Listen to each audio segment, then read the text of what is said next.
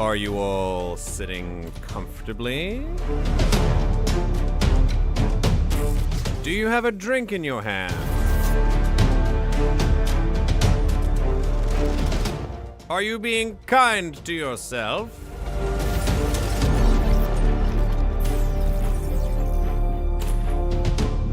Are you aware that it is 10:04?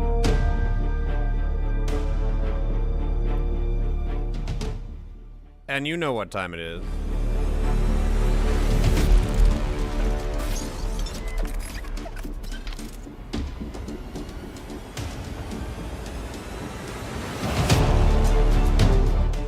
Here we go.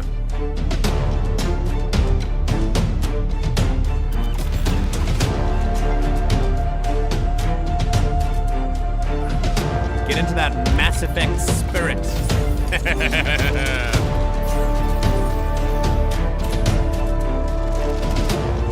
Dude, I could analyze this shit. I could literally talk about how it's cool. Like, hello? This is crazy.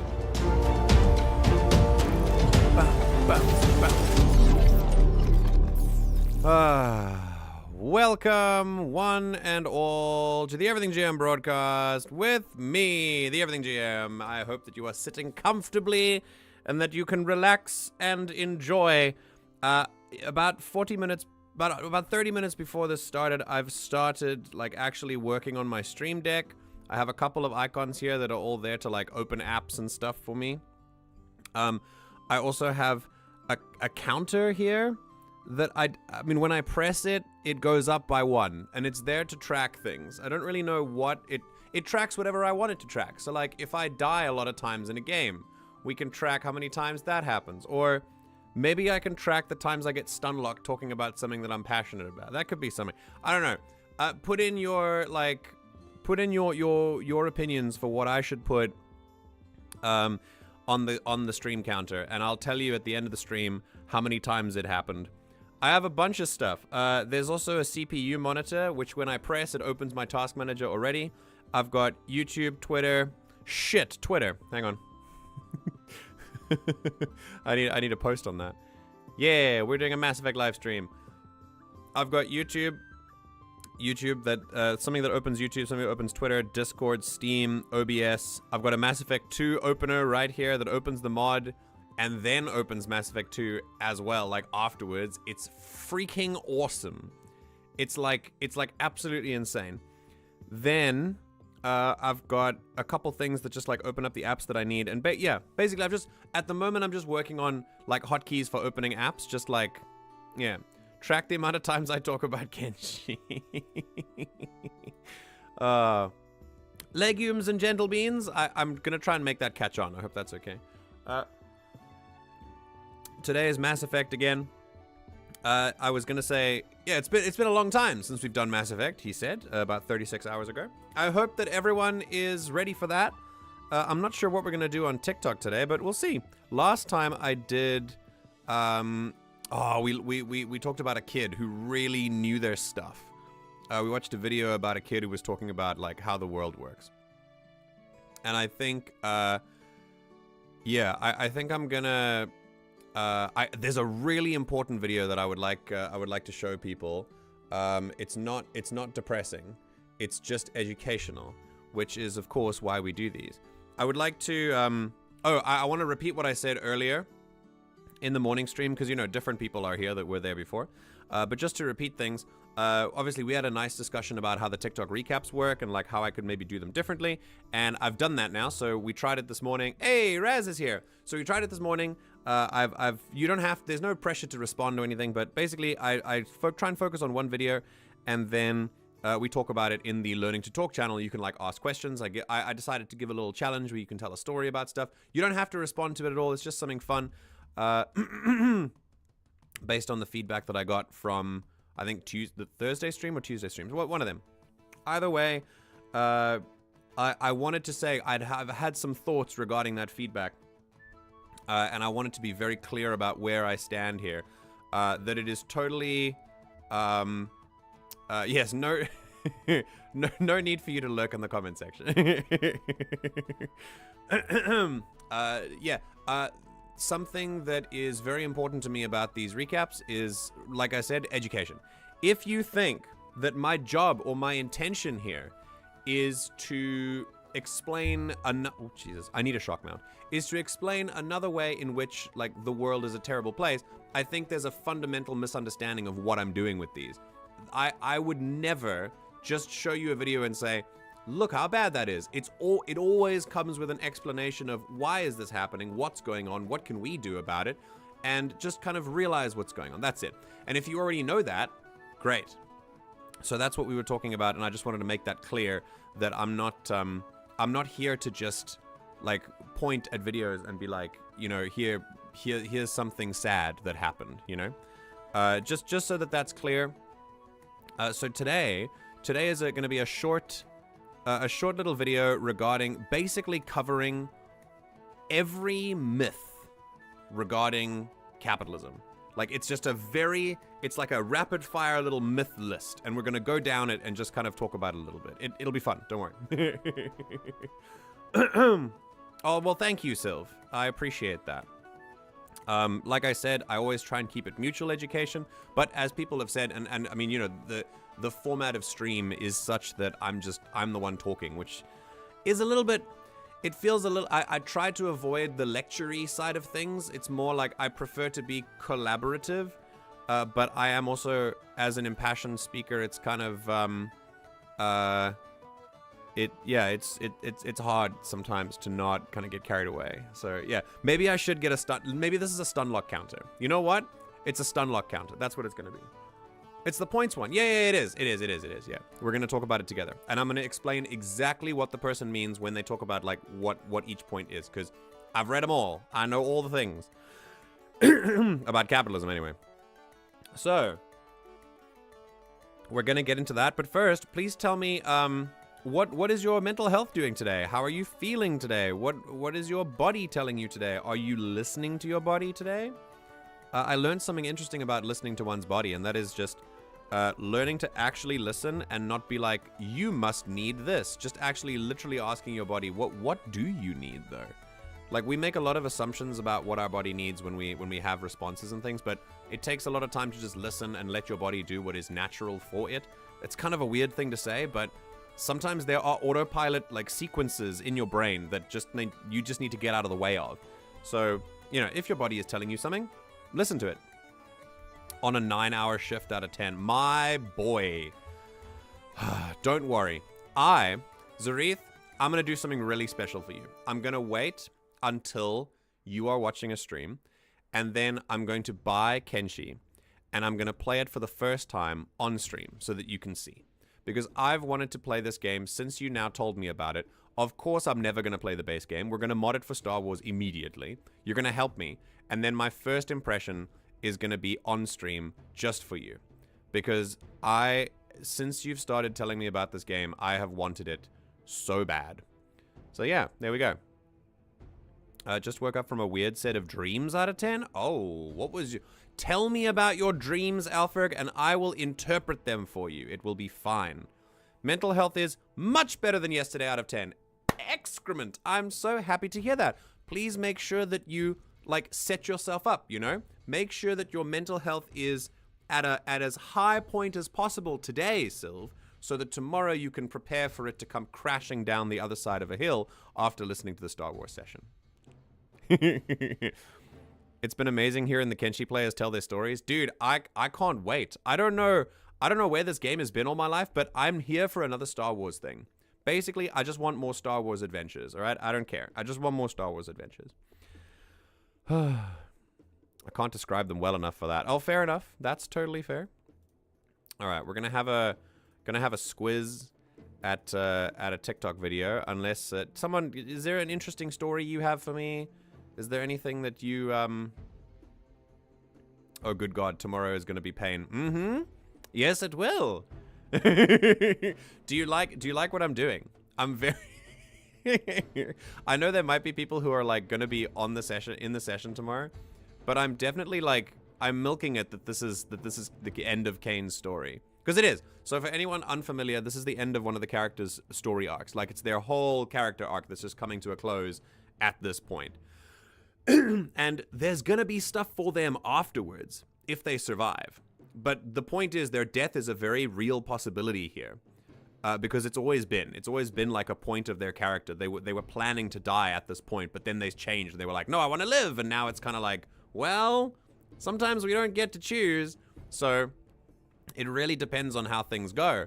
I really don't want the character to die because I love the character and I love what they bring to the table. But you know, the story wills what it wills, you know, and if he does die, it will probably be for a good narrative reason, you know.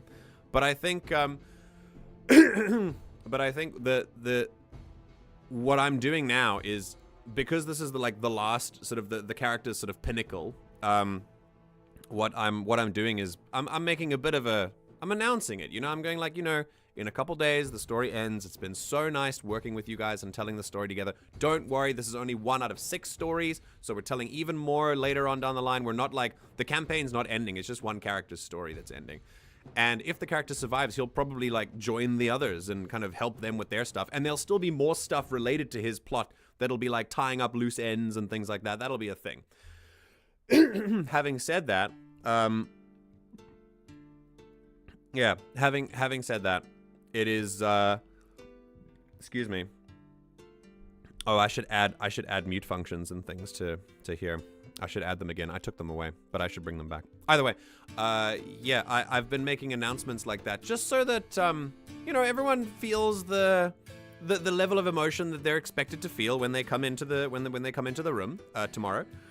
But also because it is kind of nice to leave it open as a possibility whether the character makes it out or not, just in case, because you never know. And I don't want to get anyone's hopes up, but I also don't want to say that it's guaranteed. So I just kind of make it. I sprinkle. I do a little bit of emotional trauma bay, just like blah blah blah blah. Yeah.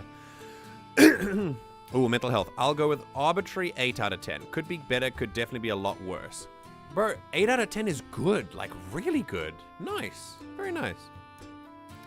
MJ, I'm waiting for the stream where you lovingly name your 13 clones after the Armor Star Wars gang and then watch them die horribly to monsters called beak things. I'm gonna, dude. It's gonna be Karl Fentrick and his Padawan, and then Captain Arrow and the rest of the squad. It's gonna be great. We're gonna have fun together, Zaeed. It's gonna be awesome. I just refuse if Kane dies. Well, Sylv, you're in the right mindset then, I think. I'm on the part of my cycle where I'm very emotionally reactive. Well, I mean, I don't know. In that case, maybe it might be time to pray to the old gods to let them give you a break for tomorrow, because I don't know. It might be rough if you're still feeling like that tomorrow.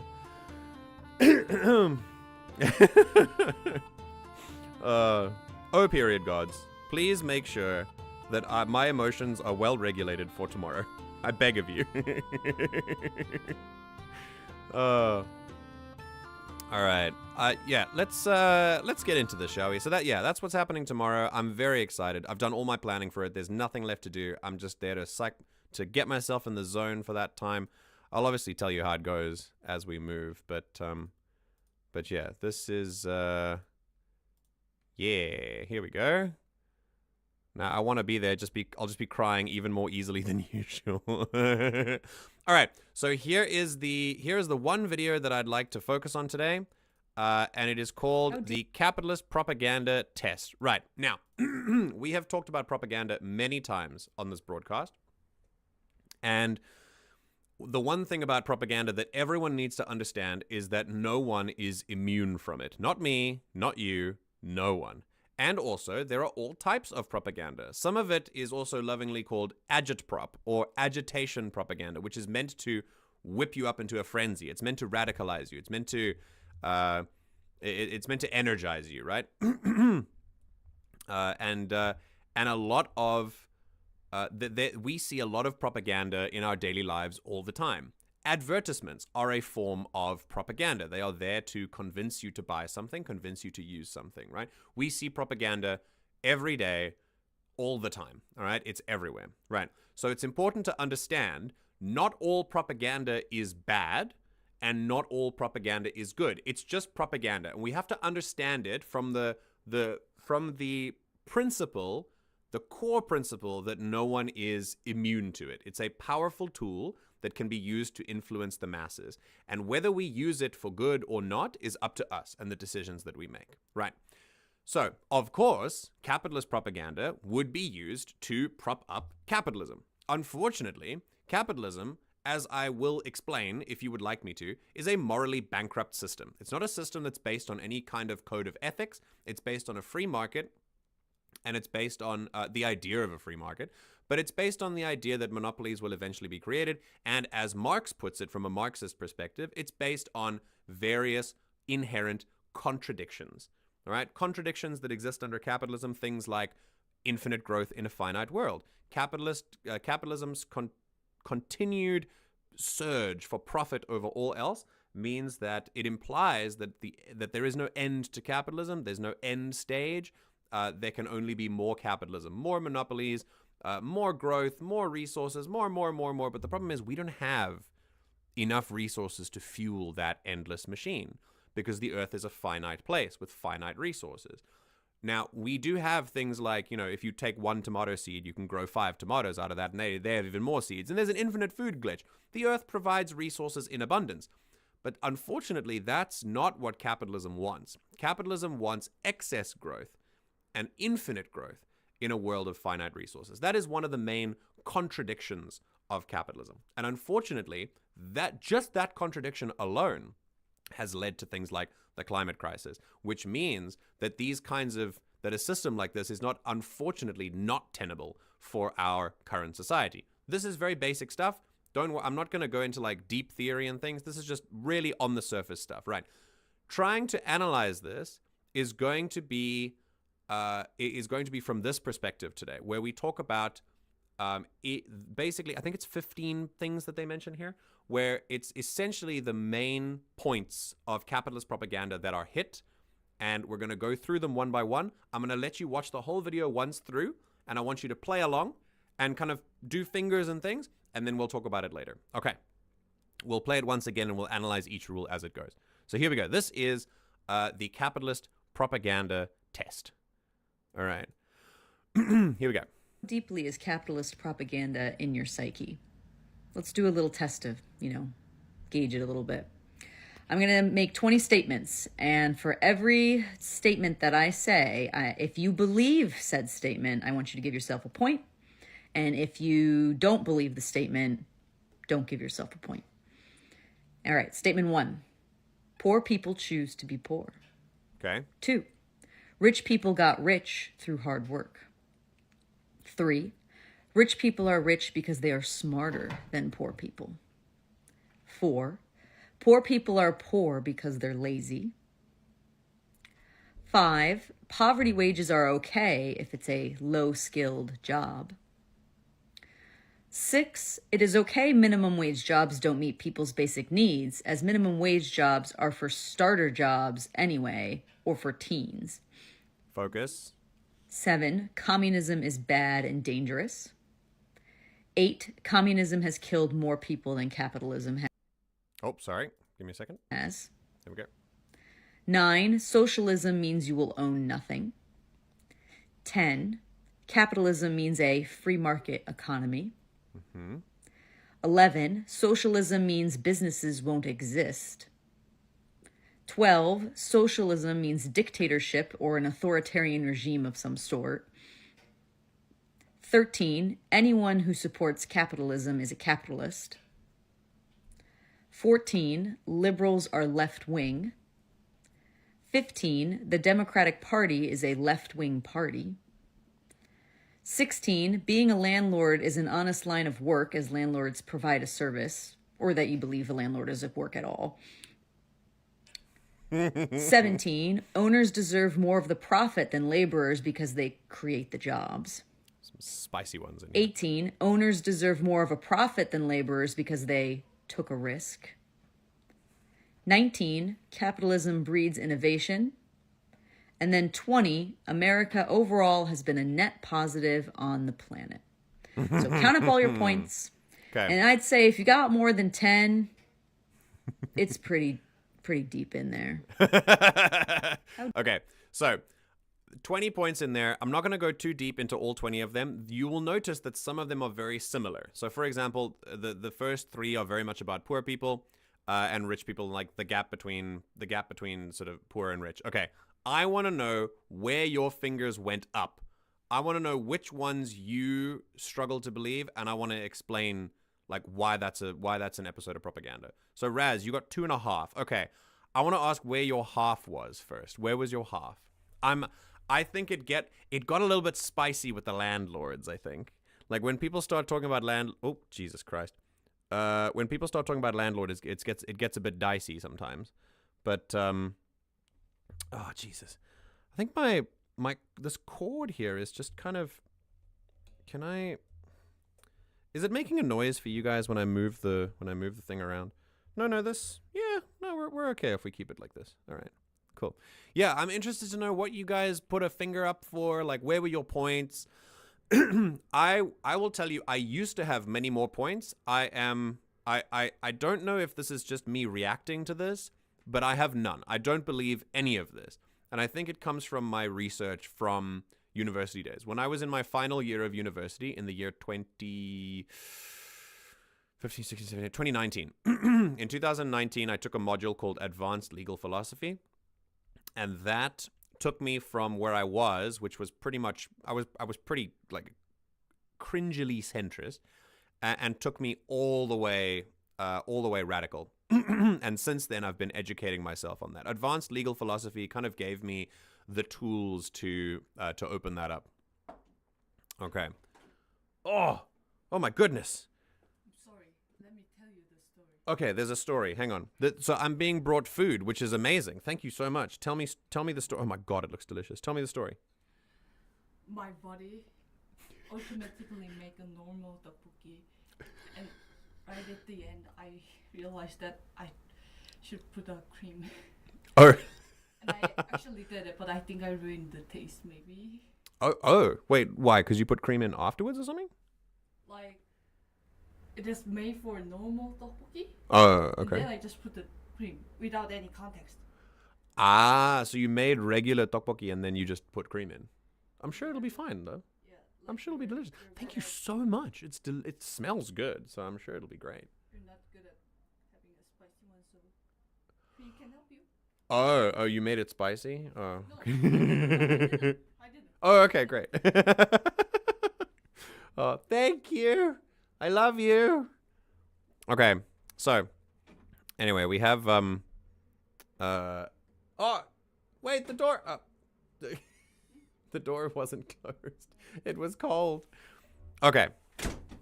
All right, so I have something called tteokbokki, which is a Korean. It's like tok is Korean rice cake, and it comes in like these little short noodle things. You cut them like that, and then you put them in a sauce. And you have cheese on it, and it's delicious. It's really good.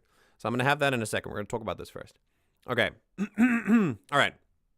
So, I lost actual count, but very, very little points. Okay. If we go through this like individually and I talk about like it individually, I would love to know like where you get tripped up, like what points you're confused about. Like I said, I'm going to try not to go through each of them in super in depth, but I'd love to know.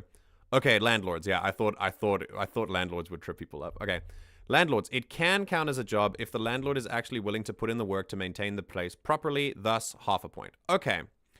Regarding the landlord point, landlords as a form of work, right? As a form of profitable work, the only time that landlordism works as a form of labor is when you are in charge of maintaining a building and not profiting off of a building. Remember, the whole point of capitalism is profit with a business. And the moment that someone chooses to profit off of someone else's house, let's be very clear here, someone's house, like their place to stay at the end of every night and their place to live when they're not working. As soon as you have someone profiting off of that, that should be seen as like inherently unethical, right? You don't have to agree with me there. That's my opinion. But I don't think that there's any ethical justification for profiting off of someone else's right to housing, right? That's where I am. That's where I'm off when it comes to landlords. I think that the job of landlord should be, I mean, people rent. Not everyone wants to actually, own a house. Some people are traveling and some people stay in a place for like temporary work, that they only stay in a place for a year. In that case, maybe have someone oversee the house like a landlord. But in that case, the business should be non-profitable. I think part of my particular like viewpoint is that it shouldn't hold any sort of reward at all. Because we're talking about your right to housing. Like, everyone should have that. And especially not if someone wants to own a house. But yes. Hey, Moose is here. What's up? Oh, you just got here. I feel like you missed something. Okay, so Moose, we're talking about, this is a video that this is the only thing we're focusing on today. We're talking about, like, there are 20 points in this video that are hit. And it's basically how deep into the capitalist propaganda, like how much of the capitalist Kool-Aid have you drank, right? And we're going into some of the more interesting points. All right, and also a noticeable amount of I don't know enough about this to say yes or no with certainty. That's cool. I like that. I think it's really good at this point. Like, I don't know all of the deep theory regarding all of these points, right? And I don't think this person does either. I don't know them really, but I doubt they do. No one really does. The real the real wisdom, I believe, is going through life in a way that Jesus. What am I getting at? I read chat and I got confused. I lost my train of thought. It'll come back. Sorry. Yes, I got it. Going through life, knowing that there is more to know. All right. I don't know if you know the Dunning-Kruger effect, but please never go full Dunning-Kruger. Okay. I'm paraphrasing Robert Downey Jr. from his, I can't remember the movie. Oh, what was it? Robert Downey Jr., Ben Stiller. You'll tell me in chat, but it's just never go full Dunning-Kruger. The Dunning-Kruger effect is people who have a surface level of knowledge about something automatically assume that they are experts about it. Please never do that. One of the most important wisdoms of life is to always move through it as though there is always more to know, right? There's got to be always more to know. We can't ever know everything. Okay. I don't think I had any points because hi Duddles. I don't think I have any points because I was either like, that's fucking stupid or I don't understand this. Yeah. That's fine too. It's really, really good to not understand things. Totally understandable. And again, yeah, it's fine to not know things. I understand enough about these points to explain them, but like I said, I'm not deep. I'm not like as deep in the theory as some other people who've studied their whole lives with this stuff. I've only given it 7 years, 8 years, yeah. Okay. This is one of the first times I can legitimately say 0 points for something like this. Normally it hits one thing I hadn't thought about yet and need to think on. Well, that's really cool, Alferg. I'm glad. Yeah. We're going through myths, propaganda of capitalism. How many questions you answer was on the points mentioned on the video. Okay, cool. Yeah. Renting should be forced to be non-profit businesses. Yeah, absolutely. I mean, that is the point of it, yeah. A Tropic Thunder. Yeah, it was Tropic Thunder. I'm a dude playing a dude disguised as another dude. Yeah. Wish I wasn't at work today so I could talk more about this because 90% of the answers can be it depends. Nothing is clear, black or white. I find that to be relevant. Ironically, I find that to be applicable only in certain contexts. Some things are black or white. Like, it's okay to say that some things are black or white. It doesn't mean the whole world lives in black and white, and I don't like claim to posit that. But there are some things that are a little bit more clear than other things. I'll say that. Like, for example, we should try and avoid exploitation as far as we can, just like in all forms, right? Like, that's just kind of yeah. But even things like you shouldn't kill people, like there are contexts for that, right? That doesn't mean that the truth, like there's something interesting about this. Just because the world isn't black and white, some things are, but just because the world isn't, doesn't mean that everything is 50-50 right down the middle, right? That we move into like pure centrist territory, which can be a little bit morally questionable. Knowing that you don't know enough, yeah. And Alpha, yeah, good point. I wanted to put this across. Point like 17 and 20, talking about the Democrat Party and America as a whole, like that's very America-centered, so yeah, don't worry too much about that. But yeah. Okay, wait a fucking second. Have I been sleeping on a Cheez-It? You slept on a Cheez-It? Wow. Okay, cool. Is it still edible?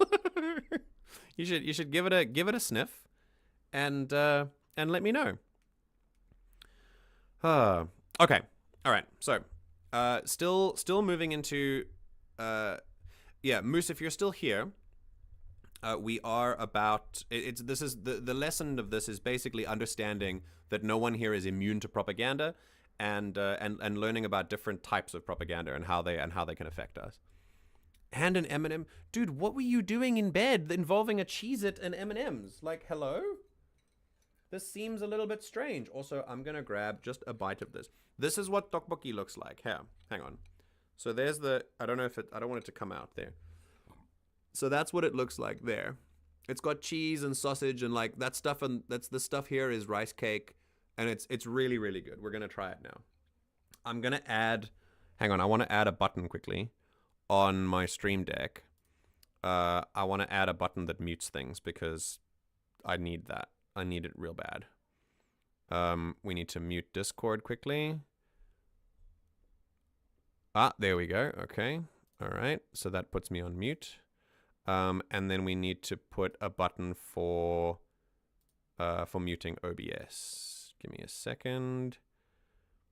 Is that audio mixer or?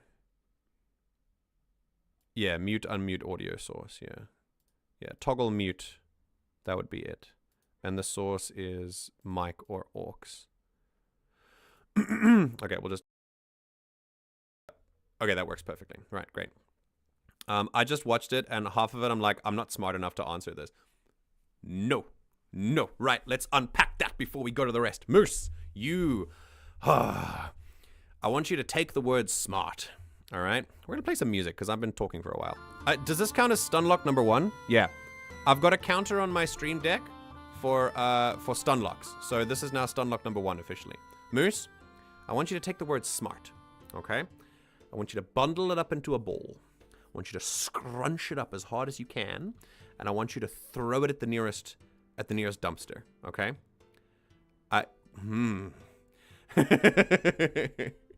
Yeah, informed. Okay, that's better. Don't worry, I'm exaggerating for effect, but yeah. You smart, like whether we're smart or not, it's fine. Whether we're informed or not, that's important. Yeah, absolutely. Okay. Yeah, so I'm in Stunlocked once. Yeah. Okay, so of course there's definitely different shades of gray, 50 shades of them. Yeah, correct. But with like, is communism evil? At its core, no, but evil people have used it to do evil things. Yes. However, unfortunately, the world seems to place it on the ideology, which, as you've said, is not inherently evil. So if the people have done evil things to twist the power that the system has given them, then that's on the people, not on the system. I will actually we can speak about the, in a later thing, so that I don't get Stunlock number 2, but in a later thing we can speak about how the USSR actually failed in its socialist project and never actually achieved communism ever, despite the fact that the world, claimed that they did. They stopped at, they tried Lenin's death was the death of any kind of socialist prospect in the USSR, unfortunately. Yeah, like with the communism killed more people than capitalism, it depends on what you count. Personally, I don't like this topic because I feel it removes too much from context to be a valid point. I agree. But that is why I don't really like using that point at all. But again, it's usually brought up by capitalist propagandists to tell you that, communism kills 250 million Basquillion people every year because I don't know, because it just kills people and gulags and stuff. And I'm like, right? That's not what that's about. I just prefer not to talk about how many people have died because it's a little bit too reductionist for me, right? There's an argument on the other side to be made that every death from starvation under a capitalist economy is a failure of capitalism because it purports to uplift the hungry. But again, I don't really like using that as like a main point because it's a bit reductionist. Yeah. Scrunch moose up into a ball and toss them into a dumpster for not being smart enough. Yeah. I'm talking about moose. Moose, like as a person. I will scrunch moose and put him in my pocket for safekeeping. Okay, cool. So after stunlock number 1, let's have a look. So we're gonna break things down point by point, and I'm not gonna get through to like everything at the point. Just sort of I'm not gonna get to everything too deeply, but we'll see. All right, so here's the first one. How deeply is capitalist propaganda in your psyche? Blah blah blah blah blah blah. Let's do a little test of, gauge it a little bit. I'm going to make 20 statements, and for every statement that I say, if you believe said statement, I want you to give yourself a point. And if you don't believe the statement, don't give yourself a point. Okay, hold on. Just a second. I want to eat something quickly. Just give me a moment. We'll just play some music. I'm trying to eat dinner, all right? Just chat amongst yourselves.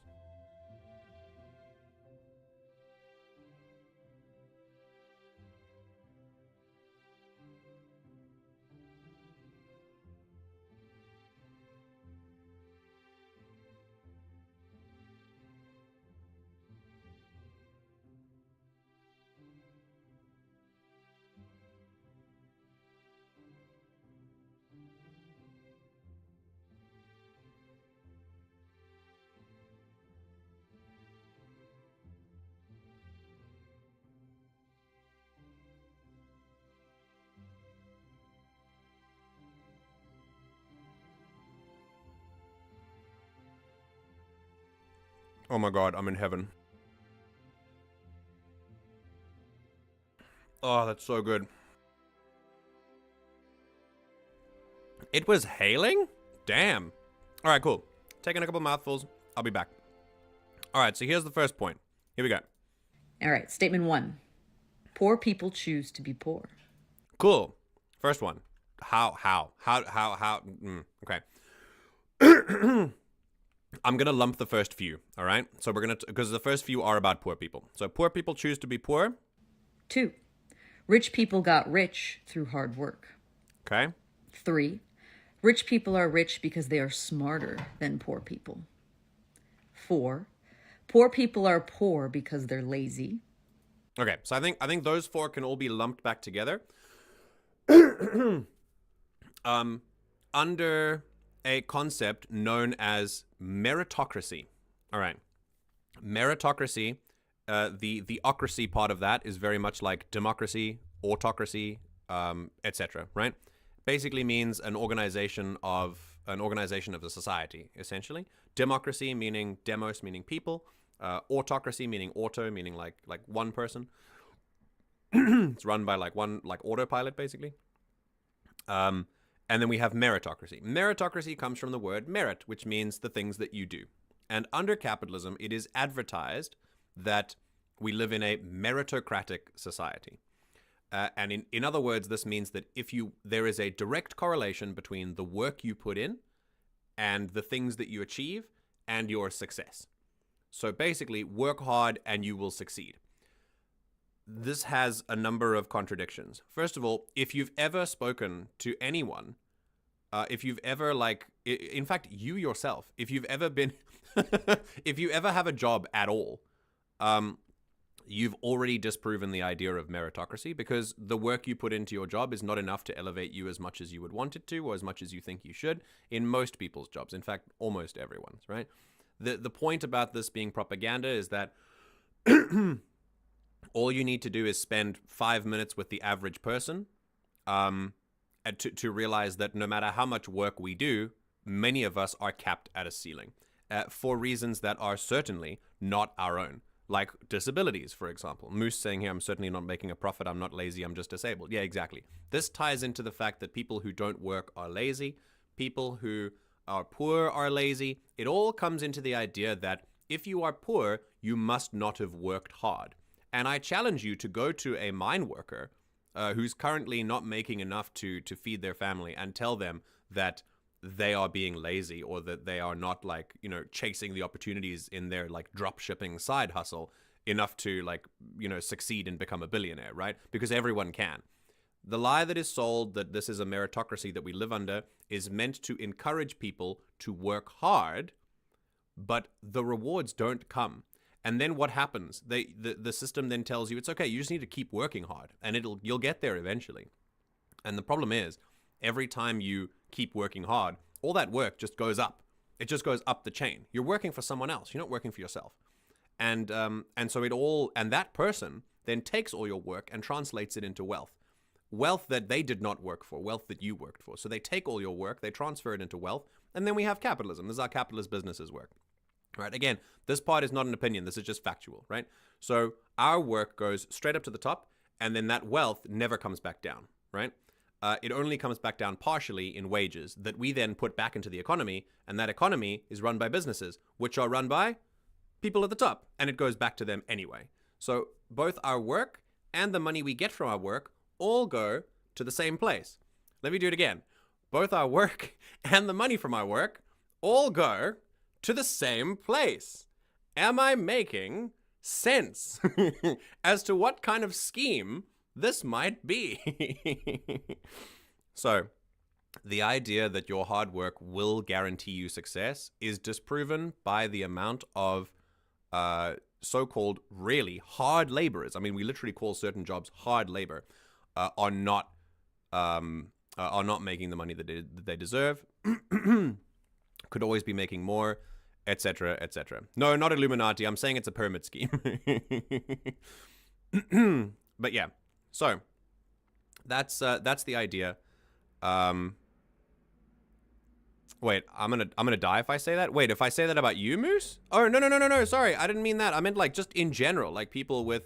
When I was talking about people with disabilities, I was reading your comment. That's it. I'm sorry. But yeah, no, meritocracy is a lie. It always has been. And it's always like it is there to sell you on the possibility of success so that it then teaches you that if your work is not bringing success, the problem is not the fact that the success is a lie. The problem is that you're not working hard enough. And that creates a generational insecurity in everyone. It makes everyone feel like they're just not enough all the time. So that's why we have to keep working hard and tell each other that we are enough. Because we've tied work to success, and when work doesn't bring success, we believe that our work isn't enough, and therefore we aren't enough. All of this is brought about by these 4 points that capitalism encourages meritocracy, and it's a complete lie. Always has been. And the other point that this person hit here is that rich people got there because they're inherently smarter. Again, I thought that meritocracy was about work, right? But now it's about being inherently smart. We have another contradiction of capitalism, where you can both exist in a state where if you work hard, you can succeed. But on the other hand, rich people are there because they're smart. Those two things don't match up at all. Like those two things, they don't make sense together, right? Hard work and being smart, it's just being smart is an innate ability, and hard work is something you work at. So, you know, how can it be? And the answer is it can't be. So, yes. I can't find a job. I'm not wanted even as a goddamn store cashier, not for lack of trying. Exactly. Not Moose. Raz, all you need to do is just work harder. You see? It's wild. It is pretty wild. Started my current job 4 years ago. Back then I was a yes man, never said no to an extra job, bent over backwards, etc. Now I do the bare minimum, let my brain run on autopilot. I still earn the same. It's a lie. Meritocracy is a lie. What happens when you do more than your contract states that you should be doing, you are... people think that the road to promotion is doing their job over and above the call of duty. That's not what happens. In fact, the opposite happens.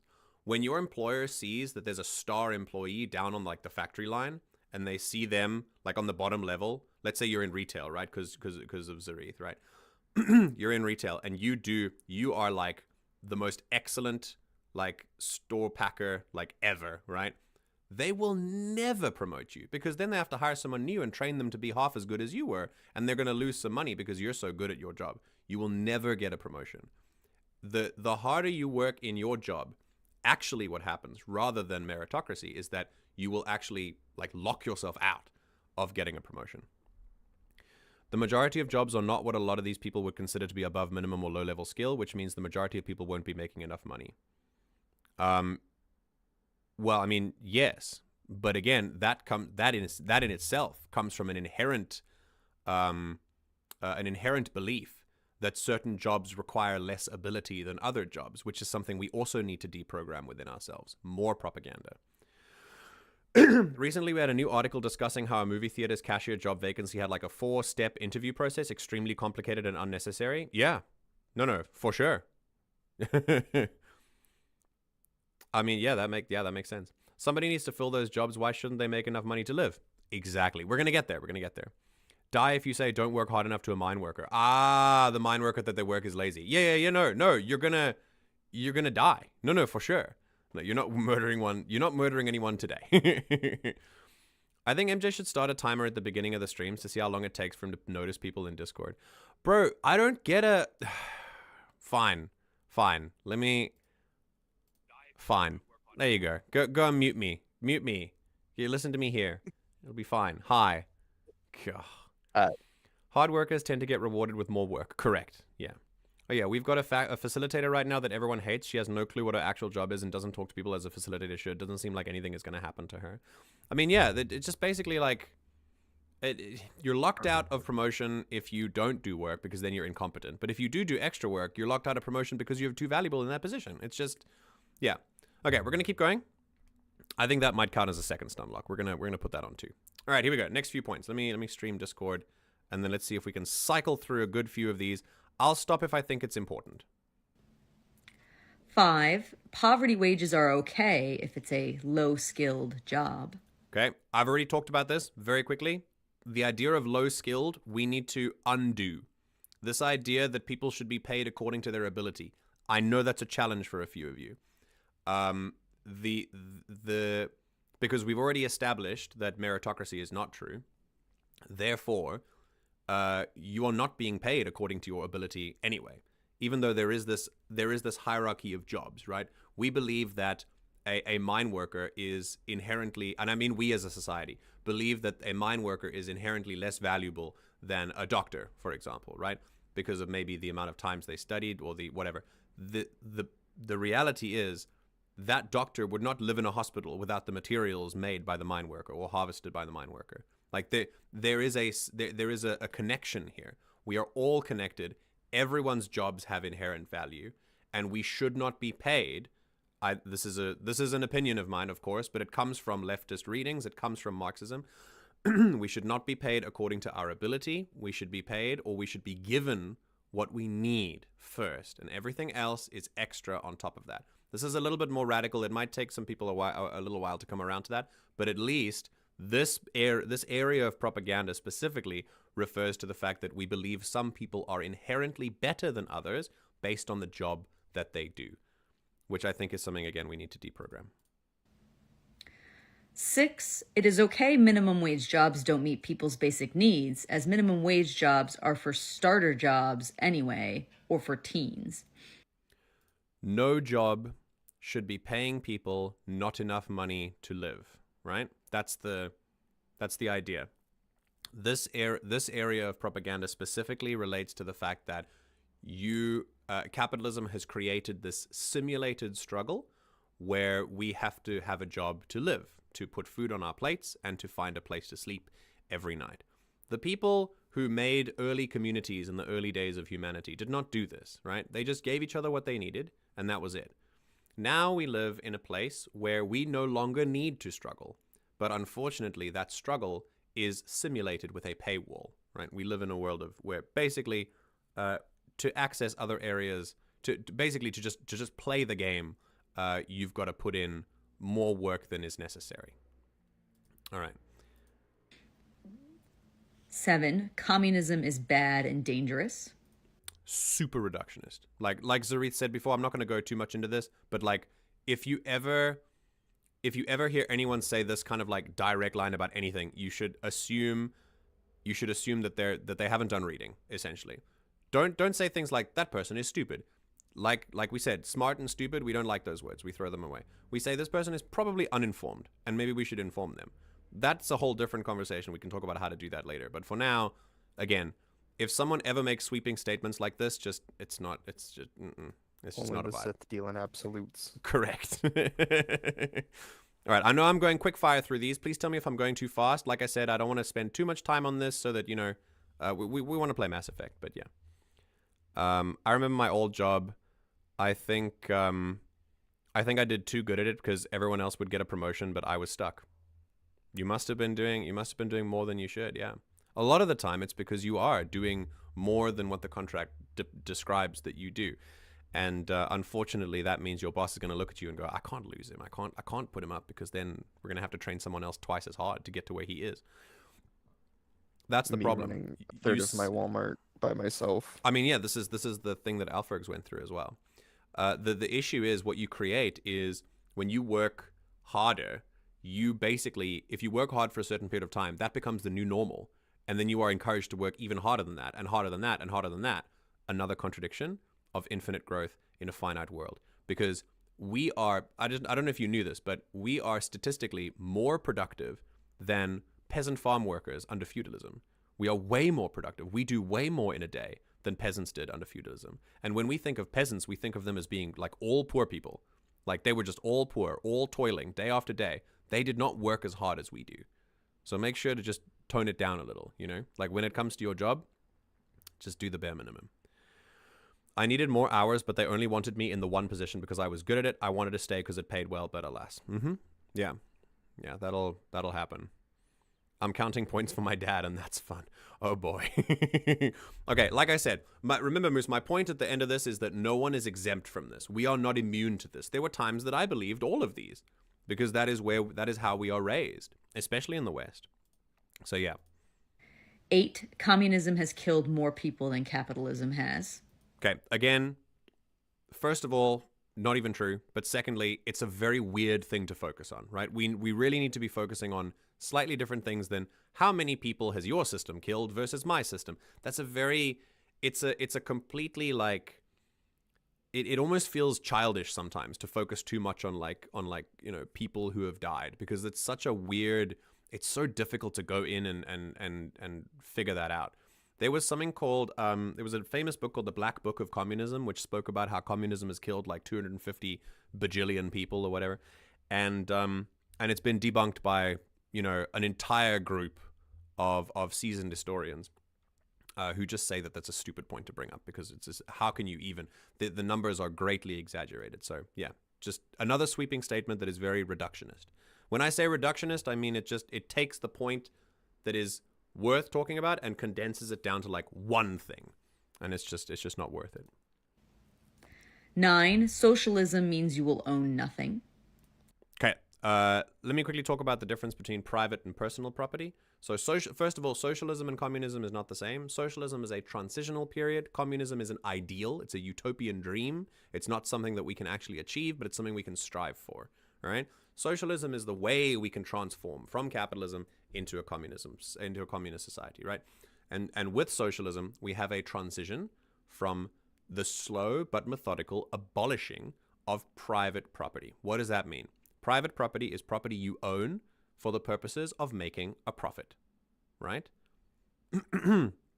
So it's not your house, it's not your TV, it's not your toothbrush, right? I say these examples because that's what I was taught in high school history. But that is what we call personal property, right? Personal property stays. You can still buy stuff. You can still have different stuff from your neighbor. Not everyone has the same house or the same sofa or whatever. But you have, there will be no like profit-seeking motive. There will be no private property. Socialism will still be transitional. So it kind of moves. There will be some private property as we slowly phase it out. But the idea is to have none at the end. But again, private property is not what you think it is. It's not your stuff. It's only the stuff that you use to make profit and exploit other people. We're trying to take that out of the equation, all right? We're just trying to get rid of exploitation. That's the only thing. I could say rockets are inherently evil because Germans invented them to bomb cities, but now we use them to explode the stars and cosmos. To explore, sorry, not explode. I'm sure some people use them to Maybe- explode the stars, yeah. To explore the stars and cosmos, everything depends. Yes, absolutely, yeah. 10. Oh, sorry, go ahead. I just want to take a second. Yeah, please. Do. I don't want Czar to feel like I'm calling him out. I'm just Oh. using this as a point to speak on my own feelings. Okay, Zaeed, you're about to be attacked. But I don't Brace. like. I'm not attacking you, Zaeed. Moose, defend him. I don't like the use of, or I don't personally like using everything depends in a context like that, where it's not, because it depends on the context. So rather than, oh well, it depends on if rockets are inherently evil, because that's what it sounds like to me. I would rather say that I'm just calling it out for being a context or a statement without context. Okay. I think that's what everything depends means, though. Yeah, no, I get that. That's why. But to me, it's like, oh well, it depends on if the object is evil. But the object isn't evil. It has Okay. no inherent good or evil. Right. It's its use case. So what you're thinking of is like just rather what you prefer to think about it as is context is important. Yeah. Okay. Yeah, fair enough. Yeah. Well, look, language means different things to different people, of course. All right. All right, Zaeed, you good? You get burned a bit hard there. Can we come back from this? Is this okay? Do you need an apology? I can get one for you. All right, here we go. Capitalism means a free market economy. All right. In theory, yes. In practice, no. Capitalism inherently creates monopolies, as explained by Company A versus Company B. So, very quickly, Company A starts to grow. Company B is equal, let's say. We start at the beginning, let's say there's like no inherent nothing, it's just like no inherent advantages here. Here's Company A versus Company B. Eventually, one of those companies is going to win, right? They use the same products, whatever have you, right? We live under capitalism. Eventually, one of those companies is going to win. What happens to that company? Let's say Company A wins. Company A wins. Company A either dismantles Company B and then takes some of the wealth and gets bigger, or absorbs Company B and then gets even bigger than that. Usually under capitalism, companies absorb each other all the time. So let's say it grows, all right? Now it grows. Here's the new standard. Here's the new height for Company A. Company C comes along. It has to start in the same place as A and B did before, which now is here. Seem fair? Does it seem like a meritocracy to you? No. So now Company A has a distinct advantage that came from their war with Company B. Company C tries to get up there, but it just can't. And so Company A subsumes and grows even bigger. And then we get Company D, and it grows even bigger. And before long, no one can challenge Company A, and we have naturally created a monopoly. The pursuit of profit will always create monopolies. It is inevitable. And that is why the fact that a free market is a lie, because eventually it will not be a free market. It will be a completely controlled market by whatever monopoly you have at the top, right? You can't tell me in a country like South Korea that we have a free market when four companies, SK, LG, Samsung, and Hyundai, own 50% of the South Korean economy. 50. It's insane. Four companies own half a country. It's incredible. I mean, that's not a free market. That's a controlled market. Okay, so definitely not. Going back to the pocket house. As I said before, capitalism is growing 5 tomatoes and then destroying 3 of them to keep supply low enough that prices can be kept up. Instead of destroying, say hoard, because that's usually what happens as well. Take the diamond market, for example. De Beers holds on to all of the diamonds. No, Raz is actually pretty accurate on that one. What? Especially, like, you mean when it comes to food? Like food specifically, Yeah. or are we talking about everything? At least food specifically. Okay. Because with a lot of there is a lot of food waste. That's true. Like it has to look good enough to sell. If it doesn't look good enough, they just pretty much Yeah, pitch ugly. it. Yeah, ugly fruit is a whole thing. No, you're right. You're right, Raz. No, yeah, for sure. Sorry, I forgot about that part. Raz, you're right. I apologize. You can come in here and educate people. Absolutely, yeah. Sometimes it's destroy. I was thinking more along the terms of like diamonds and things. That stuff people hoard, like dragons in their caves. Okay, when I say it depends, I do mean in regards to the context. Communism came from a good place and was used by bad people groups, and that's why people bastardize it. Rockets are the inverse. Came from bad place. Now they're used for a very good thing. They can be, yeah. Yeah, just don't forget that communism has existed in human society since humans have existed. Like it is one of the oldest forms of community. Like literally the word community comes from communism. So I'm not saying you don't know that, but I'm saying like it's important to realize that sometimes we get lost in the source and we think that like Marx created communism. He definitely did not. Okay, keeping going. 11. Socialism means businesses won't exist. Nope. Okay, again, I mean, it's propaganda because the idea is capitalism cannot separate the idea of business from profit. But you can have a business without a profit. You can have a shoemaking business where you make just enough money to keep the shoemaking up and running. And you have all the stuff that you need. You can make shoes for people because you love making shoes. Because there's always going to be someone who wants to make shoes. And that is still a business, even though it's not turning a profit. It's making enough money to keep the business going. So taking away the profit motive does not dissolve the idea of business and commerce. It just, unfortunately, capitalism cannot separate that idea of profit from the business, which is its own problem.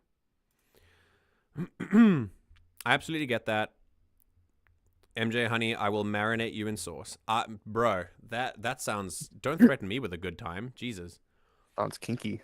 I absolutely get that. I just see words differently. So for me, saying depends connects back to the rocket on if the rocket is good or evil, but it can't be because it has no thoughts. Okay, fair enough. It takes the onus off the person firing the rocket. They're the one who's evil, not the rocket. Yeah, no, for sure. I think Zaeed is saying the same thing though. I think you just kind of had a bit of a disconnect. No, yeah, I'm just saying the depends for me connects differently. No, for sure.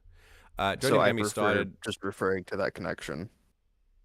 Yeah, no. The incandescent rage I feel over businesses destroying their unsold products rather than donating them to charity. Food waste is something that will get me, will get me irrationally angry. Like when I think about the amount of food that is wasted every day, it makes me, it makes me so mad. So I don't think about it all the time, but sometimes I do, and then it gets me mad. Yeah. So and again, free market at work, baby.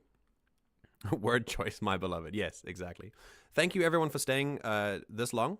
We're almost done. Let's do quick fire. Let's do rapid fire. Here we go. 12. Socialism means dictatorship or an authoritarian regime of some sort. No. I think this is an example of projection. First thing, when we talk about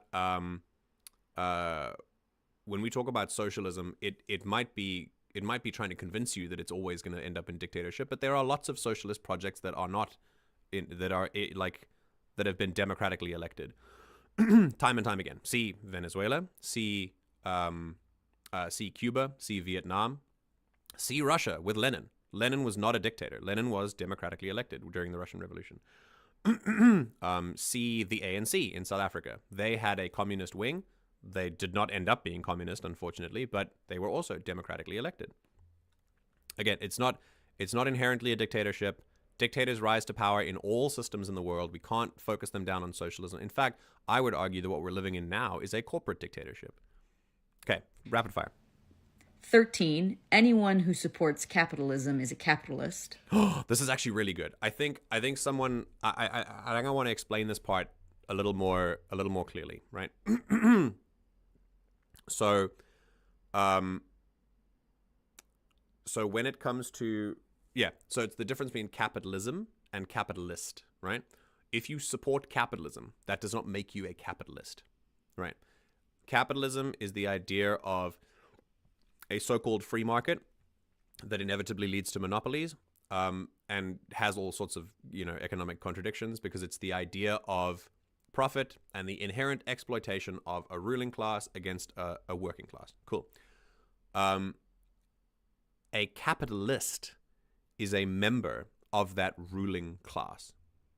If you own capital, in other words, if you have something that you have a workforce that is exploited so that you can extract wealth from that, then you are a capitalist. Business owners, big conglomerate landlords, people like that, right? That is a capitalist. If you are simply a regular person, like a regular worker, and you believe in capitalism, you are not a capitalist. All right, let's make that one thing very clear. 14, liberals are left-wing. Okay, also know liberalism is also known as free market liberalism as its full term, and it is nothing. There's nothing about left-wing. The most kind of liberalism is something that at its inherent, like its core tenets are those that support the free market. If you are a liberal, that means you must support the free market by definition, right? Leftism, this like brand of leftism, starts with a challenge of capitalism. You cannot be a liberal and also challenge capitalism, because liberals, the liberal ideology supports capitalism. So I'm not saying like you're not a real liberal or whatever. If you want to identify as whatever you want, that's fine. But I'm just saying the definition of the word, like the school of thought, right? If we're going back into what words mean, right? Because that's really important. The liberal ideology, liberalism, is in favor of a so-called free market, which would then be capitalist. My dad is at like a 10 already. Again, no one is, and I think, Moose, I think this should actually help quite a lot in understanding some of the more frustrating and shitty people that we talk to in our lives. Many of us are products of the propaganda we are fed.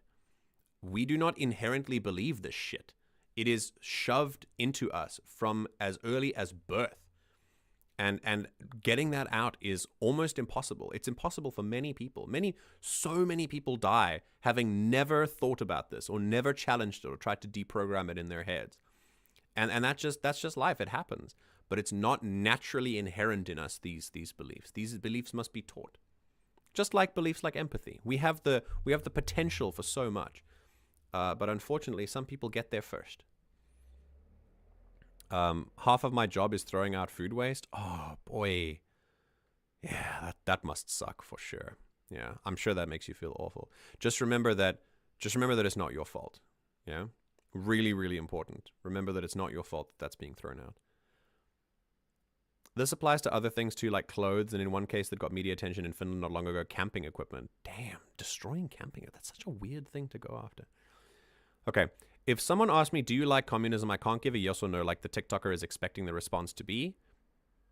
I'll stop. I know it's a short comment. I just want to talk about that a little bit more, because either of those answers from me would lay a lot of assumptions on what I think. That's totally fair. Yeah, totally fair. And those assumptions are inherent in other people as well. This is what I'm trying to deprogram as well. Remember that this is not a contrarian thing that we're saying. I'm not saying that the opposite is true for all of these points. Sometimes it is. But I don't think that the expectation here is to go all the way to the opposite and suddenly become like a raging leftist, right? I think the objective here is to start the journey of deprogramming. And if you're already on that journey, great. But realizing when something is propaganda and when you've been taught to believe something that might not be true, that doesn't necessarily mean we should go all the way to the other side, even though that's where I am. But that doesn't mean you need to be there, you know? Okay. 15, the Democratic Party is a left-wing party. America-centric, but also no, because the Democratic Party supports capitalism, therefore liberal at best, therefore not leftist. We talked about that. It's fine. 16, being a landlord is an honest line of work as landlords provide a service. Okay, we'll talk about the landlord landlord stuff is of work at all. in a second. Hang on. 17, owners deserve more of the Oh, okay. They moved on. So, yeah, landlordism inherently is the idea of extracting a profit from someone else's right to housing, inherently unethical, right? Everyone should have a house, right? When it comes to people who are temporarily leasing something because they're traveling or because they don't want to live here permanently or whatever, there are people like that for sure. I was like this, now I want a permanent fixture, but I used to be like this, and that's totally fine. It shouldn't be a profitable business, right? Again, that's my opinion, but I believe that someone's right to housing should never be like commodified, right? And unfortunately, we've done that. If it's not the landlord that owns your house, it's the bank. And the bank is also part and parcel of capitalism. And yeah, there are many that's not, remember that there's a sect of landlords that we can talk about where it's like a little mom and pop little complex where the little old lady and the little old man, like, you know, they sweep the floors every now and then, they make sure things are clean, and they give you, you know, like cookies every now and then, right?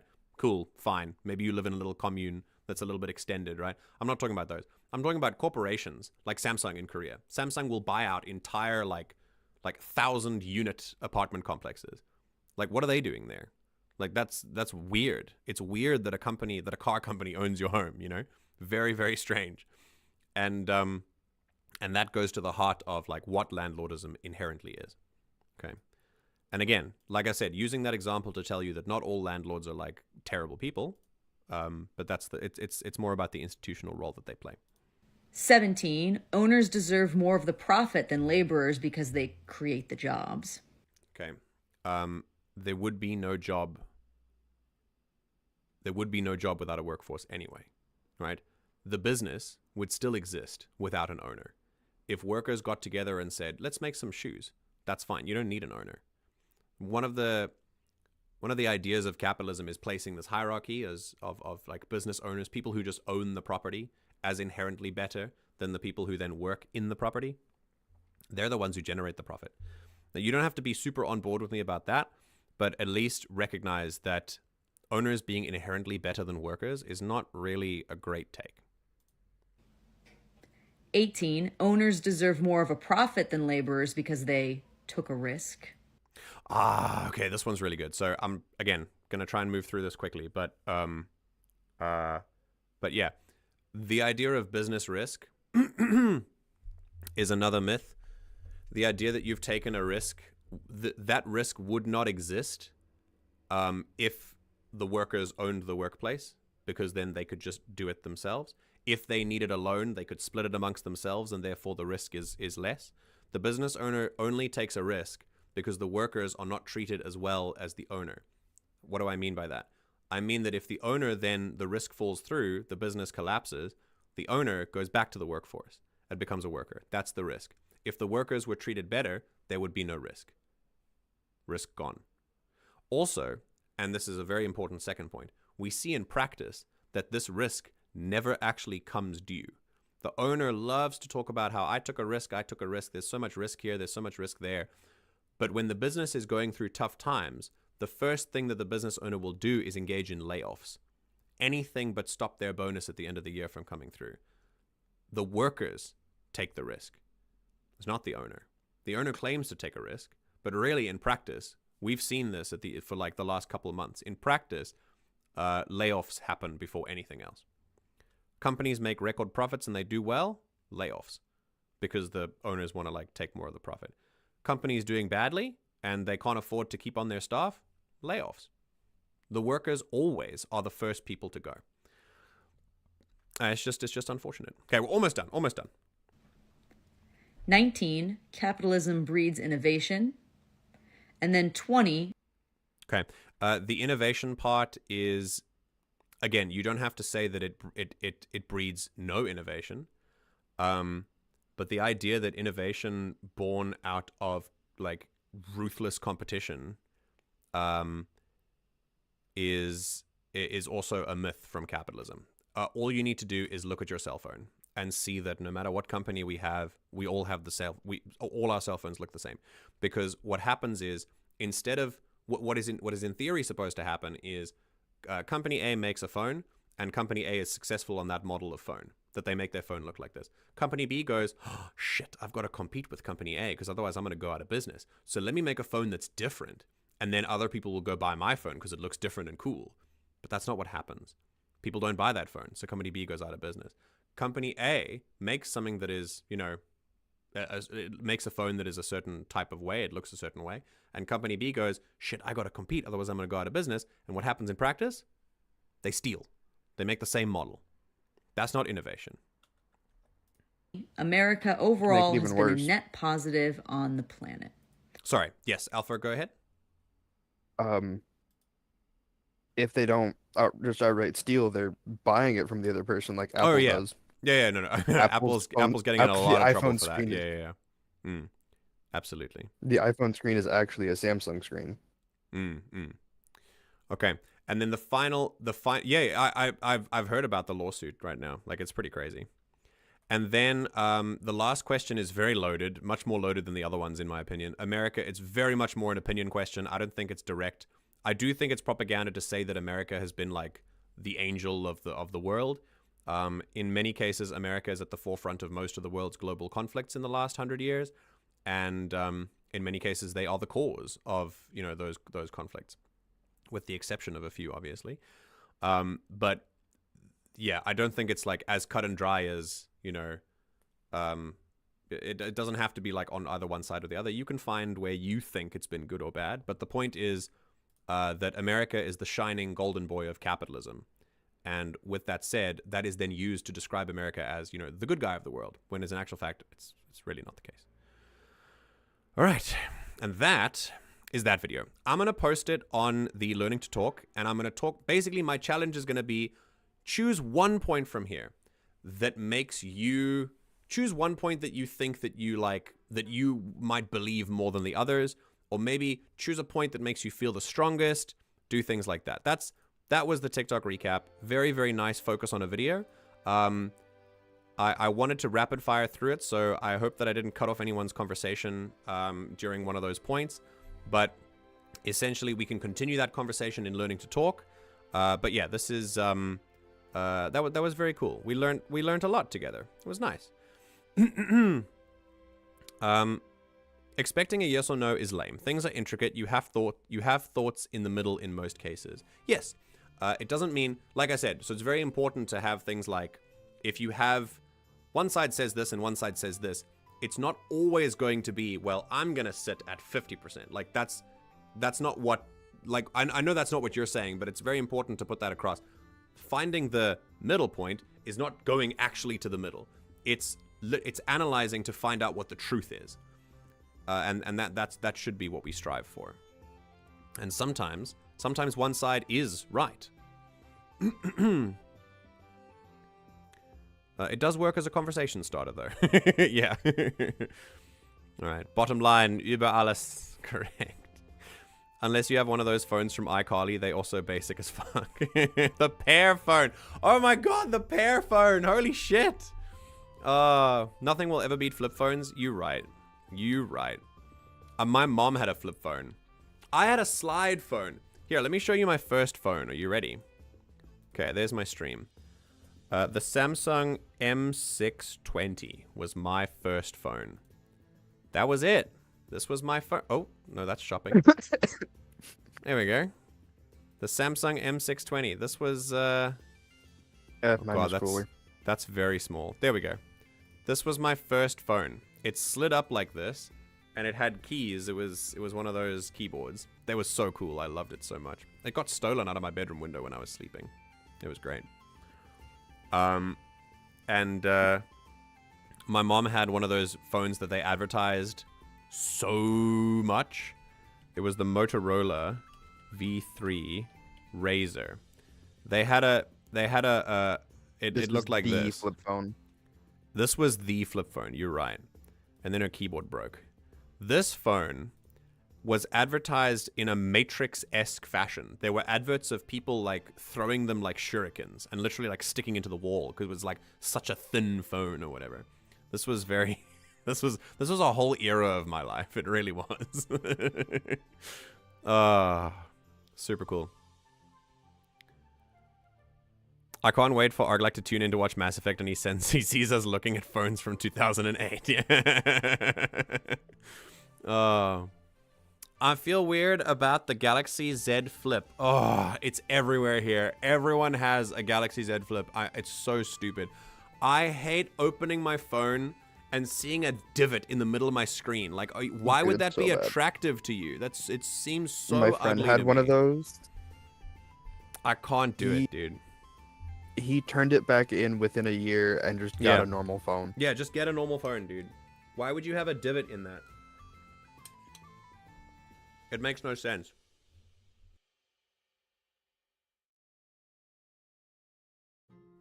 I wanted a Windows phone as a kid. Oh, okay. Okay. All right, by the way, this mic is too good. So if I eat anything, it's going to pick it up. And I apologize. I don't want anyone to hear me eating.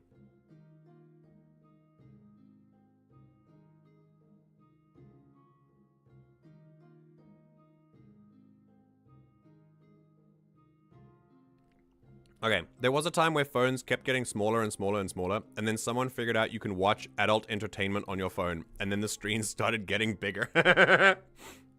Don't forget, one of the primary functions of the internet is the spread of pornography, Raz. Don't forget. My brother-in-law has a Galaxy Fold, and it's so fucking much. No! I know the one. It's now, instead of like a phone the size of your hand, you can actually flip it open and have a double screen. It's crazy. The ads for those Galaxy flip phones were like, tested for 1,000 folds, and like, bro, I'll get through that in a week. Yeah, dude. Wow, tested for 1,000 folds? How many times do you think, like, anyone under 30 opens their phone in a day? Are you kidding? Who are you selling to? 85-year-olds? Very, very weird. Okay. I love how that's the thing I've gotten the most passionate about. I've stuck to just rigid propaganda deprogramming for the first bit in a very, like, matter-of-fact kind of voice. And now we're like, no! The Z Flip has gotta go! Also a complaint. Fold flip. I'm awake. Hello. Oi! You're awake! We're just about to play Mass Effect. Welcome. We did, Same moose. we're gonna take a break and then we'll come back because I've got some food to eat. But yeah, also You got complaint. what? Fold flip confuses me name wise. They are too close. You're right. I agree with you for sure. Zaeed with pocket moose. Why is Zaeed Eminem in this case? What is happening? It's him throwing moose at me. If you don't want to know, if you want to know what I'm talking about and you're not in the Discord, you should be in the Discord. Okay. Arglak, Alferg, keep the chat company. I am going to eat my food and take a break. When we come back, Mass Effect. So don't go anywhere. I'm going to go eat my food, and when I finish, we'll be back. So, see you in a bit.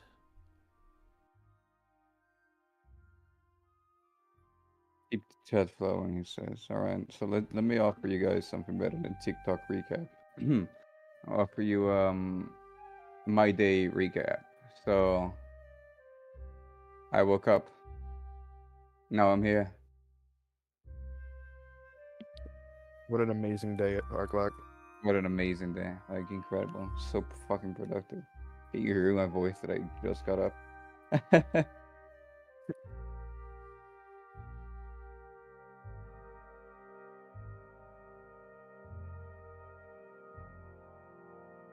I am going to start a petition because I don't like TikTok, you know this, right? I hate TikTok. I think it's a terrible platform. In fact, I don't like any social media at all. But there's one thing that I Sure. think would improve TikTok. It would make me like it a lot better. One, the front page is full of gator videos, right? So I can look at swamp puppies every day, and I'd be happy about it. The second thing is rename it to Tic Tacs. Tic Tacs would be funny. Me watch my Tic Tacs. Yeah, watching my Tic Tacs. Me skipping school to watch Tic Tacs.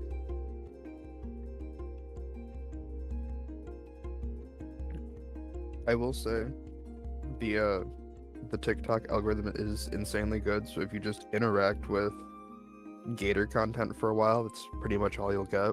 Yeah, but it requires me installing TikTok. That's fair.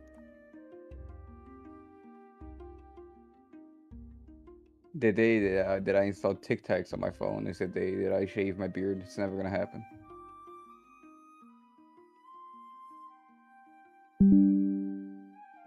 Fortnite on my phone, but I don't have TikTok. That's how bad it goes. That's insane.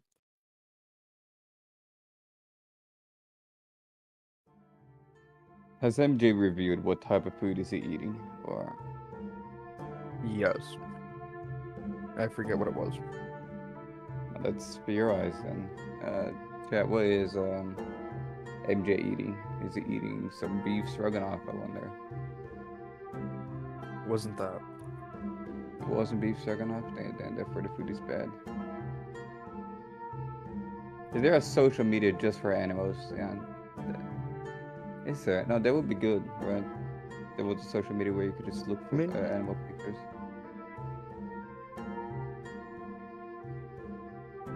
You got Reddit Probably do something close r/cats. to that on Blue Sky, now that I think about it. I went to Blue Sky. The first thing I saw were bots, so I'm not sure. I mean, I know how you feel about Blue Sky anyway, because it doesn't have video support. It doesn't have video support. It's fucking horrible. Like, I'm an animator. Fucking, I can't post animations on Blue Sky. Unless I have to post frame by frame, and I just have people assume. When you just start posting links to YouTube. So posting YouTube links. I don't even remember if embed links work. Blue Sky, much like Mastodon, was another panic reaction that didn't work. Yeah. Thing is not complete. Still doesn't have video support. It's not gonna compete with anything. That's absolutely insane. It's missing basic features like fucking Nintendo communities that old like Nintendo DS thing had video support. Fucking Blue Sky doesn't.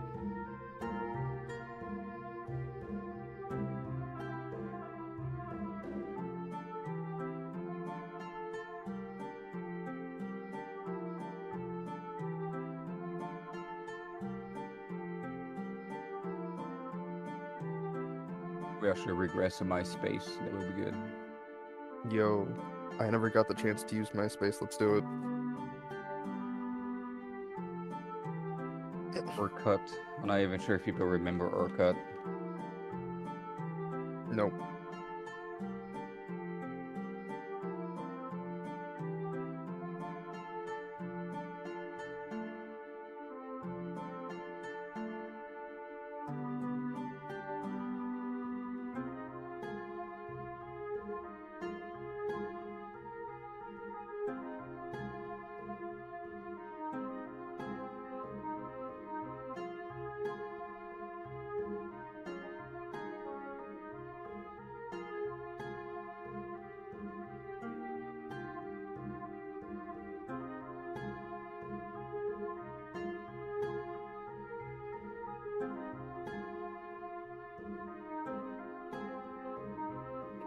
I'm sorry, Moose.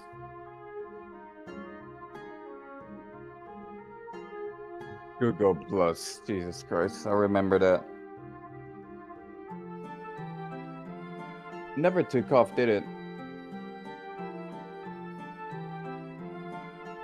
It kind of was, but not as quickly as Google wanted, so they just cut it. Mm-hmm. They're actually really notorious for that, I guess.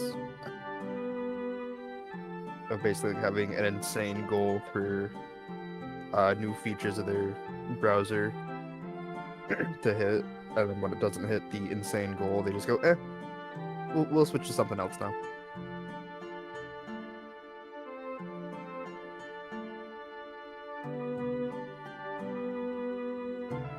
Yeah, Windows installed this fucking autopilot thing on my computer.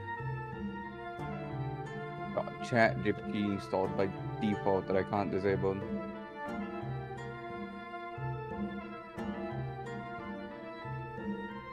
Why is it spicy? Ugh. What are you eating, MJ? I asked this question, but It no one is- knew the answer. It is called, I told everyone, I don't know why no one has listening skills. It's called tteokbokki. Maybe that's why. Were you reading TikTok? I wasn't paying attention. Wait, tuck? Wait, no. Tok. Tteokbokki. Tteokbokki is it's a Korean dish. Tok is like rice cake, so it's like rice cake, like soup kind of thing. Yeah. It's got like it's got a great flavor. I love it. I will now put tuck poppy. Yeah. let me spell it in chat for you. Hang on.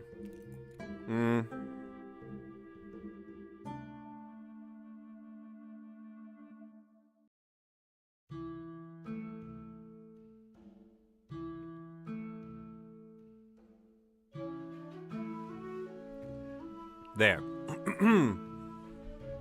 All I remember was that I had a friend who ended up becoming a decent side Garrus RP page that eventually died. On Google Plus, wild. Absolutely wild. Many people use Telegram now, actually. As like, not a social media, I guess, but like a messaging app. A lot of people use messaging app. Anyway, yeah. Tteokbokki. Like a double K, like a hardened K. Right. We are entering phase 2 of the stream. Here we go.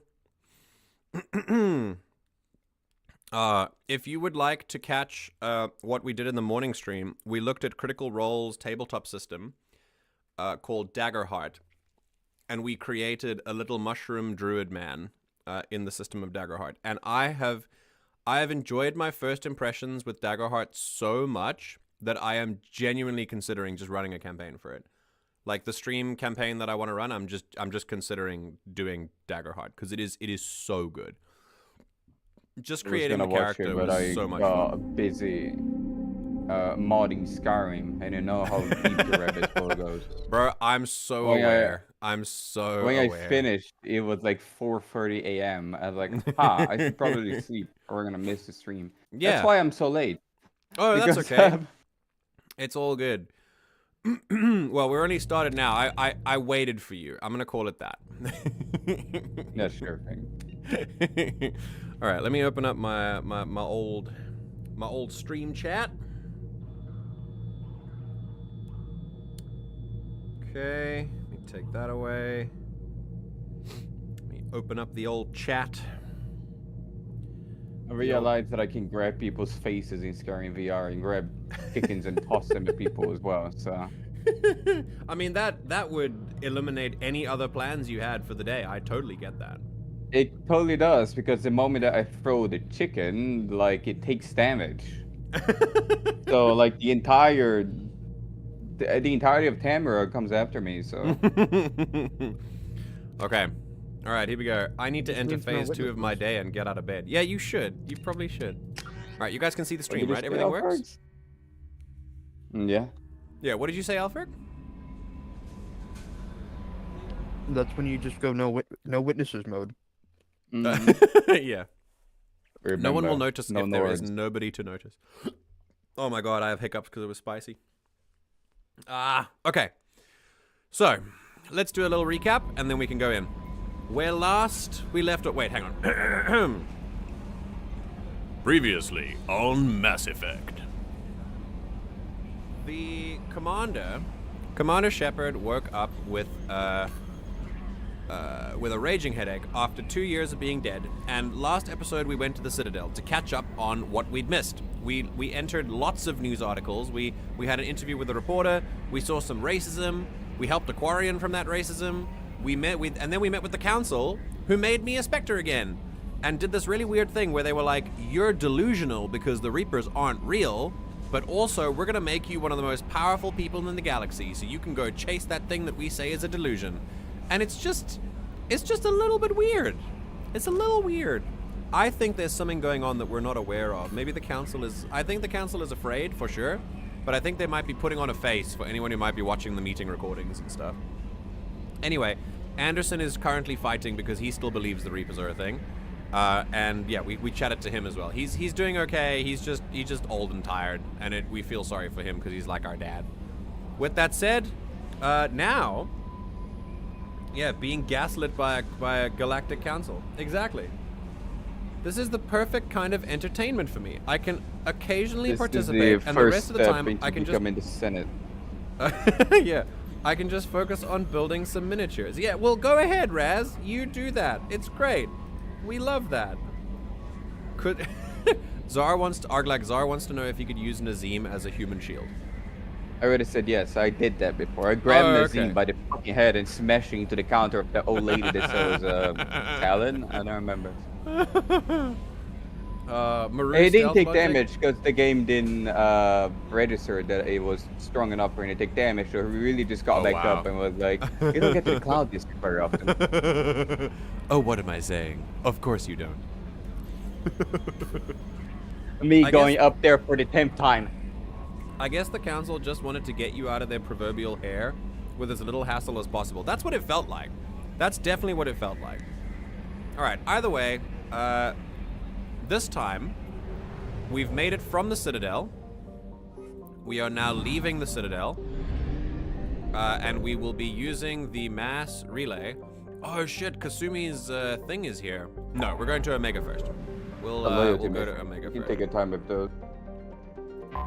All right. Are you ready, Arglak?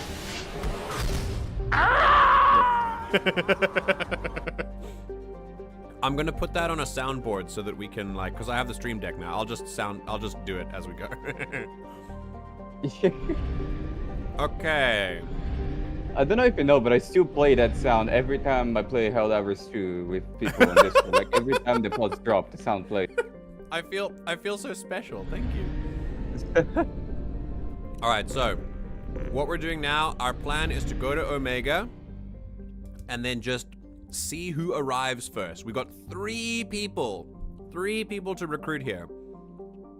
We got This Archangel, is gonna be the whole stream. the Professor, and the Veteran. I don't think we're gonna get through Omega this stream. There's no ways. I've got Omega is huge. yeah, Fear not. two and a half hours. There's no ways we'll do Omega in 2.5 hours. We're gonna do at least maybe one of them. But yeah, here's Omega. You should be able to get through 2. 2 would be, I think, the most appropriate. Yeah. Okay, let's try it. Because one of them, as if I remember correctly, it's pretty much just a conversation. Oh, with Zaeed. Yeah. Oh, Archangel. Hopefully we'll get You it. know your game finishes loading earlier, right? But it needs to play the loading animation. Yes. Okay. Now we actually have Kasumi now. So, should we take her with us? Miranda and Kasumi, girl squad. Yeah, let's go Miranda and Kasumi, because I mean it is a world where a lot of illegal shit happens. So we're gonna need some people who are who have their ear to the ground. Let's go with Miranda and Kasumi. It's also a word without Jacob, so it's a better word. All right, I'm gonna take Jacob just because you said that. Let's take Jacob and Kasumi then. I don't know, maybe? Fine, I'll take Miranda and Kasumi. Okay. All right, any points? Ooh. Oh, I missed this game already. It's only been a little. Look at her outfit. It's so cool. Oh my god. She has Shadow Strike cloak and sneak behind a target. Damn. That's so Yeah, cool. so role player. Yeah, I mean she's an ESO like Shadow Blade, right? She's like a Night Blade. Okay, we're gonna do Master Thief first. That's the most important thing, of course. Okay, done. And I think I'm gonna give myself I'm gonna try it, but I always hate it when I buy it. So I don't know. We'll have to see. Okay, here we go. Welcome to Omega. Yeah, one is just... Welcome to Omega. Oh. You're new here, aren't you? I can always tell. Allow me to... Oh, a Batarian. Hello, Mocklin. I was just... Leave, Fargate, now. Oh, of course, Mocklin. Whatever she wants. She? The hand wave. Scavengers, welcome to Omega, Shepard. You know who I am? Of course. We had you tagged the moment you entered the Terminus systems. You're not as subtle as you think. Arya wants to know what brings a dead Spectre to Omega. I suggest you go to Afterlife now and present yourself. when I'm ready. Yeah, one is just, hey bro, hey, wanna fight? Kanye and the girl with the dragon tattoo. Alright. Cut the attitude. I'm not here to cause problems for Omega. Things explode around you, Shepard. You That's can't true. blame Arya for keeping an eye on you. That's very true. Afterlife, now. Yeah, we'll get there. Hey, welcome to Brazil. Warnings about the slots where Dr. Morton Solus runs the clinic. Okay. Anticipate resistance at the transport station. I have also accessed messages between mercenary groups regarding plans to deal with the Archangel. There's a recruiting station at Afterlife that may have information on him. Okay. So visit the clinic. They'd be like, oh my god, I want to visit Rio. It's so pretty, actual Rio. Alright, visit the clinic for Morden and visit Afterlife for Arya and for Archangel. Freedom's Okay. originally an asteroid rich in element 0, Omega was briefly mined by the Protheans, who eventually abandoned it due to its thick, impenetrable crust. Thousands of years later, nature did what even the Protheans could not. A collision with another asteroid broke Omega in half, exposing its trove of element 0 for easy mining. That's really cool. A rush ensued as corporations and private individuals tried to strike it rich on Omega. Gold rush. Thieves and outlaws followed in their wake. As space became tight, construction of processing facilities extended vertically from the asteroid, creating Omega's jellyfish-like silhouette. To prevent future collisions, the station is ringed with enormous mass effect field generators that redirect incoming debris. Nice. Today, Omega is a major hub of narcotics, weapons, and EZO trafficking, without even a pretense of civilian government or military control. Only mercenary groups have been able to instill a limited order. The most ruthless is an Asari syndicate run by the notorious Arya T'Loak. Okay. So Arya runs Omega, basically. Cool. This is Zaeed, I think. I think we just find him here. God, I wish you would run me. Oh, Jesus. Please. You have to help me. No one said you could talk, jackass. You Zaeed Masani? Damn. Yeah, that's me. You must be Commander Shepard. Oh yeah, we have a galaxy to save.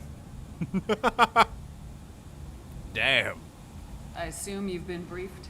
I've done my homework. Cerberus sent me everything I needed to know. I assume you've been briefed? I've done my homework. I don't like Cerberus Soda dying sent on me my command. everything I You needed beat me know. to it. My contacts told me we're picking up one man, not two. Batarian delinquent.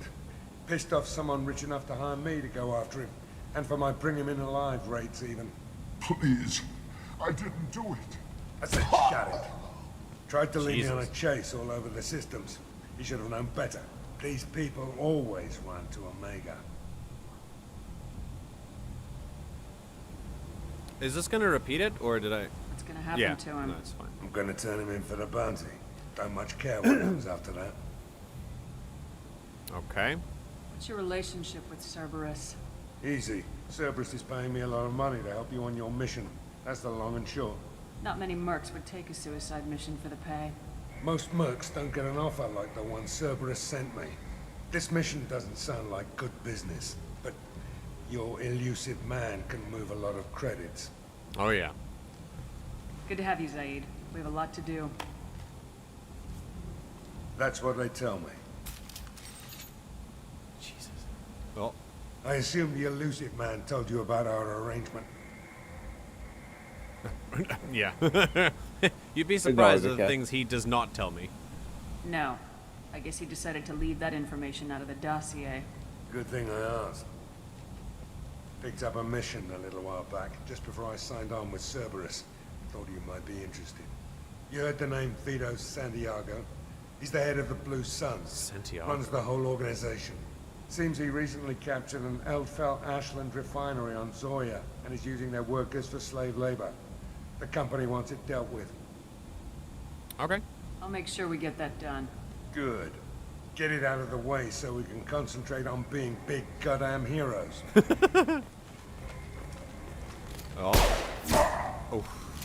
Oh my God. I better turn this thing in before it starts to stink. Oh. I'll be locked and loaded next time you're ready to get some killing done. And that's it. He's just there. Cool. All right, that's one. Thanks for the stream, guys. Zaeed got some cake, by the way, so you know. Zaeed is pretty badass. Also, please tell me about the balance, the sound balance, like between not you guys in Discord because you can change the volume, but how does my voice balance sound out with the games and the voices and stuff like that? The game also had this mess of like Steam static in the background. Steam aesthetic? What's up, uppers? I said static, like a static sound because static. of the steam on the... Yeah, there was a static sound, you're right, yeah. Okay. What's up, uppers? Yeah, what's up? You can tell the fact that Kasumi and Zaeed are DLC characters because you don't have to go through like a whole thing with them in order to get them to join you. Yeah, it just picks them up, yeah. Okay, so let's get into the line for Omega. Come on, let me in. Come on, let me in. All right. I was expecting me. If she were expecting you, you'd be inside. Oh, cool. Okay, so we can actually just go inside. Sick. Just by the way, oh, there's a Miranda thing here. Rez said the game is overpowering your voice a bit. The game is maybe a little overpowering compared to your voice? Okay, interesting. Their loyalty missions are almost instantly available. Yeah, exactly. Okay, how about this? It's a little bit closer now. I'm gonna keep going like this, and then you tell me if something's wrong. Yeah. I love having an L-Core as a bouncer. Amazing. Yeah, I know. Let's talk to Miranda. You're not gonna get through that. What a piss hole. At least it keeps you on your toes. I've had to come here on business before. I feel like I need a shower afterward, in addition to normal decontamination. All right. There's gonna be... There's a reason Omega's like this, right? Lack of regulation. Everyone rushed in like the gold rush. And now mercenary groups run the show. I mean, didn't we talk about the contradictions of capitalism earlier in the video, earlier in the stream? I think thinking of Omega as it's a shithole and the people here are all like shithole people is like really classist. I think it's important to realize that Omega is a product of something much bigger and to put blame where blame deserves to be placed. And not with the regular everyday people like this dude over here. People have really hard lives here, and it's rough. It's rough here, and it's really important to realize why that's happened. People choose to come here. Don't you know who I am? Oh. Matter of fact, no. Get in line. Sucker, Jack, look at them. It's great when the TikTok recap and the game match. Hell yeah. All right, let's go. Hi. Oh, it's trying to bribe. Wait, 50 credits? 100 credits. 100 credits. Double it. Double it. 200 credits. Assertively. No. I've had enough of this. All right. Oh. I'll smash that smelly ass. You call a fix. Go on, smash him. Whatever. I don't want to go in there anyway. All right. Welcome to Afterlife. Is the sound better now? Oh, more dialogue. Ooh, who's this? What are you looking at? Oh my God. A dead man. Wait, what? I'm just there, They're pointing guns at you. Don't you have something better to do than pick fights with people you don't know? No, just the ones who get in my face. You see my gun. Do you really want to do this? Fine. You're off the hook. For now. See you around. That's so weird because I came up to him and he was like, "Hey, I'm gonna kill you now." Yeah, okay. Very interestingly, media-wise, we've seen a lot of Batarians here, and it took us ages. It took us a DLC before we saw the first Batarian in Mass Effect 1.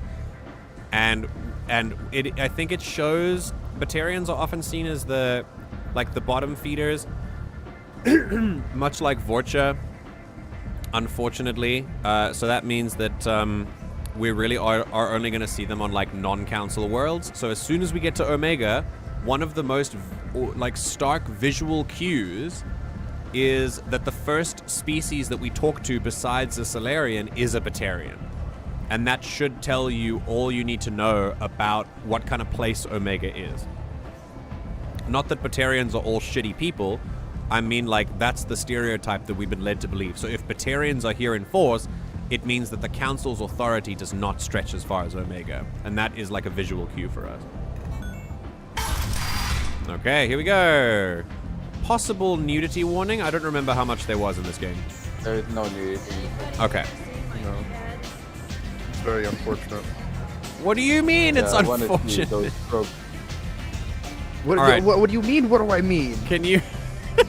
Can we, I don't want to get TOS'd. Are you kidding? MJ, we played Mass Effect the fuck alien.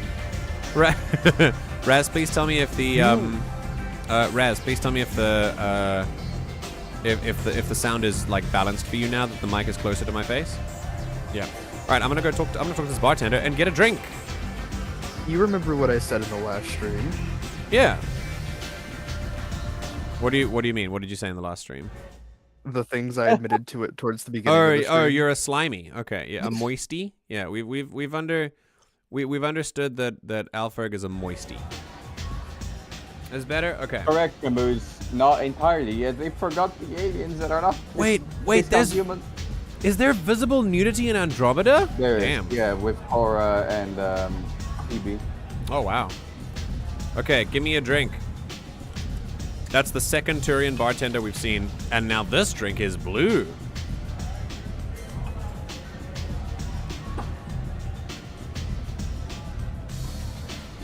I love Turian fashion. We just do it now. We're gonna walk away. It's fine. The best part is to walk in, get his attention, and walk away. Okay, there are some things to talk about here. I think Arya's up there. The lower level's over here. There's a Merc recruiter. Don't look at me like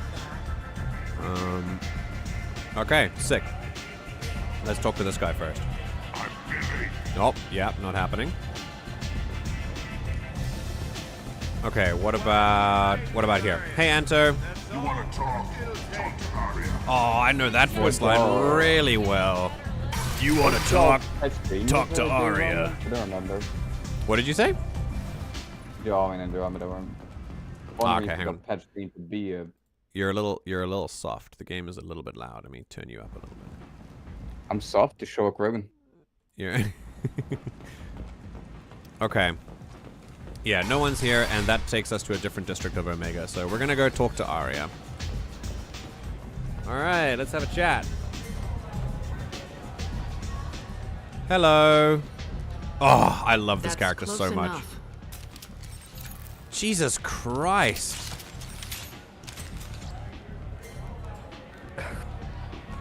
Mexican standoff. Stand still. What's the scan If for? you're looking for weapons, you're not doing a very good job. Be careful with dead specters. That could be anyone wearing your face. I was told you're the person to talk to if I have questions. They're clean. Depends on the questions. I love Arya.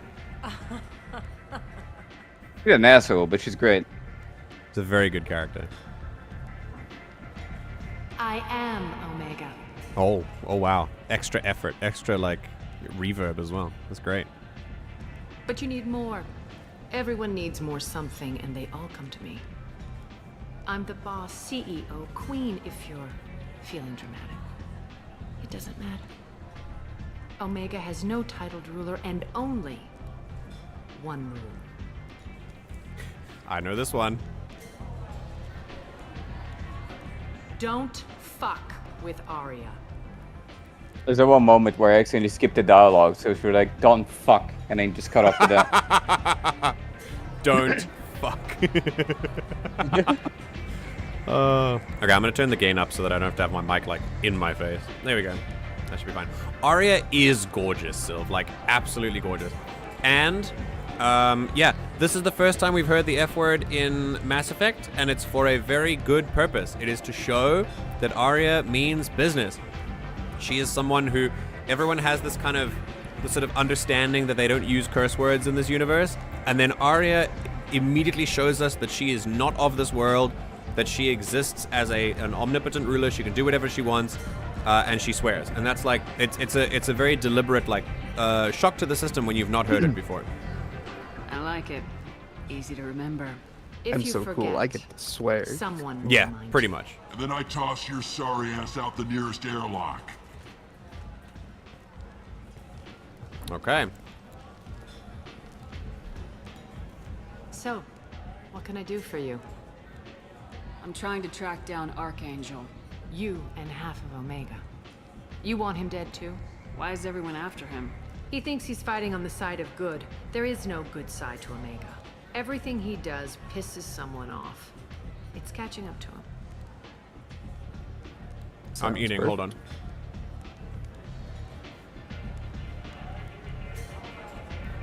Okay. There's no good side to Omega. Sounds like someone who believes Omega, by now, she's so in the thick of everything that she believes that Omega is just a force of nature, right? I've said this a number of times about a number of events. Bad guys bad guys are not forces of nature. They all make choices. Omega is a result of choices and material conditions. Choices that have created these material conditions. When Arya says there's nothing good about Omega, as the ruling authority of Omega, she is enforcing that by saying that. If Arya says there's good on Omega, there will be good on Omega because she rules it. Because she has authority over it. Arya seems to believe that, or maybe she chooses that, maybe she's aware of this choice, that she just wants Omega to be bad. But really, people love to treat like the bad decisions of like other people as just forces of nature, things that we can't control. But you can. You absolutely can. And Omega is a product of those choices, for sure. So yeah, of course there's good on Omega, but not with that attitude. Which is why I like Archangel already. Just the kind of guy I'm looking for. Really? Well, aren't you interesting? You're gonna make some enemies teaming up with Archangel. That's assuming you can get to him. He's in a bit of trouble right now. Oh, wow. Couldn't have been easy, huh? What kind of trouble? The local merc groups have joined forces to take him down. Damn. They've got him cornered, but it sounds like they're having trouble finishing him off. They've started hiring anybody with a gun to help them. That could be our way in. That They're counts as a using stun lock, private by the room way, for I think. recruiting. That'll be 3. Just over there. I'm sure they'll sign you up. Okay, Merc Recruiter. Okay, we're gonna go join a Merc. Does Zarya have this weird facial expression where every time they're talking, yeah, one of their eyes is a little more open than the other. MJ, my brain is rotten. It's Thursdays you stream also, isn't it? I stream on Tuesdays, Thursdays, and Saturdays, Zaeed. Tuesdays morning, evening, Thursdays morning, evening, Saturdays morning, evening. The Tuesday is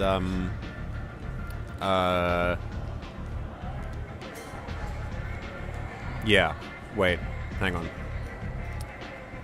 on. Yeah, so for you it's like early Tuesday. Yeah, you're in the UK. So UK it would still be Tuesday, Thursdays, and Saturday. But yeah. Why? Why do you want to know? Are you trying to plan Kenshi hours? Don't worry, I'll get it. Payday's on Tuesday, so yeah. Okay, here we go. What can you tell me about Archangel? Not as much as I'd like. He showed up here several months ago and started causing all sorts of problems. If you make your own laws, which everyone here does, he makes life difficult. He's reckless and idealistic, but he seems to know enough to stay clear of me. Obviously here, Arya is irritated because he poses a challenge to her power. Arya, as long as Omega stays a so-called bad place, Arya stays in power. That is why she tells us that there is no good on Omega, because she needs to enforce that ideal that there is no good on Omega, because then she keeps power. Because she doesn't think she's a good person. So as soon as she's ready to relinquish anything to Archangel, that is the minute that Archangel has a hold over her, and a minute that her statement about there being no good on Omega falls through a little bit. So she has to have this conflict with him. Oh, you're off on Thursday. Okay, cool. Next Thursday, we'll do it. You've got to introduce me beforehand so that I can actually like play it by the time we get onto stream. Which merc groups are after Archangel? Blue Suns, Eclipse, Blood Pack. They're Omega's major players. Okay, Blue Suns, Unless they're Eclipse, at war, Blood you'll Pack. never see them together. But one thing they hate more than each other is Archangel. Okay. Well, thanks. Wait, what about you? Do you hate Archangel? I don't have time for hate, but I distrust them all equally. For now, I'm happy just to let them kill each other. It is easy for someone who is, in a group of in a position of leadership like this, on a place that is this hostile, that she then perpetuates, to be distrustful of everyone, basically. She has to be, because for her belief is everyone holds a dagger behind them as they smile at you. And it's especially the good ones, the so-called good ones, that you need to watch. In a place like Omega, trust will not get you very far as long as you still perpetuate the culture of mistrust. That's the point. It kind of feeds itself. It becomes a cycle. So you are in a position of leadership where you can change things, but you don't. And therefore the mistrust becomes a real thing, and then you don't trust people, and then the system continues. And then you don't trust people, and it continues, and it becomes a circle. I appreciate the help. See if you still feel that way when the mercs realize you're here to help him. Okay, let's figure out about Morden. I'm looking for Morden Solus. Do you know where I can find him? The Solarian doctor? Last I heard, he was trying to help plague victims in the quarantine zone. There's a I plague? always liked Morden. Oh. He's as likely to heal you as he is to shoot you. I just got out of a pandemic. Why are we going back? What can you tell me about him? Used to be part of the Solarian Special Tasks Group.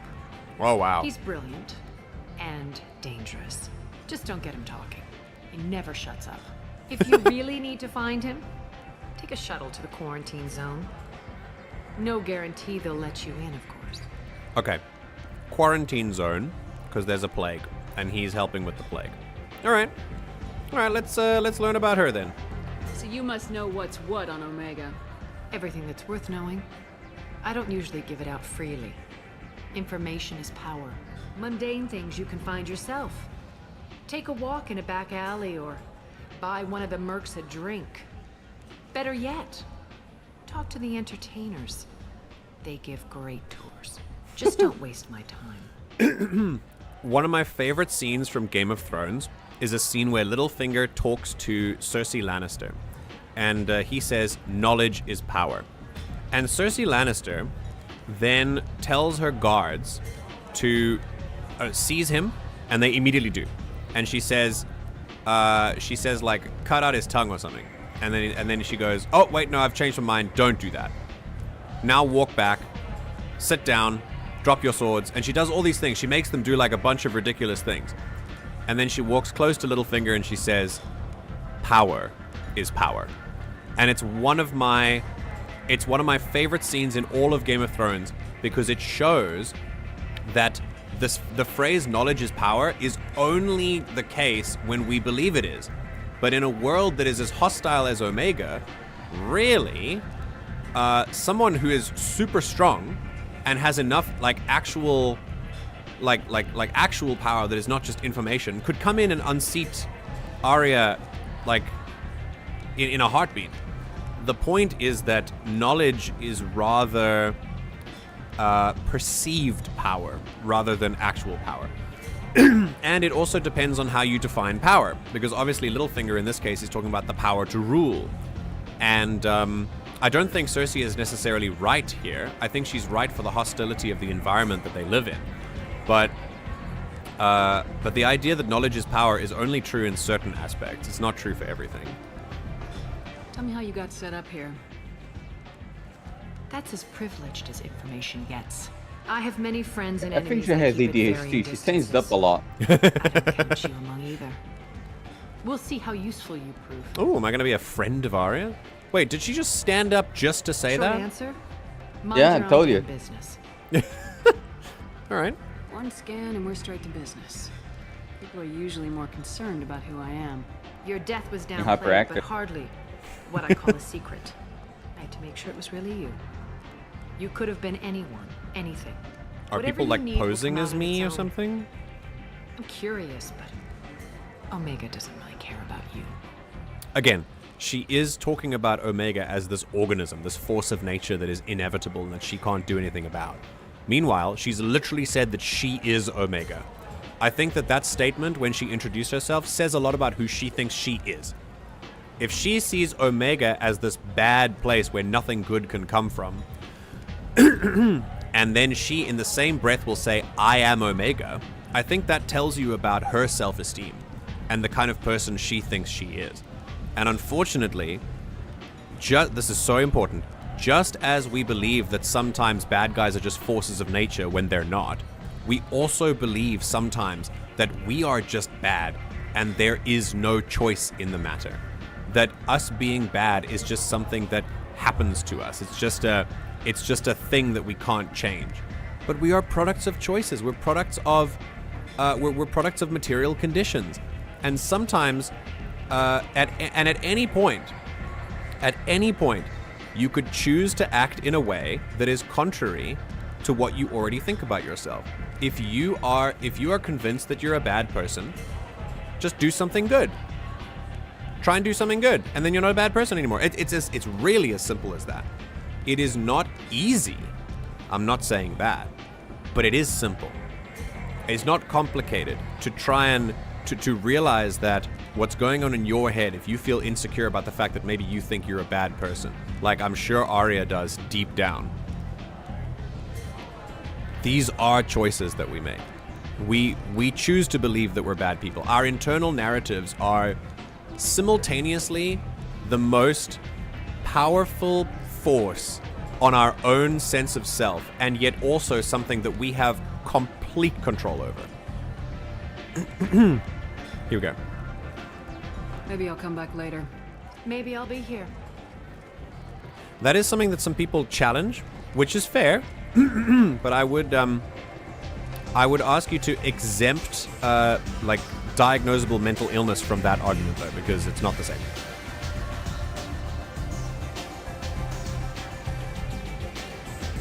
Okay, here we go. All right, so this is how we get into the Merc Guild to talk with Archangel. So here we go. I hear you're recruiting. Hey. Why don't you step inside? Blue Suns. You'll get paid when the job's done, just like everyone else. Oh, God. Who's next? Here we go. Well, aren't you sweet? You're in the wrong place, honey. Strippers' quarters are that way. Wow. Yeah, Wow, not even a smile. Oh, So shit. you're here to fight then. I should have. I definitely should have renegaded there. I regret not doing that. I think that might have been a good choice. Like, holy. Oh, it's a very good choice. Holy shit. I regret that, but it's okay. We'll get there. I saw the renegade and I was like, no, hold it. Hold it. You need to let yourself go, MJ. I need to stop like restraining myself. A I would have renegade done is something not that bad. 100%. This dude saying like strippers' quarters or that, like, go fuck yourself. Seriously. Holy shit. Yeah, I should have decked him in the face. 100%. Sure, if this is the place to go after Archangel. This is the place. Standard fee is 500 credits each. You get paid when the job's done. If you die, your friends don't collect your share. You'll need your own weapons and armor. Looks like you got that covered.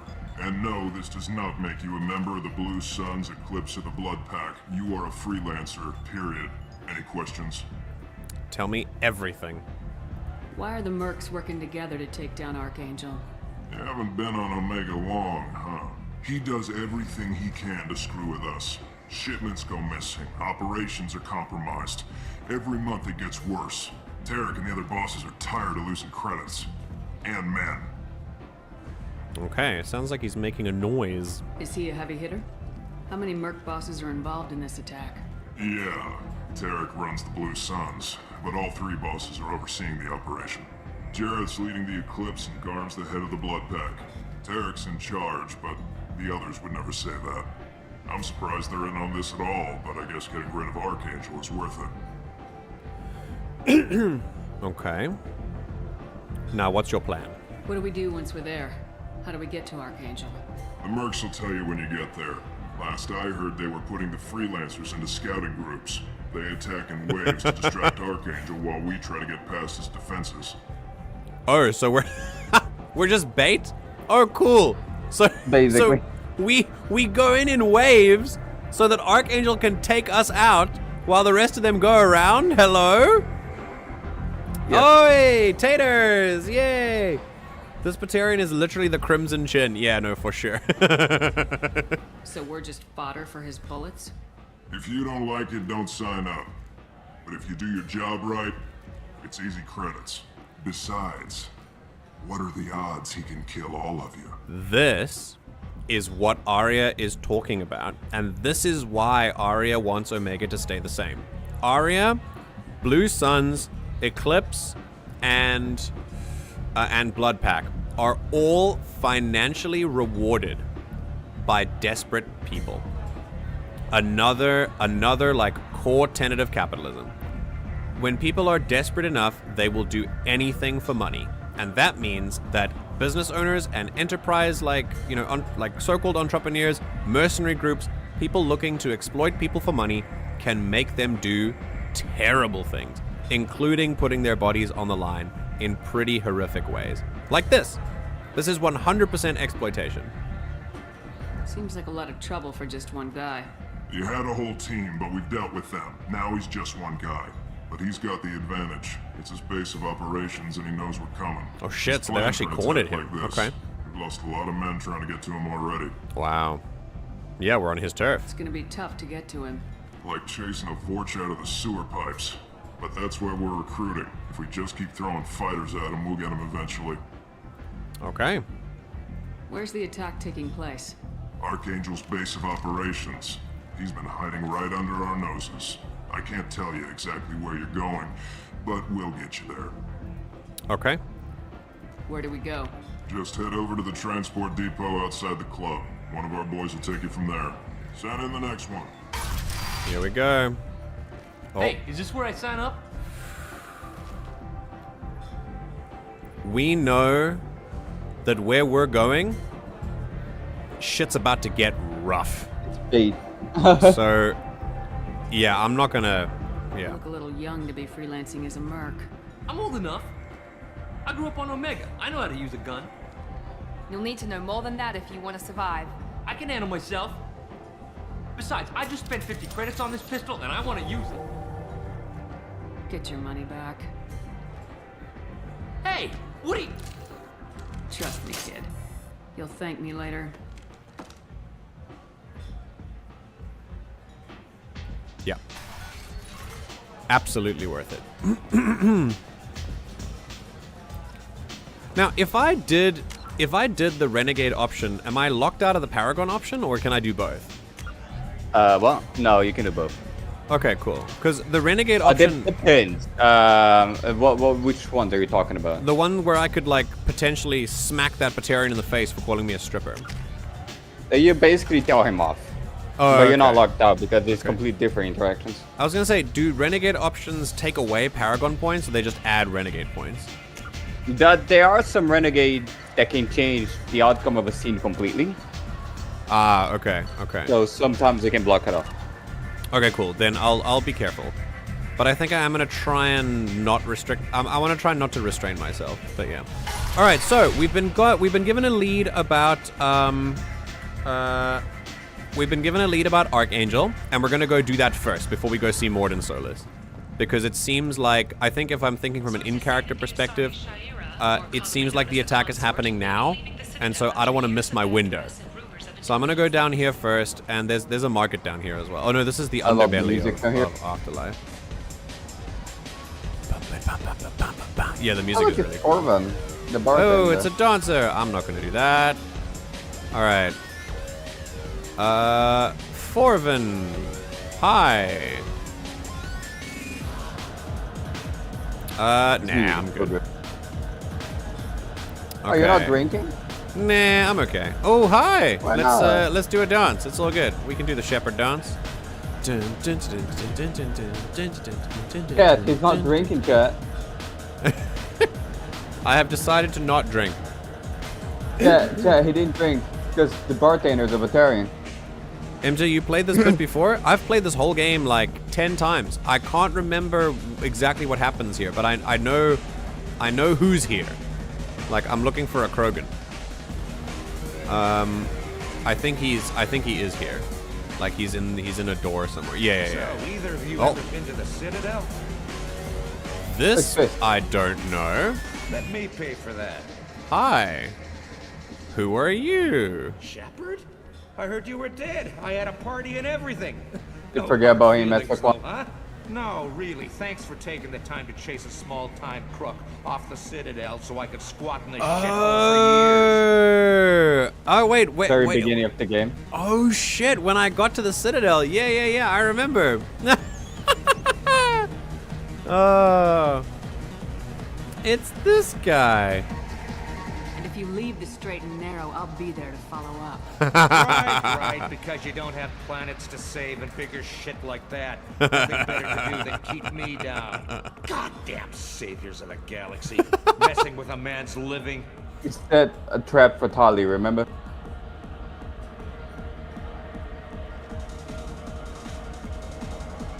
Yeah. Oh shit, sorry. I was muted on stream. Yeah, he's that guy. Okay, that's cool. Yeah. Okay, it's this guy I was looking for. Like, just plan for the funeral normally. During the service, someone will want to set up a meeting. He's in on it with whoever killed your family. Go self. Okay. Sorry, I don't know what, I panicked, so I'm just kind of like, I just said your name a bunch of times, so the dialogue was blocked.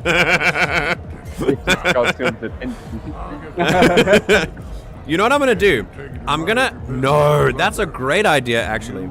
I'm gonna have a beeper. No, I'm gonna have a beeper on my stream deck. It's gonna be a Sylv warning. So we're gonna go with like, it's gonna be a little button. It's gonna be a little button that says, "Sylv, don't listen," or whatever. Like, I don't know. I'm gonna find a funny sound and then we'll just play it whenever there's a thing. Okay. Hi. Yes. You said he had close family. Those want revenge. Kill the family first, then he'll get angry and come at you stupid. He's an old man. And then you kill him. That is an old Krogans are. I'm the Patriarch. Arius Patriarch. What do you want?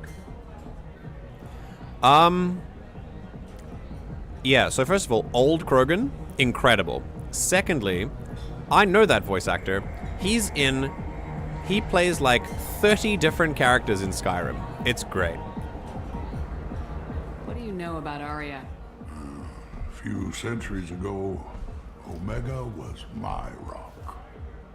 When Arya arrived, she had nothing but the clothes on her back. I thought she was another dancer. She killed half It's my also men, particularly rare to convinced find an the old rest rogue. She could run this place better than I did. She came for me here in this bar. We tore this place apart.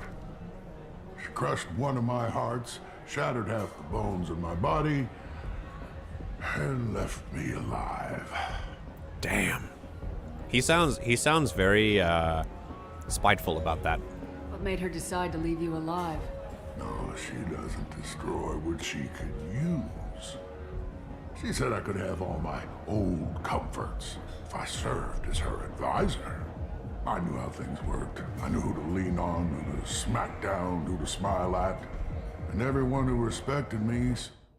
Sorry, give me a second. Just want to make sure that the camera is doing things. There we go. Okay.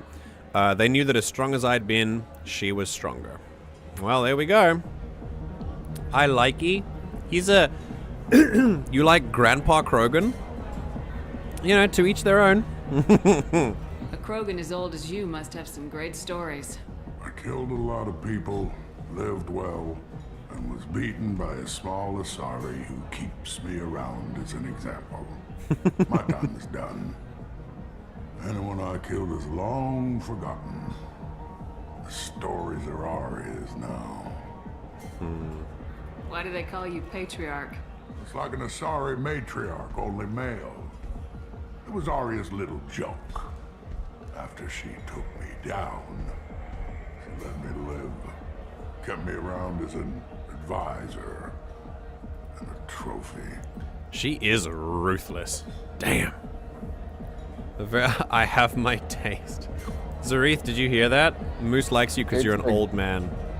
I should be going. Zaeed is old? Hey, you're older than I am, for fuck. No.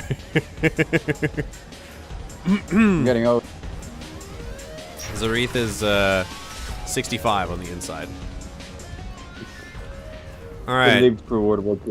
Alright, so we are about to get into the underbelly of Omega, where there are some vendors and things we can get some stuff for.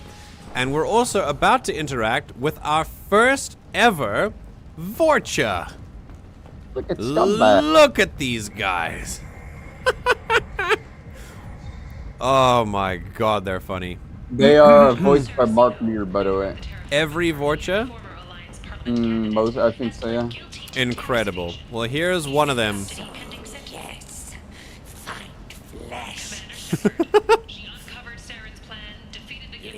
Human, tell Captain Gavorn we not kill anyone today.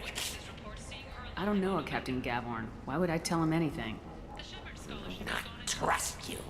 Tell Gavorn we know his tricks. We not kill anyone today.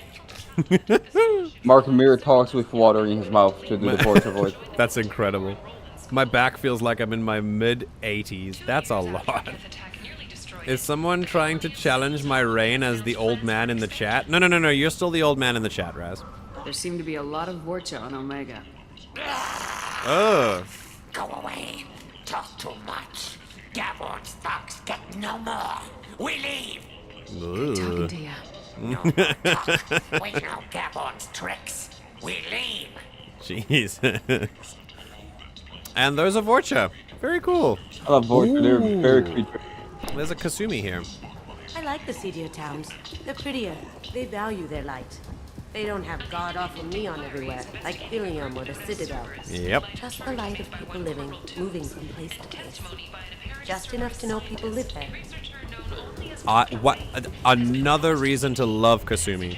Seeing the good in the bad is an incredible trait for a good human being. Hi, what are you working on? Hello there. Might I interest you in some salvage tech? Every credit goes toward a ticket to get me off this forsaken rock. Oh, he's on his pilgrimage. I buy a lot of parts and equipment. Maybe we can make an arrangement. Well, you seem like a decent person, but you can't breathe a word of it to Harrod. Of course. Then we have a deal. Maybe I'll at least sell something to you. What brought a nice kid like you to Omega? My pilgrimage. What money I had got stolen within a few days, so I decided to sell salvage parts. You can see how that turned out. Harrod's forcing me to sell high, and I can't even afford a ticket off this station. Yeah, let me, I don't have enough money right now, but I'll come back. How much do you need to get off Omega? I still need 1,000 credits to pay my way. 1,000 credits? This is my mistake on my pilgrimage. It's my problem. Bro, I got that right now. Here you go. 1,000 credits. Get out of here.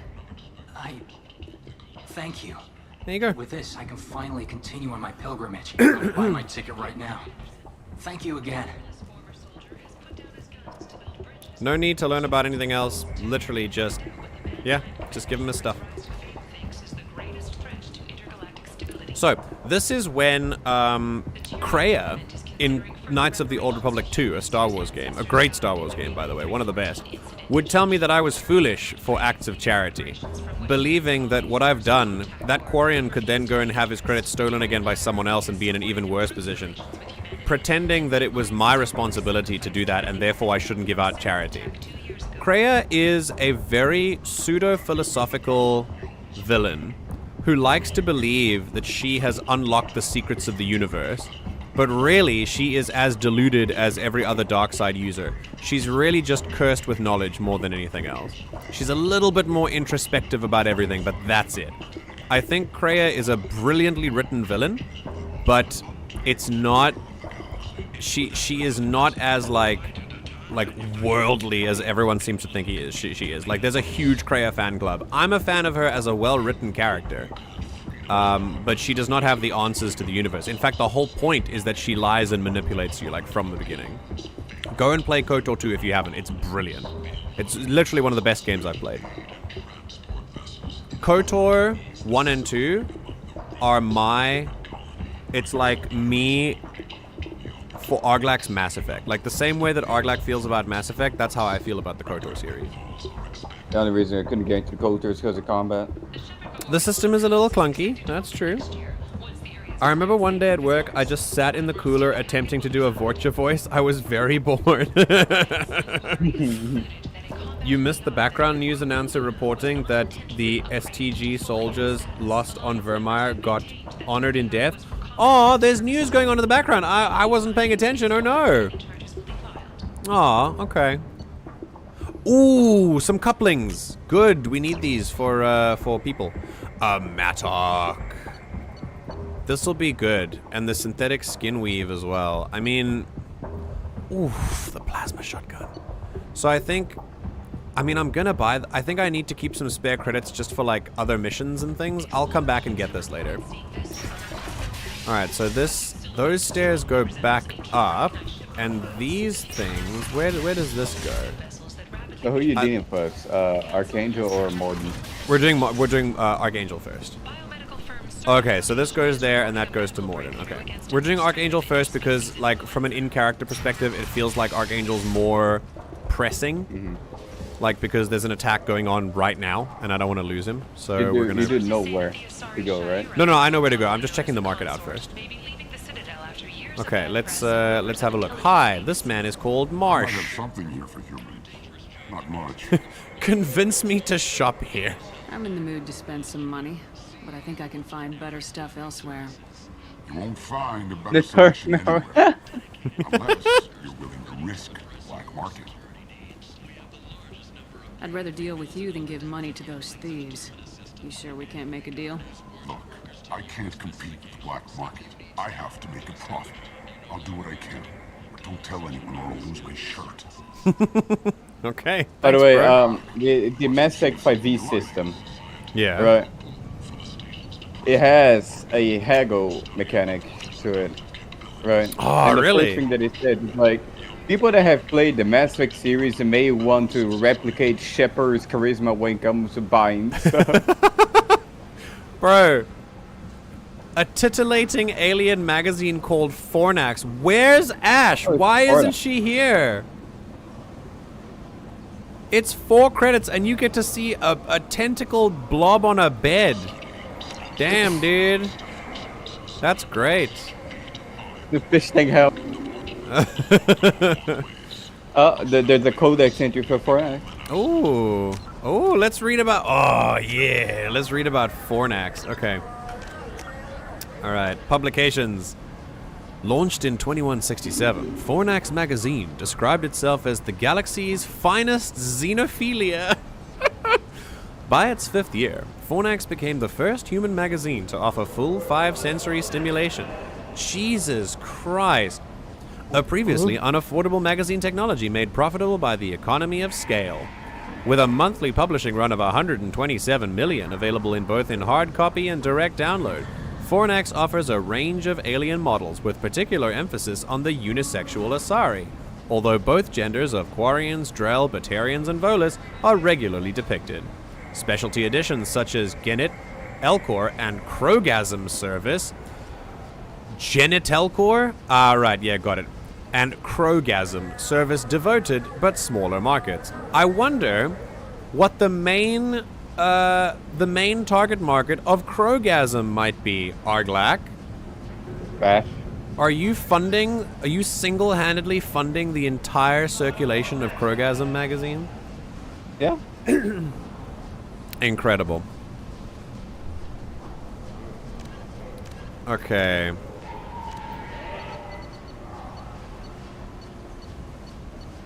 It's so Thomas learned By the that way, the program are not plugged. It's very clear that Asari are like supposedly like lore-wise they're unisex, or like asexual, not asexual, unisexual. But they're very obviously based on a female humanoid form, and they are very obviously female coded. They always talk about sisters and things, so let's not kid ourselves. But you know, lore-wise, it can still be that way. Okay. Well, I don't think we can talk to. It's sort of implied there. It's kind of, there's a theory out there that Asari makes themselves look like this species. Yeah, that they just make themselves look like women or whatever to whoever's looking at them or whatever. Yeah. Okay. Because of a dialogue that happens in another planet in this game. You get there when you see it. Okay. What do you want? What's behind this door? VIP section of the club. For those with the right name. Do you want something? Let me in. I'd like to join the party. This really isn't your kind of place. Afterlife's main floor has lots of drinks and great music. Okay. We'll come back later. Said that, like, he said that every time to someone, like... Okay, so there's some amps there, but we're not going to grab any there. There's the Omega Market. Okay, and this is where we go for Morden, I think. Hey, it's Harriet. Tentatively excited. Welcome. He's got a cigar. What can I get? Wait, what? Oh my God, he has a cigar? Wait, let's see. See the smoke over his shoulder. Oh my God, he has a cigar. All kinds, mostly legitimate. Incredible. With pride, my prices are the lowest anywhere on the station. You won't find salvage cheaper than mine. That is amazing. Courteously, have a fine day. Take a look at my kiosk if you want to buy. Yeah, let's do this. Oh, okay, this is what I ran with for the rest of the game, so I'm definitely going to grab that. And then there's capacitor chest plate. This was also pretty good. The nipple plates, yeah. Then we've got the Omni tool upgrade. Oh, the Terminus armor. Hides your head. And then, oh, the Black Storm, the gravitational singularity projector. It's the brainchild of weapon designer Eli Wegner, one of the few humans who earned the privilege of serving with Asari commando units. Overawed with how the Asari could create biotic singularities to pull opponents out from behind cover, he was determined to duplicate the feat technologically. Wegner's team created a weapon that could elevate target particles of matter to near infinite mass, creating a gravitational singularity and drawing nearby targets inward for a short time. The rapidly increasing gravity rips the target apart as it pulls the enemy closer to the singularity's center. When the massive field destabilizes and suddenly returns to normal mass, the result is explosive and inflicts additional trauma on the enemy. The weapon almost didn't happen.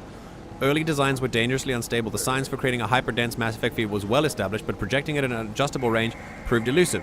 It was only after 6 years of development that the weapon finally qualified for Systems Alliance AIHW Advanced Individual Heavy Weapons trials. By that time, the Singularity Projector was rugged, reliable, and easy to use and repair. It immediately went to field tests in a small-scale desert war on Earth, where the weapon terrified opponents who had never seen its effects before. The swirling sand and dust sucking soldiers into its center served as the centerpiece of many propaganda videos. In the resulting media coverage, the Wegner Arms M490 GSP became known by its simpler nickname, the Black Hole Gun.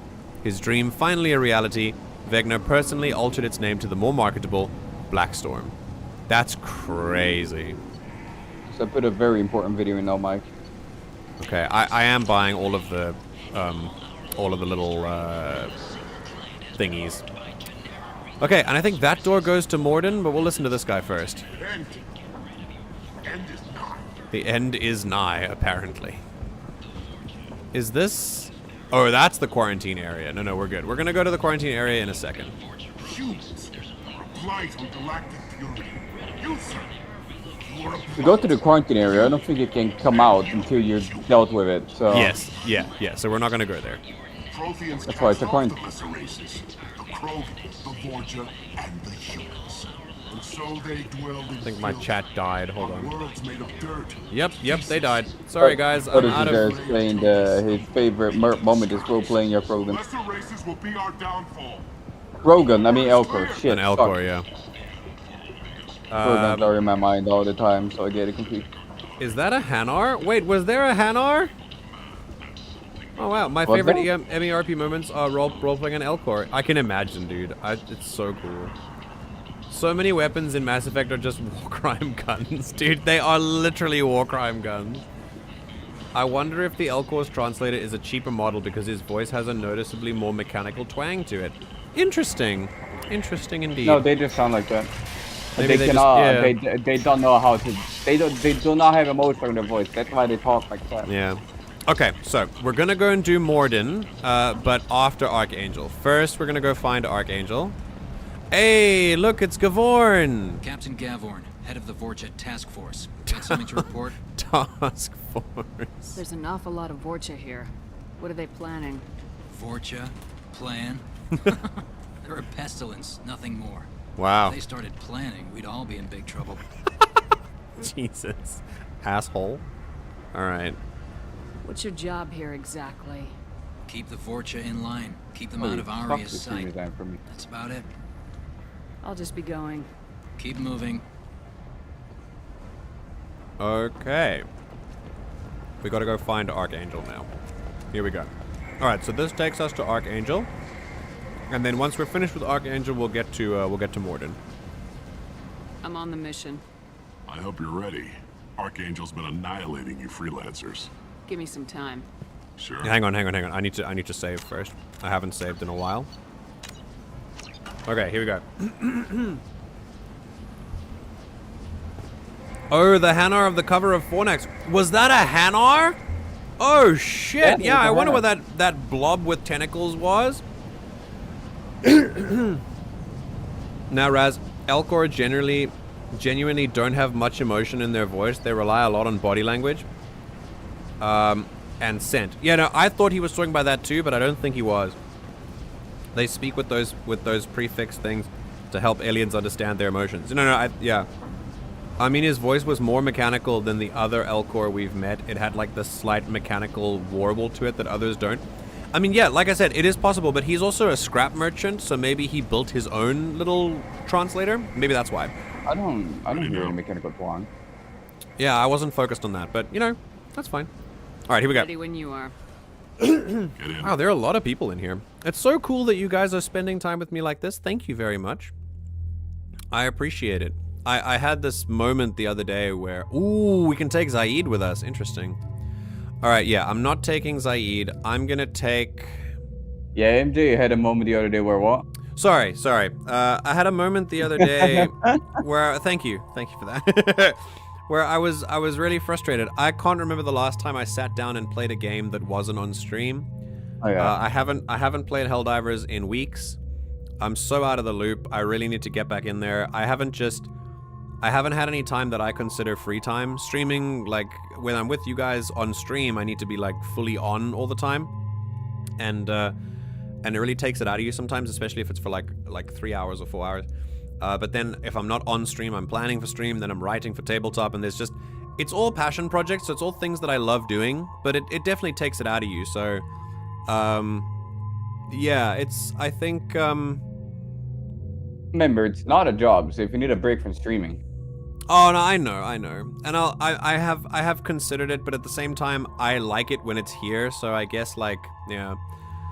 I'll think about it. I'm still working out a schedule. I think most of the stuff that I've been bogged down doing is like setting up new stuff that's arrived in my life, but yeah, maybe This is what we were saying when you decided to squeeze in more schedule onto your stream. Like, hey, make sure you get yourself some free time. No, I did. I think mainly it's less the stream like, it's less the stream kind of the upgraded schedule, and more the, how shall I, there's a lot of stuff that's taking more time than I thought it would. So I'm exercising more now, which is good and healthy. I'm also cleaning the house more often, which is also good, but that all takes up time. And yeah, I think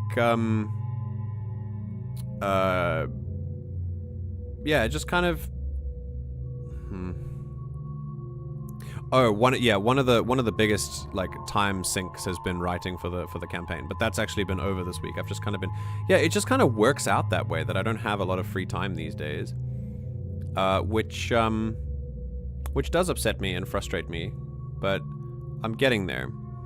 I think I'm reaching the end of a bit of a, like, this week particularly was quite rough, and I'm reaching the end of it, so it should be better next week. But I'll keep monitoring, and you're right. I think if I feel like it's too much, I should give it a break. Yeah. No, I should. I know, Moose. I should have me time for sure. Yeah. Yeah. So the reason why I stepped away from like running shit for a bit, because it was a bit much. Well, yeah. Yeah, I think I always encourage people to look after their own like mental health and make sure they don't get burnout, but I'll take breaks if I need to. For now, I think of this stream time, even though it does take up a lot of energy, I do think of it as time that I can not be focused on doing other stuff. Like I can play games and spend time with you guys. Like, this is the time that I spend with you guys, so it's nice to do that. That's my point at the end. It's nice to spend time with you guys. I remember recreating the Mass Effect universe in Stellaris, and the Vorcha Empire never got more than their home planet actually brain dead. God damn it, you met Kasumi and Zaeed already while I was snoozing. We met Kasumi like last stream already. I've never even seen how you meet these characters. Oh, let me break it down. I won't really, yeah, Kasumi you meet on the Citadel. We went to the Citadel first before Omega, and she's right there. You just interact with an advert and she talks to you. And then Zaeed you literally find in the beginning of Omega. They're both DLC characters, so they're not hard to find. Okay, we're taking on Archangel. At this point, I think I'm going to take Jacob, and I'm going to take Kasumi as well, because I think I need people. I know Miranda can fight, but I think I need, like Jacob is a soldier, and I think we're going to need one. So we'll take Jacob and Kasumi. Alrighty, here we go. Everyone's good. Thanks for your support, by the way, Moose. I appreciate that, and Sylvan, you know, etc. All of you guys. Yeah. Do I really want to do that? Do I really want to take the incisor? I'll test it, but it's probably gonna suck. Pretty sure there is a weapons locker in there. You can just swap it. So. Oh really? Okay, cool. Let's try it. All right, here we go. Here we go. It's about time they sent me someone who looks like they can actually fight. They tell you what we're up against? The recruiter was a little vague. We wouldn't get many hires if everyone knew the truth. Archangel's holed up in a building at the end of the boulevard over there. He's got superior position, and the only way in is over a very exposed bridge. It's a killing ground. Oh, great. He's getting tired, making mistakes. We'll have him soon enough. Now that I'm here, you will. You guys have a plan? A small team is waiting to infiltrate his hideout, but we need to draw Archangel's fire so they can move in. And that's where we come in. Exactly. You'll be on a distraction team. Head straight over the bridge and keep Archangel busy so the infiltration team can sneak in behind him. Sounds like a suicide mission to me. Pretty much. But of course. Handle it. Head up to the boulevard and get to the third barricade. Talk to Sergeant Are you saying we some kind of suicide in. squad? And so Jacob, you are in Mass Effect 2. Exactly. Archangel collapsed all the underground passageways and sealed the doors to the lower levels. We've got teams digging, but it's taking too long. If they can get the gunship flying again, that'll help. But I'm hoping the infiltration team will finish the job and we can... More foreshadowing. Oh yeah. Also, yay for not immediately assuming that I'm a stripper. Exactly. I like this guy. I think one of my favorite video game interactions is in the game The Evil Within 2. Yeah. Where you're talking to a guy on a basement who you're trying to convince him to help you. Okay. But he looks at you and goes like, I'm not going out there. It's fucking evil out there, right? So your protagonist looks at him and goes, that may be, but there's evil within too. And they both look at the camera. No way!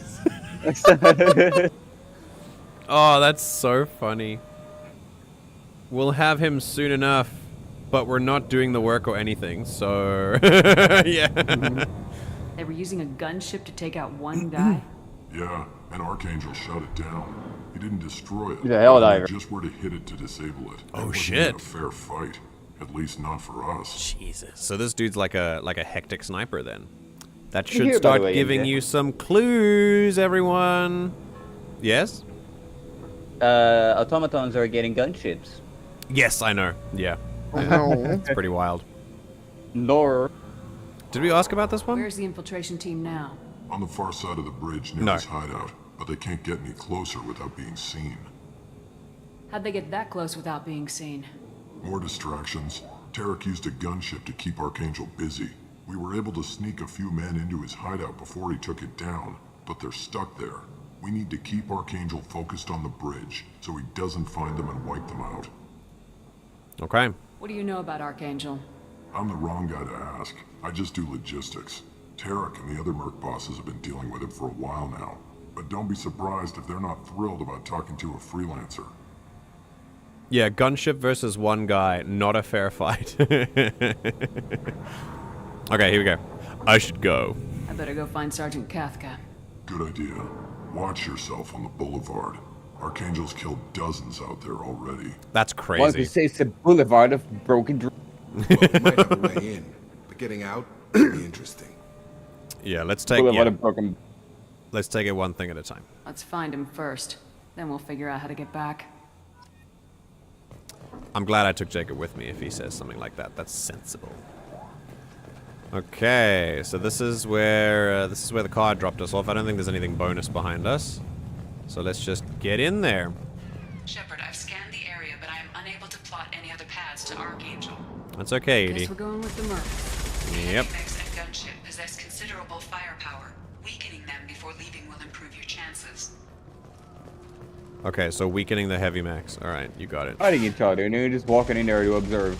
Oh, is that? Oh, that's Archangel. Oh shit, that's him. Damn. Okay. Okay. Sick. All right, they're just waiting. Oh my god, that round was way too close. All right, weakening the mechs is a good idea. Let's do that. As the first wave goes in, the infiltration team will attempt to take Archangel by surprise. Okay. I don't expect much from the freelancers. When they fail, we're up next. The light mechs go in first. If that's not enough, we send in the heavy. Be prepared. When they fail, like they are gonna fail. Yeah. Yeah. You need something? You lead the Eclipse? You figure that out by yourself? I'm Jareth. I run Omega's Eclipse. What do you need, freelancer? So the infiltration team is the main focus of the attack. Tarek's plan, not mine. He doesn't want to lose any more men, so he's throwing you freelancers at the problem. Archangel's not going anywhere, so I suppose there's no harm in trying. Who knows? Maybe you'll get lucky. Cowards. Let's go here. Why are Eclipse on Omega in the first place? Since you care so much, Eclipse controls almost 20% of Omega. Our transports and mechs keep the EZO moving.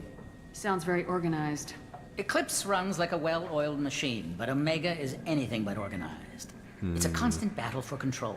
Then Archangel comes along and complicates things even more. Why does Archangel give you so much trouble? Ask him. I'm just here to make as much money as I can. We didn't come to Omega to be constrained by laws and regulations. He'll regret ever coming to Omega, I promise you. And then we got Dud's Squarian that got put in Archangel's hit list because he kept messing with the fucking supply lines as well. I can't believe Archangel is that dude from All Gillied Up in COD 4. It's so curious to me how they don't mention his species at all. Like, they know it's a dude, but not species. Game story-wise, I know what and why, but in universe, it's a little funny. That is a very good catch, Sylv. That's worth mentioning. Like, how do they can see he's a dude. They obviously don't want us to know who Archangel is. They try and keep as much of an air of mystery as possible, but unfortunately that does lead to a bit of a, I'm not going to say a plot hole, but it's like a plot dip. A little bit of a question, like, we know it's a he, but no one's talking about his race. Maybe they can't get a good look with him because they get shot in the head. But they know enough to know he's a dude? That's the, I think that's the question. I think they've heard his voice. Maybe they've heard... it's on the bullet, like it said, I'm a dude. He prints his pronouns on the sides of his rounds, just like, pew, he, him, pew, he, him. Seems like this is personal for you. He raided one of my transports last month, killed 2 of my best operatives. One of them was my brother, so yes, it's pretty damn personal. Oh, boo-hoo. What do you know about Archangel? His life expectancy is shortening quickly. Is that it? Nobody seems to know anything about him. Look around, you'll learn what you need to know. He's smart, Oh. he's resourceful, and he's dangerous. No, Sylv. But we've got him cornered. He won't be making fools of us much longer. Can I assist you further? I don't think they know it's a he. I think they're assuming, because he is just kind of the standard here. I think and it's genuinely the standard of, like, unknown people. Many people don't say they when they're not sure, like, who they're talking about. Many people just default to he. And then, so to the extent that if I say, I met this, do you know, if you're talking about someone who's unknown, and you say, he's over there, or that's him, or whatever, no one will bat an eye. But if you say she's over there, the first thing that someone might say is she, as if, like, that's not the norm. I think the norm is definitely to default to he first. Yeah, I think that's just what everyone is doing. Yeah. Where did he come from? Who is he? Even his team didn't know that. Oh, Maybe shit. we'll know more once we have his body. Of course, it really won't matter then. I'm going to this doctor, ask him if blah, blah, blah. Yeah, exactly. This is why it was really cool for me when I first read a legal textbook. Because legal textbooks, the ones that I read, are very much written with she as the default person. Which was really jarring for me because I'd written, like, we read hypothetical scenarios with he all the time. I'll get going. Because Good idea. most standards historically have been written with men in mind only. And so when you read this textbook that uses hypothetical examples for women, it's very it's very interesting. It was really weird for me to read it for the first time. Yeah, unless spoiling his story. Unless you're talking about a boat. Yes, that too. Fun fact, an unknown character in my book is assumed to be a he until the main character meets her. Oh! Alright, Zaeed. Just, I see what you're doing, alright? And it's not gonna work. Also, it's a master sniper. Maybe they're sexist and assume a woman wouldn't be a good shot. I mean, yeah, that's possible too. I think that would be the case if they know it's a Turian, like if they did, because female Turians are equally as respected as the males. Yeah, that's true. If in a Turian situation, yeah, for sure. But anyway, yeah. All right, so female Turians and male Turians are equals, like literally. I've spoken to Garrus, and he and his men are on board. Assuming this operation is successful, we can count on high morale and extensive buy-in from the men. From the losses we've already taken, possibility exists we won't have the men needed to continue on to the next objective. It's clear, though, that none of our organizations will be ready to move on Aria without the assistance of the other two. Oh, shit. They're gonna move on Aria. Damn. Okay. All right, good to know. Make a move on All right, so how do we weaken the mechs? Is it in this room? I think it might be here. Yeah, here we go.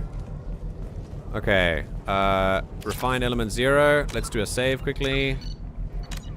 I don't save, scum. Ha ha ha ha.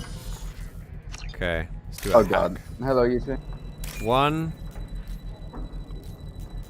2. Oh god, I forgot about these. 3.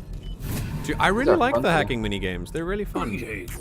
Hey, it's Mr. Duddles. And it's Miss Sylve. Hello. Okay, we're gonna bypass the friend or foe ID, so this big ass mech can start shooting its friends. Let's do it.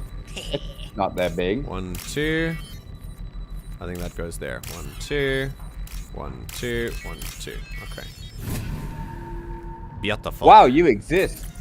That should slow them down. Yay! We'll attack anything, including the mercs. God, that's... I can't... I really want to, like, imagine the shock on the mercenary's face.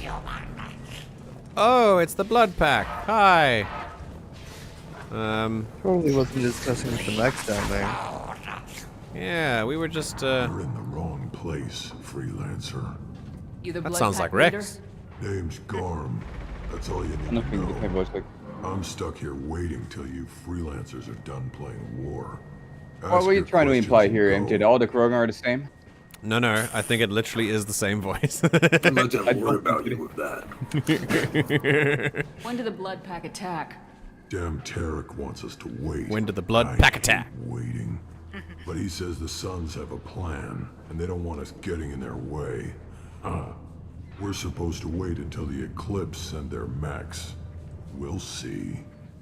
Why are the Blood Pack on like, Omega? we don't know where Shepard's from. Also, Shepard's clearly Canadian. You need protection from someone removed. Talk to us. The Blood Pack are everywhere on Omega.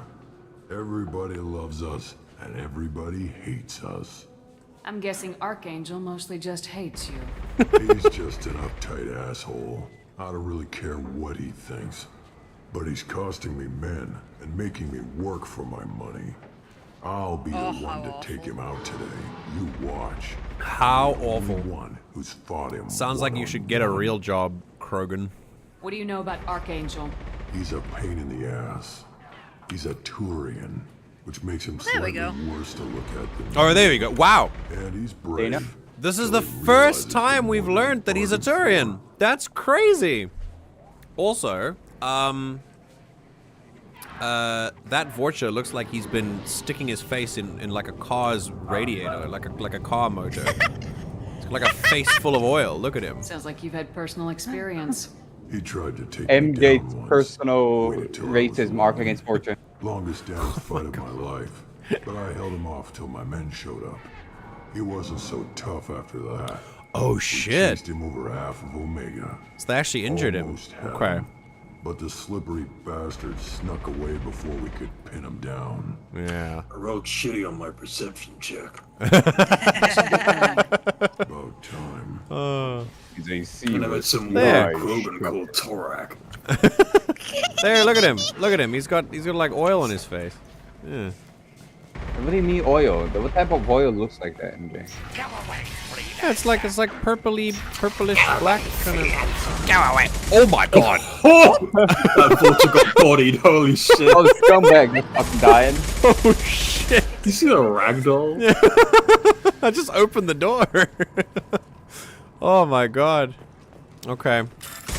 We're gonna hack these accounts, I guess. 1, 2. Someone's earnings is being stolen by Shepard. 3. Paragon activity. This is Paragon activity, yeah. Oh shit, I am stealing MJ money. be like, capitalism bad, so I'm gonna remove money from everyone. Correct. I prefer to have all the money, don't you know? That's the true capitalism. That's the long term goal, huh? Yeah, true socialism is when I have all the money. That would be true communism as well, because they're the same. Gonna buy a mansion and start telling people that capitalism bad. Oh, okay. The gun running account. accounts. Looks like he's eating a blueberry pie very messily. I'm not gonna lie, I was gonna make a joke about like, oh yeah, it's a me-cracy, but then that's just a dictatorship. What's a me? Oh, a me. Me-cracy. A me-cracy. Otherwise, it's a dictatorship. Interesting. Ooh, SMG damage, nice. Power cells. Oh, hi, Ash. Hey, Ash Ash is here. Next drop. You're a little Yeah, bit late. We just we picked up the Fornax magazine. Yeah. You're missing Krogasm talk. Oh well. Hi. What do you want, freelancer? Hi, I need some Metagel. Can you, Oh, there's this one fucking dude, by the way, is just holding off all these guys. Yeah. Look at this. We've now seen 3 entire gangs. And this dude is one guy, and he's holding off all of them. I mean, that Tyrion looks really fucking cool though. Look at him. Yeah. If anyone is gonna if anyone is gonna be like good for a collector mission, it's gonna be this guy. All for one and one for me, the war cry of the mecracy. All right, Duddles, enjoy your new nickname. The mecracy. The mecracy. There you go. What is his chin? He's got like a frog dewlap or whatever. Holy Bro, shit. all the Batarians Look at him, chin. though. If you ask Moose. I just have a few Hang on, let's see. about the operation. Oh my god, it's melting. He's In got balls a like glorious wrong part dewlap. Holy shit. Do you think Batarians have dewlaps? I don't know. I could see Oh them my having god, I dewlaps. wish they do. I could see them having dewlaps. Hello, Thomas. And the women Batarians just have like massive ones. Why is he so pissed off? Do you want to like He's not a big fan of you freelancers. raise your hand and start clapping it so it Doesn't starts know. wiggling left and right? Having to bring in outsiders. What do you want to know? Yeah, I just want to know all your stuff. I want to know your plan of attack so that I can, like, start Why don't shooting Grogan you. have dual labs? Can you imagine that? It would look like iguanas. Yeah, oh my god. It sounded like you keep saying me crussy. Like, okay, ugh. Me. Ugh. Crusty pussy. Gross. Get out of here. Ban. Mod permissions removed. Standard admin activity. Mod, crush their skull. He doesn't trust the other groups. Oh, gee. I'm gonna have... you guys are just giving me fuel for all the sound bites that I want on this stream deck. Like, I'm just gonna get banned. What Zaeed said, by the way. Yeah, I love that here he's absolutely murdering 3 gangs, but in combat they go down like a normal peep. Yeah. Yeah, exactly. They get fucking mulched. Die to a stiff breeze.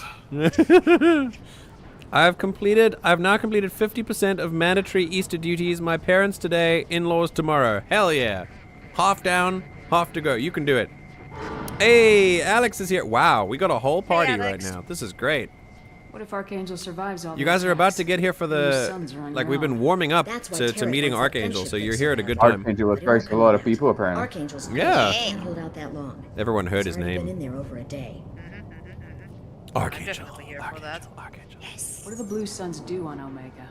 We supply goods to a lot of the groups Or and that factions Ark of the here. Angel. Goods? Weapons, mechs, machinery, you name it, we can get it. We also broker deals between factions. You wouldn't know it to look at him now, but Tarek can be quite a negotiator. How did Archangel get the Blue Suns so mad at him? He harasses and hounds us constantly. We worry that every job is a trap now. Does he know where this meeting is? Will this shipment suddenly disappear? How many men will we lose this time? Tarek's had enough. I don't blame Take a breath, woman. Jesus Christ, that was a long fucking drawn out thing. Also, Taters is getting worse. You said you were gonna put yourself on timeout. Also, everyone give Alex hugs because their gig was cancelled. That we paid for with using the Everything Fund, and it got cancelled. No. Sucks. Oh, bull. That blue armor is giving me Marvel's Eternals vibe, but also Power Ranger vibe. Yeah, the Blue Suns, the Eclipse, and the Blood Pack are all like different Power Ranger gangs. They all wear like Blood Pack is red, Eclipse is yellow, and Blue Suns is blue. Yeah. So true, bestie. Chat, is this true? Chat, is this real? What do you know about Archangel? He's a Turian vigilante who thinks killing mercs is a fun way to pass the time. Other than that, he's a mystery. I mean... He shows up, usually at the worst possible time, and screws with our work. He can't die soon enough, if you ask me. Okay. Why do you hate him so much? He went after Tarek, at his home. Almost got him. Tarek's been on edge ever since, and he's making my life a living hell. Second guesses every damn thing I do. Getting the other merc bands to help us shows you just how desperate he is. They're as bad as Archangel.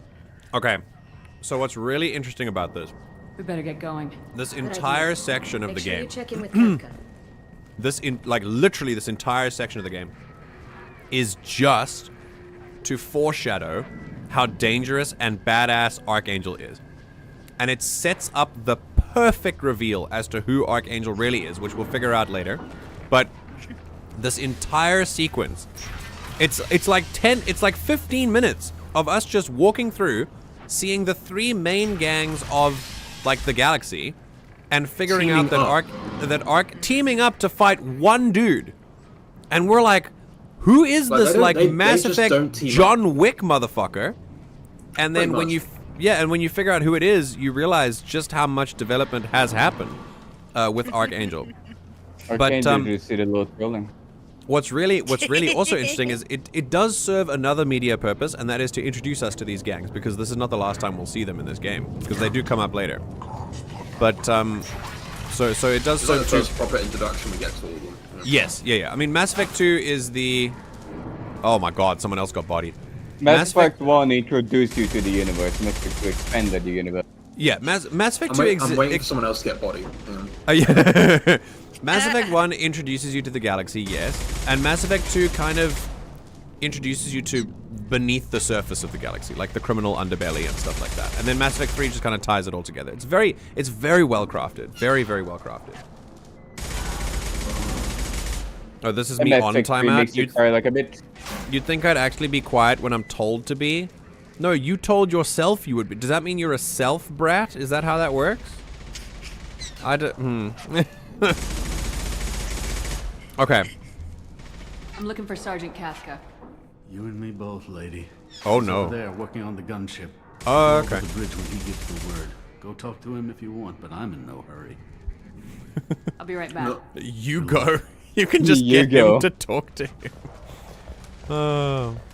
Alright, so, hi. Kafka?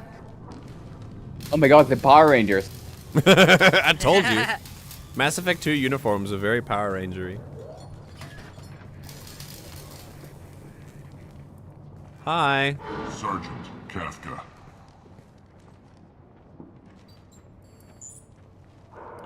Oh my god. Salky mentioned. You're just in time.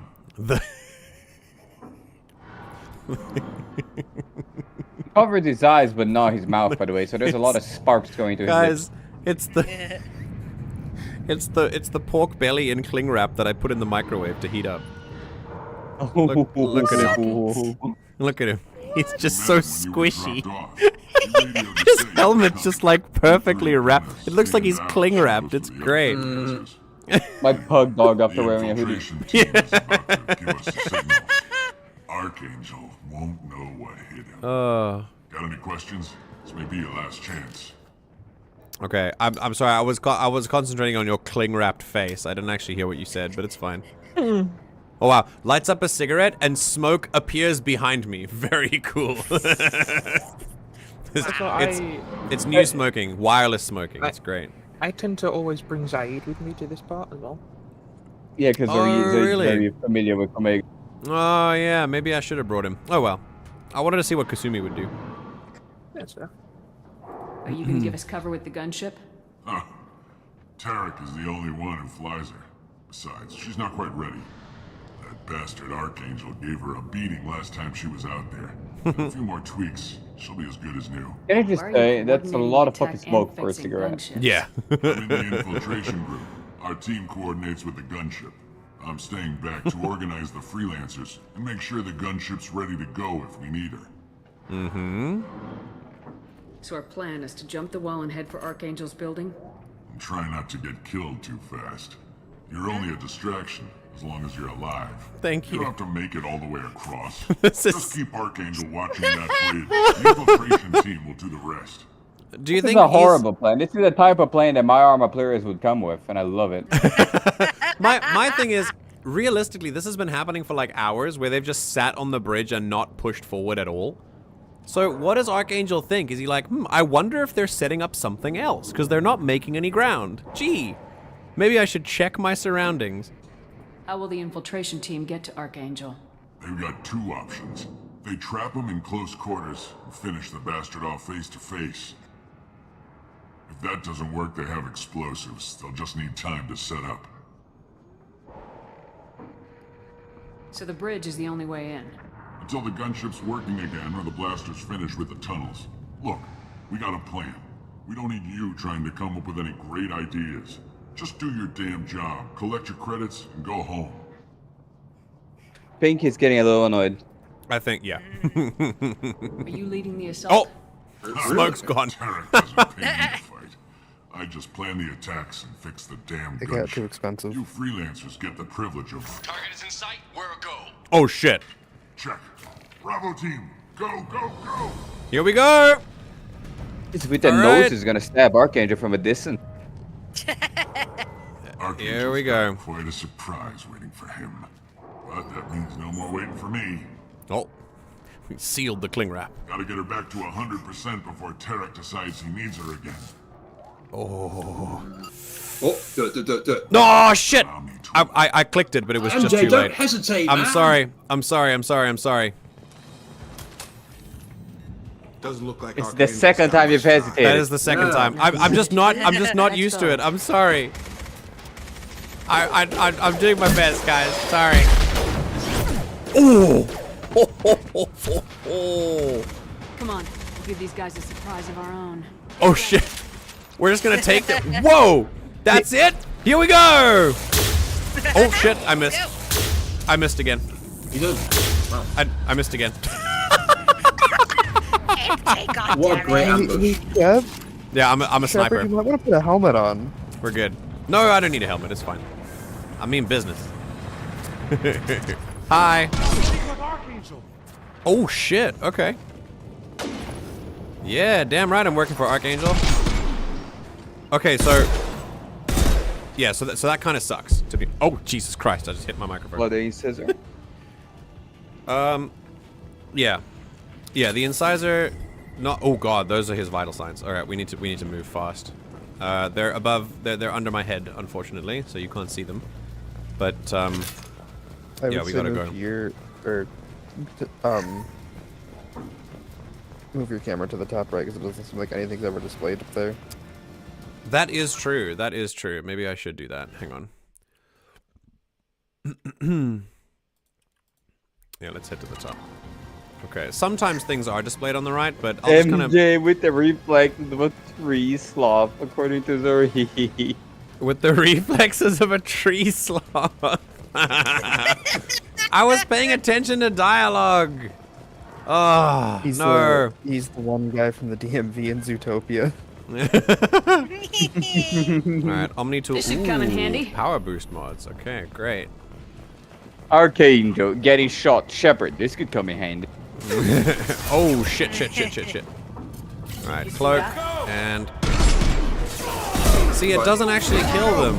That's. Oh. It does. Great.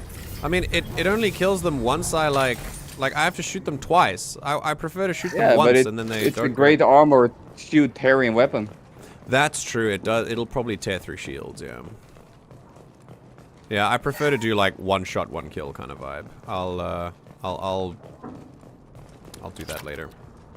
If I can swap out once I'm here. All right. So these are Archangel's vital signs. We're about to find out who this very scary man that's been tearing apart the armies of the underbelly really is. Here we go. You sure you want to call a group of mercenaries an arm? Archangel?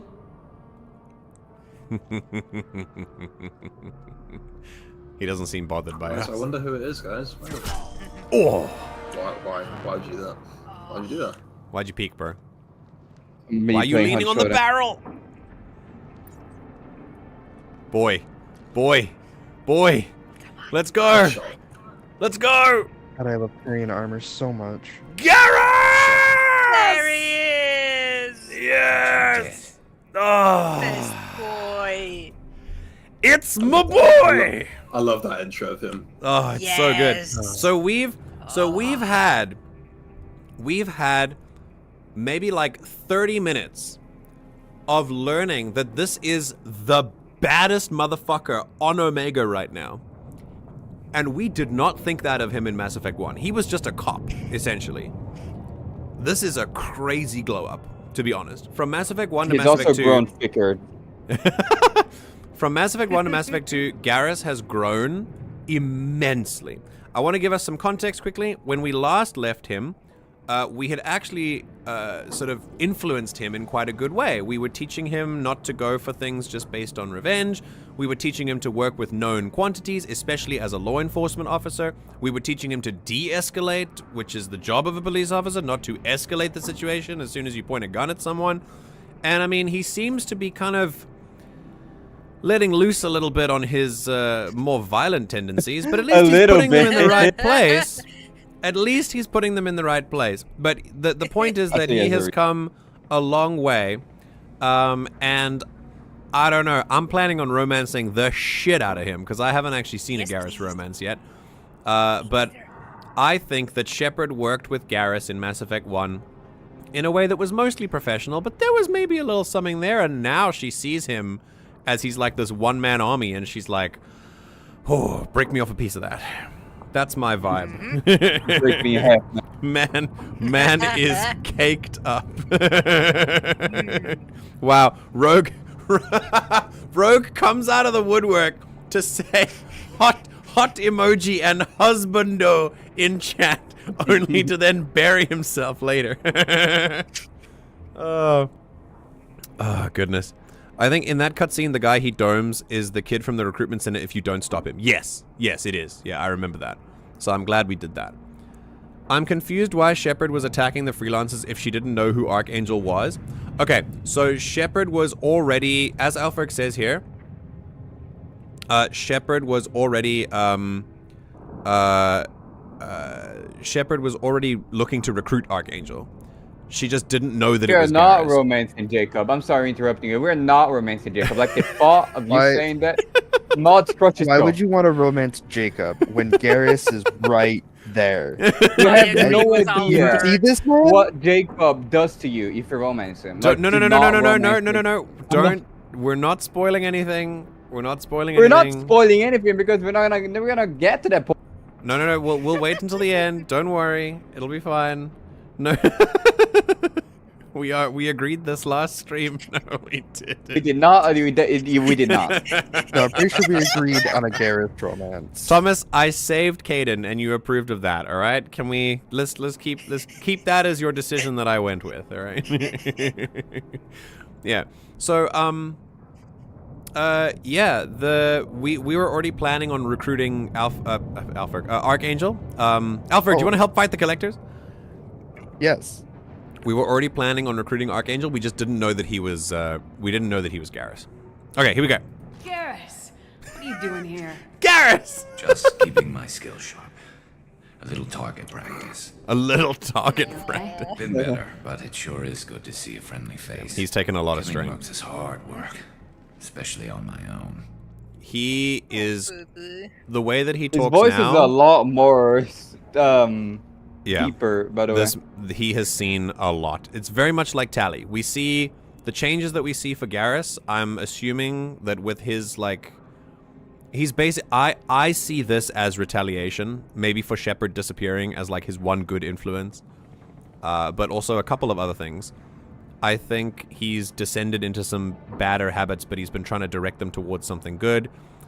Unfortunately, he has regressed since we last saw him. We thought that we were having a good impact on him, and we were. But then we, as his biggest positive influence, disappeared. We died. And that left him with no one. And unfortunately, we do need other people sometimes to help us check our worst our worst impulses. And for Garrus, his worst impulse is to shoot at a problem when he sees that it's going south. And, unfortunately, without us around, I'm not saying it was inevitable for him to do this, but failure on the road to healing and self-development is very normal.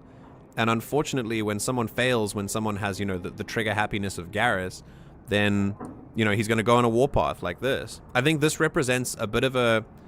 This represents not a regression in the sense that it's like a bad thing. It's well written. It makes sense for his character for him to be in this position, but it is a regression of like the development he made in Mass Effect 1, but in a good way, like in a way that makes sense. What are you doing out here on Omega? I got fed up with all the bureaucratic crap on the Citadel. See? Figured I could do more good on my own. Same as Mass Effect 1. To find criminals here. All I have to do is point my gun and shoot. So, he doesn't say that with an inch of happiness.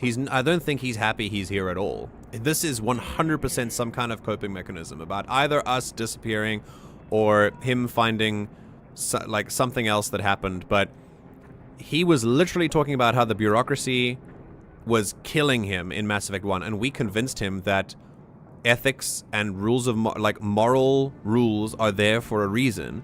And he was like, yeah, maybe you're right. And then we died. And unfortunately, he wasn't at a position where he could, rely on his self-narrative, or he was too deep in his self-narrative that he thought that this is just who he is. So he defaulted to it. Whereas in actual fact, this was a choice that he made. How'd you manage to piss off every major merc organization in the Terminus systems? It wasn't easy. I really had to work at it. I am amazed that they teamed up to fight me. They must really hate me. Since when did you start calling yourself Archangel? It's just a name the locals gave me for all my good deeds.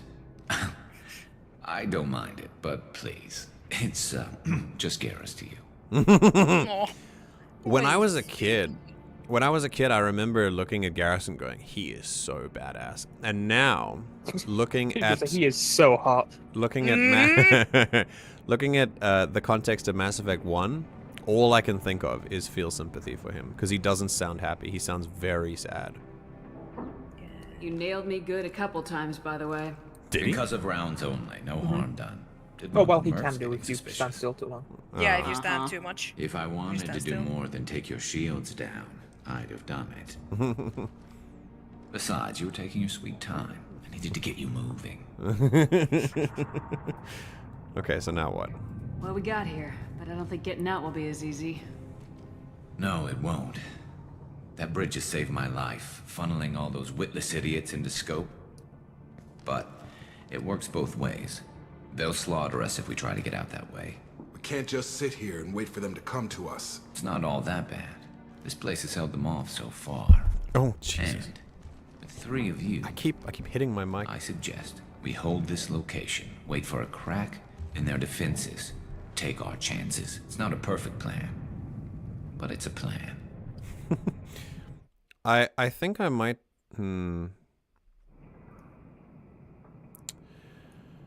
Yeah, I think I might have a little bit of a... I might just move my mic. I'll move my camera down here for now. When the health bar comes back, because I don't like being, like, in frame with everyone's faces. Alright, anyway. How'd you let yourself get into this position? My feelings got in the way of my better judgment. It's a long story. I'll make you a deal. Okay. You get me out of here alive, and I'll tell you the whole damn thing. So something happened to him, and he didn't have many good influences after we died to keep him in check. I am back. Did you give Garrus a kiss on the lips yet? Ah, only in my mind. Just remember to use protection to avoid anaphylactic shock from his dextro amino fluids. Oh my god. MJ, get garrailed. I don't care how much of an asshole Jacob ends up being. Lots of people are in toxic relationships for years and they're just fine, or some such. Thomas, I will slap you. Thomas, I'm with you, not on the last point, but on the first point, because Jacob is not an asshole right now. We don't know that at all. Every time Thomas starts speaking about Jacob, we all get the renegade interrupt on the left side of our eye up here.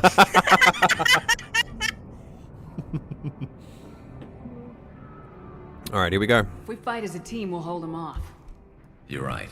Their numbers won't help them in here anyway. Let's see what they're up to. Oh, scope time. Looks like they know their infiltration team failed. Take a look. Scouts. Eclipse, I think. Sniper, Oh, yeah. now it's my sniper. Okay, we know this. There you go. There you go. We better get ready. That'll be I'll something stay up Garrus here. approves I can of. do a lot Oh yeah, It's for a sure. satisfying one. I'm not gonna lie. You can do I what love you how do it still best. only fired one Just shot. like old times, Shepard. You know what's really funny about Let's give these this? bastards What's really funny about that is that I'm gonna be perfectly honest. I didn't even see the renegade option until I was already clicking. I saw the scope and I saw a face and I was like, click. And then it happened. And I don't know what my reaction showed, but in my head I was like, holy shit, what? Hello? And then I realized it was a renegade option. I don't even. I think we instinctively pressed it because the renegade option has like this ringing noise in your ear. We're like, chill. Why are you using the burst fire? Why am I what? Why are you using the burst fire? Because I wanted to check out what it was like, but it kind of sucks, so... Notice it's no longer Archangel's battle times, it's Garrus battle times. Okay. Oh, any more? Oh! It's hilarious. Can we turn this? Can we turn it off? That's a funky looking map. Look, Taters, robots aren't people, so we don't have to worry about you being through your head. You had to see MJ playing Arma with us. Like, the many times the Reef had to tell him to hold his fire. Alright, so we don't actually have any ammo left. I wonder if I can run and get some. MJ was the equivalent of the Helldivers. You are in range of enemy artillery. Like saying, I got the shot. Oh shit! Yeah, we need to do something about this. Come here. Oh shit! Okay. Are they? They're getting up. Okay. Yeah, I'm coming. I'm coming. All right, we've got a. Hang on. I need some ammo. I love this rifle. Okay. Me too, I love buddy. this rifle. Okay, can we go? If they're going up there, yeah, let's do that. Oh my god. Yeah, down. Okay. Die, die, die. Okay, cool. Are we good? Yeah. Not that one. Nice, good job. Okay, how are we doing? Oh, Garrus is fine. I think we're okay. Can I put you guys here? Yeah, you guys go there and I make love sure how you say Garrus is fine. And immediately we hear Garrus going, oh! Okay, good. Take him down, please. There we go. Do I have any more? Do I have any more ammo here? Oh shit! I got a bunch of ammo. Okay, great. Okay, let's check. Yeah, nothing else coming over the ridge. What are you guys up to? Nope, not there. Oh, we'll pick up more ammo. Oh, oh, Jesus Christ! That's the third time now. It's because my mic is on my other side now that I'm used to. So, yeah. Oh well. It must look very funny on stream to just hit myself in the face with my mic. Okay, where are these guys? Oh, what? Here? Question mark? Oh, there we go. Yeah, we're done. You stub her toe. Hello. Ooh. God, that's good. Want something done properly. All right, let's see how you handle this, Archangel. Oh. Hey, it's the mech we hacked. Turn around. Turn around, turn around, turn around. It's okay. That problem should take care of itself. Oh, lol. Look at it. Oh, that's very funny. Okay, hang on. Let's be close for a little bit. Yeah, there we go. That mech is unfortunately going to turn around if all the targets disappear. So we should still work on it though. It doesn't turn hostile. I don't think. Oh really? That's sick. Well, I mean it is currently hostile, but okay. This is not like Hulks and Helldivers. There's no back weak spot. Come here. Oh! Good luck if there was, though. I hate it. I'm turning back to the Mantis so fast. Oh, that was really fun, though. Yeah, this thing tears through ammo. Holy crap.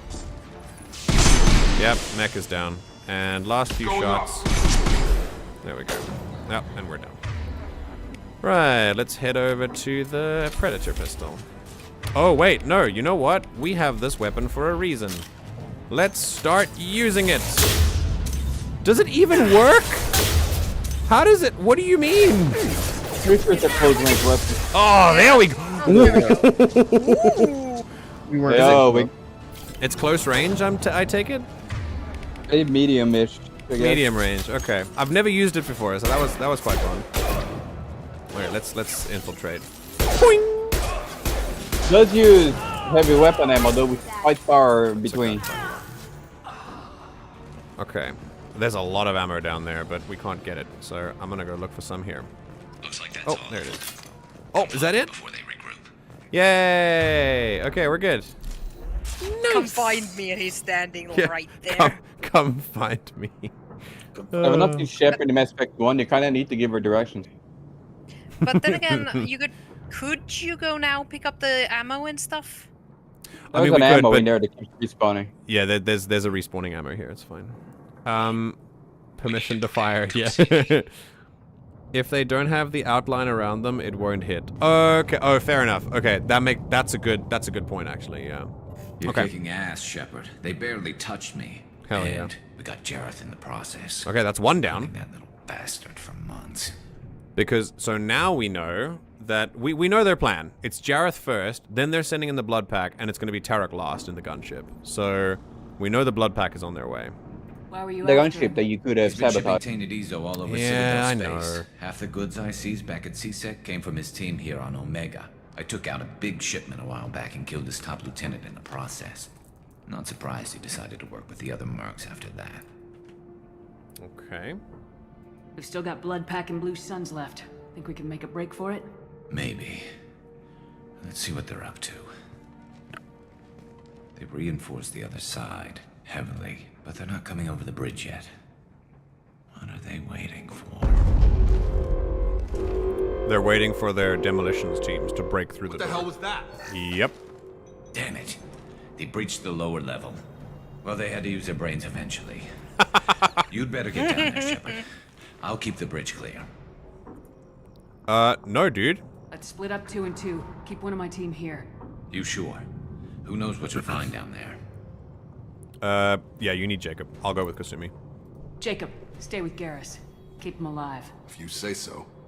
I'm not sure it's a good idea. Thanks, Shepard. Do it. You better get going. How do I get to the basement? Go down a level. The basement door's on the west side of the There main we go, room behind the Thomas. stairs. Radio directions if you need help. But you've got to get down there quick. He's coming around to Garrus. I'm sure he is. Coming to Garrus. Thomas says the alien is growing on me. Yeah, so a lot of I people think who that's- like to see the alien grow. I think that's called a parasite. Okay, we ready? Where Hey, got a xenomorph. Oh, there's a weapons locker. Oh, we can choose weapons. Give me my mantis. Give it to me. Oh, thank you. Okay. Also, All damn right, good let's go. question, Raz. Probably because I think there were more pressing matters in front. Come here, assholes. Come on. Come on. I'm waiting for you. You all need God. Thomas, I use as a payment. It's far from me. If the god has antlers and is like a hunting harvest god, yes, please. If it looks like a cryptid you're trying to You come. all need God. Yeah. Bro, where are these guys? Do they only spawn when I go down the stairs? Get to the console and close that shutter before they Oh, can get through. shit. Yeah, good plan. You're not trying to kill them all. You're trying to stop them. Yeah, that's true. Formation Okay. of fire. Anything else? Oh god, here they come. Oh my god, that's huge. Oh shit. Oh, okay, we're good. Okay. You missed that one. Try another. Try another. You missed that one. Oh shit. Okay. Kasumi is. Are they? Oh, it's just one door. Fun Okay, fact, great. the game was supposed to have a cooldown mechanic. Like in Helldivers, you could either let the weapon cool down or you could replace the heat sink. But the playtesters did not like that, so they left ammo. Oh, really? Okay. Yep. Oh, he burnt down. Hey, you missed that one. Try another. Oh, they got red eyes. They're doing the meme. The slow motion effect is very good. Oh, here come the Varant. Okay, hang on. I need the thing. Can humans reproduce with aliens? No. On the Right, no, we're not gonna move too fast. We're gonna cover. Oh. You missed that one. You can try another. No, I hit him. I hit him. What do you mean? Careful about it. There you go. You missed that. Try another. Okay, are we good? Nope. One more. Oh, another Varant. That man was angry. That man was get scalage. indeed angry. Oh. Cloaking. There's a console. Okay. Near the shutters. Yeah, I see it. I see it. Okay, let's go. No, not the Baron. Ow. Oh shit. Okay. Go, go, go, go, go. Oh. No. Oh shit, that's a Krogan. Run, run, run, run, run. Oh. Okay, we're good. Ah. Okay. Shutter obstructed. Asshole. Look out! It's charging. Those are squeezing. Okay. Just shooting. Gotta keep moving. This on insanity is. Yeah, this dealing with sounds. the Krogan insanity is kind of scary. Why can't I? Oh, And I the haven't Vortex. reloaded The yet. Vortex have rapid regeneration. Okay. All right, we're good. Just one more shutter. Hurry. Yep, yep. Okay, we gotta go. So we're gonna move gently with this one. Kind of open the door. Hey, I don't think we can test the Fury because aliens don't come to the solar system because we're gonna have one star. We're looking for those that have like 5. Ow. You've got Okay, hostiles yeah, on we're the bridge, going. but we're holding. Yep. Thank you. There's a friend. Come on. Just a tip. Making real life hammer noises. Oh! Oh my god, hello to me. That was the coolest shit. There he is.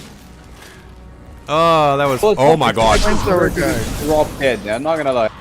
Kasumi, why? Kasumi, I think you might. Oh, by the way, you can shoot the flame trooper as a tank. Oh yeah? Yeah, oh yeah, and they blow up, don't they? I remember. Yeah. Okay. God, I love snipers. Best weapon in the game, hands down. One. I mean, rest. You just don't. 2. Let's Just don't grab that ingest Krogan. it, and you'll be fine. Okay. That probably hurt a lot. Oh, that hurt me a lot. Holy shit. Oh my god, they're so tanky. Boom. Just let it happen. Come here. See how many I can get before they die. Oh! Damn it. Get back here, Shepard. They're coming in through the door. Okay, here we go. Oh no. Oh, there's Garm. Oh! Yes! I'll deal with Archangel. Sorry, chat. I'm not really reading that much. Here we go. Come on, Garrus. We're coming. Okay, let's go. Oh, God. All right, there's Garm. My god, Holy Garm on the shit. standard difficulty is, it's a treat.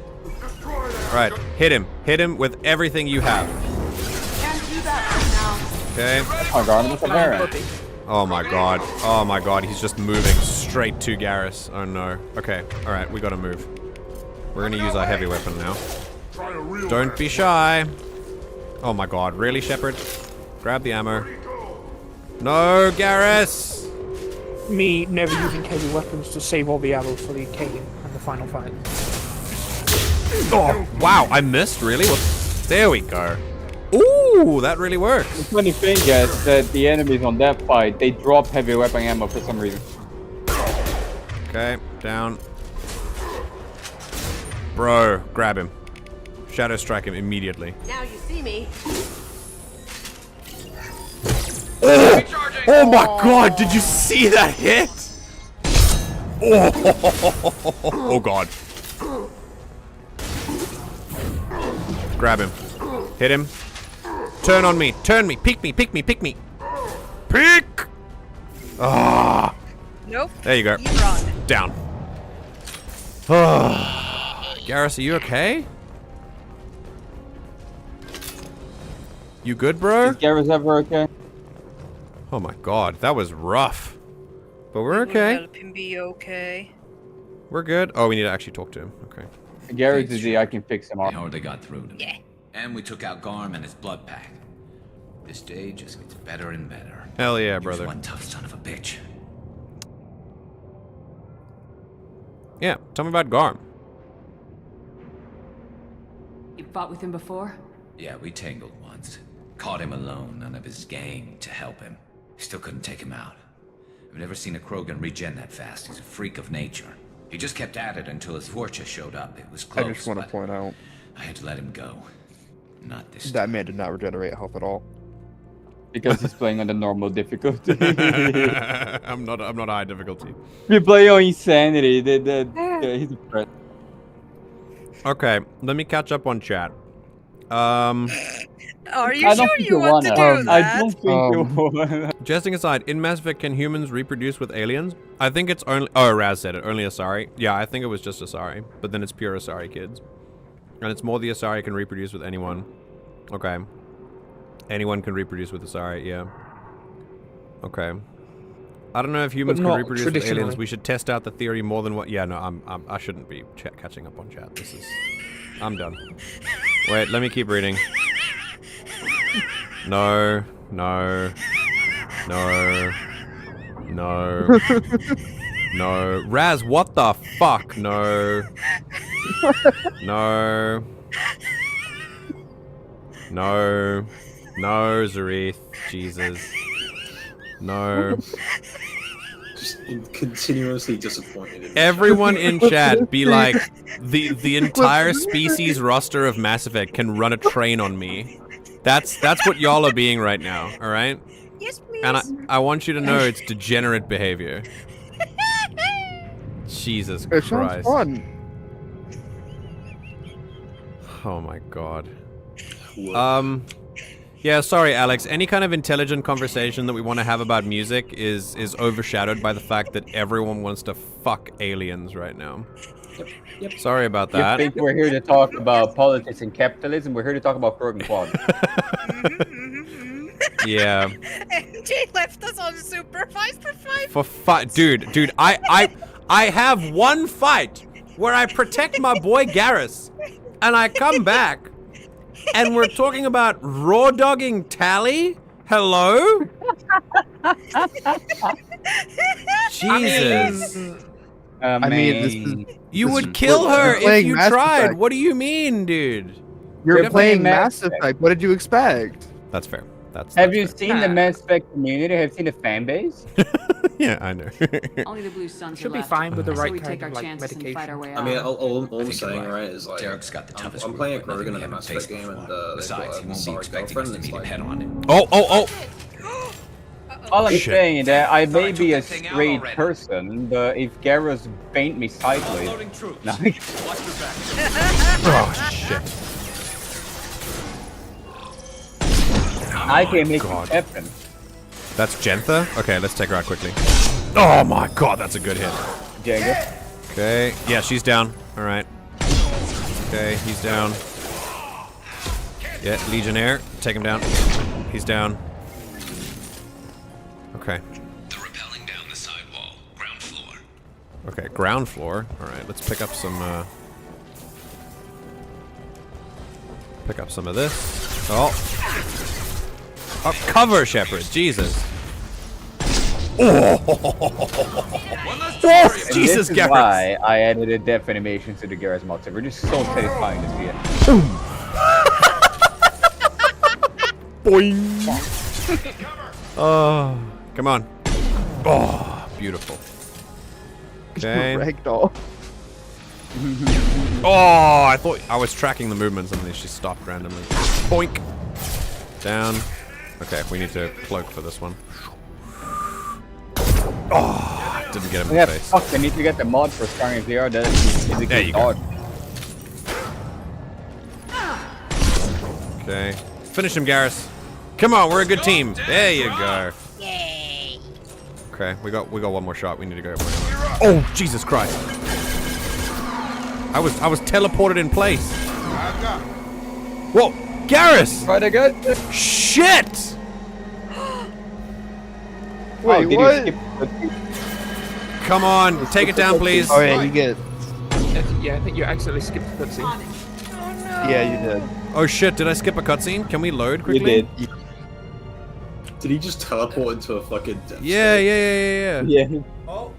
Oh, this just happened. This just happened. So we can load. It'll be We're fine. trying so hard to spam spacebar take over that you skip the cutscene. Maybe. Yeah. Oh no, he's down. Oh, okay. Well, yeah, that sucks. Basically, All right. he gets shot in the face by a rocket. Yeah, he gets shot in the face by a rocket, and the gunship is now here. Can I snipe the pilot? I think I can. Yeah, that does quite a lot of damage if you shoot the cockpit. Okay. Yeah, the gun does not do much. The damage to the gun does not do much. But the pilot seat will probably... Yeah, the pilot seat does a lot of damage. Okay, we should be good. Alright, take it down, please. Right.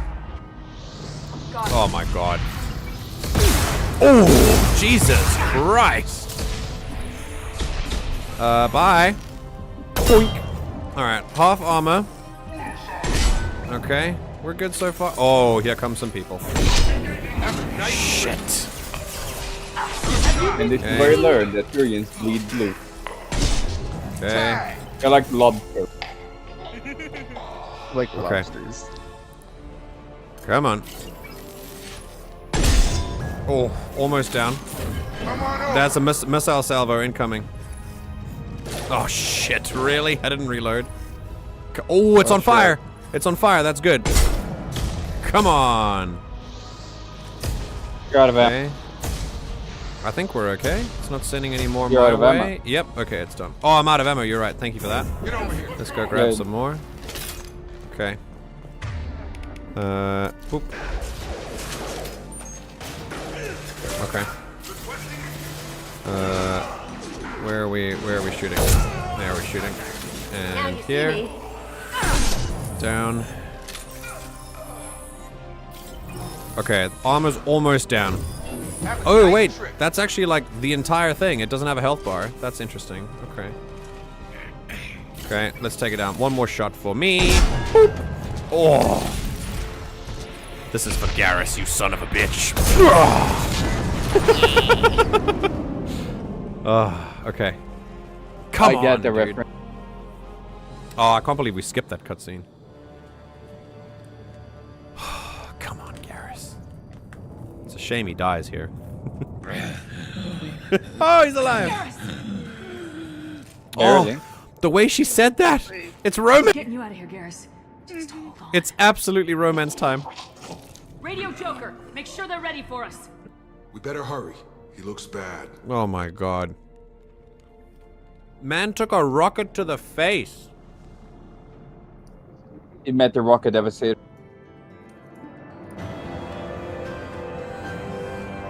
And that is Garrus. Yeah. Oh, we leveled up. Hell yeah.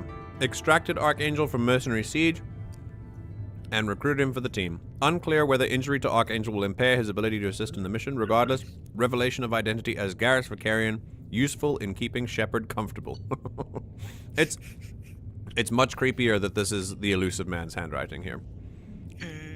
Okay, tech damage, credits. Damn. That's great. Ezo, okay. 1 hit point left. He wasn't going to have safe. Is he gonna live? Commander, we've done what we could for Garrus, but he took a bad hit. The doc's corrected with surgical procedures and some cybernetics. Best we can tell, he'll have full functionality, but... Shepard? Oh, shit. Tough son of a bitch. Didn't think he'd be up yet. We're in love. Nobody would give me a mirror. We're absolutely in love. But he's still wearing his worse than usual. His beat up armor, yeah. Garrus, you should get out of that armor. It looks uncomfortable. Hell, Garrus, you were always ugly. Saw some face paint on there and no one will even notice. Oh, don't laugh. Damn it, my face is barely holding together as it is. Some women find facial scars attractive. Mind you, most of those women are Krogan. I love his voice actor is incredibly. I need to get out of here. His voice actor is incredibly Frankly, convincing. I'm It's more great. worried about you. It's such a glow up from the first. Yeah, it's great. He speaks like a real person in Mass Effect 2 for sure. Okay. That's why I'm glad you're here, Garrus. If I'm walking into hell, I want someone I trust at my side. You realize this plan has me walking into hell too. Just like old times. I'm fit for duty whenever you need me, Shepard. I'll settle in and see what I can do with the forward batteries. You look fit for duty, my dude. You really do. Okay. And I mean, now that we've collected him, we might as well... collect some samples off of him. Some super samples out of the cockroach. We might as well go talk to him. I think we'll... The last thing we'll do, because it's nearly 2 a.m. and I want to end the stream, we'll beeline to him first. Maybe we'll talk to Kelly because she's talking about... Commander, you've received a new message at your private terminal. Okay, we're gonna read my terminal If first. he shows any affection for Garrus, grab her head and smash it against the counter. Okay, from Cerberus Command. Reports tell us you've been operating in the Omega Nebula. We'd like to look into a situation on Lorik, a nearby planet in the Fathar system. Scan the planet for a base where we believe Eclipse Mercs are holding one of our operatives. You should be able to detect the operative's transmitter, extract the operative. If the operative is beyond rescue, recover any relevant intel that Eclipse may have collected. It's a very delicate matter, Shepard. We trust in your discretion. So I'm just doing bonus missions for Cerberus. I mean, I'm curious at the very least, so maybe. From John Whitson, glad I didn't sign up. Hey, Arya gave me this address. I think I met you at Afterlife on Omega. You stopped me from joining up with those mercs who were trying to take out Archangel. Man, I was so pissed off at you. I got blind drunk that night, and it was a few days later before I got it together enough to check the news vids and saw that almost all those mercs had gotten killed by Archangel. I don't know who you are if you got out of there alive yourself, but thanks. I felt really stupid when I heard about the body count and how I could have been a part of it. I'll make the most of what you did for me, John Whitson. That is consequences Shows that the for missions actions. also don't happen right after the others. In a few days. Yes, it's now been a few days. I like this. So we can like rest on the Normandy for now. Yeah. How is our newest Turian crew member doing? His injuries looked painful. Yeah, he's not okay. He's been through a lot, not just physically. Yeah. There's something about him. I just want to hold him close and whisper, "It will be all right." Bruh. Yeah. Bruh. Yeah. Bruh. I could use that. The same way. I feel the same way. Me too, dude. I know exactly what you mean. You two would be such a cute couple. Yes! Anyway, tell me I'll help. Thank you. That'll be all. I'll be here if you need Oh, anything. Okay. I wish this had polyamory. I kind of want to, you know what? Jeez. I mean, I'm going to end up talking to the crew. No, I'm not. I'm beelining Garrus. I got to focus. We're focusing. At least stop by the two engineers first to drop off the coupling. Oh yeah. Yeah. They're Let me do that on the way anywhere. before I forget. Yeah. Let me do that quickly. Thank you for that. I completely forgot. Okay. I hear that Here we go. Rupert is actually cooking some good meals lately. Yeah, right. That scunner couldn't serve a good haggis if his life depended on it. But all haggis taste like I ass. hear it now. I hear that it's not in the right great. hands, it can taste like mighty fine ass. My favorite thing about this is basically ha ha ha Scottish stereotype ha ha ha ha haggis. It's so funny. Well, best, Commander. We just got those FBA couplings installed. Now we only have to calibrate every week instead of every day. We're thinking about celebrating our newfound free time with some Basquillion 5 poker. Want to join us? Come on, Kenneth. The commander doesn't want to play cards with grease monkeys like us. Yeah, let's go. Why not? Actually, that sounds interesting. Fantastic. I'll get the cards. Go easy on the new guy. Basquillion 5's a bit rusty. You'll be easy on the rookie, right? Of course, Commander. It's all friendly. Yeah, right. And then I clean them out. Watch.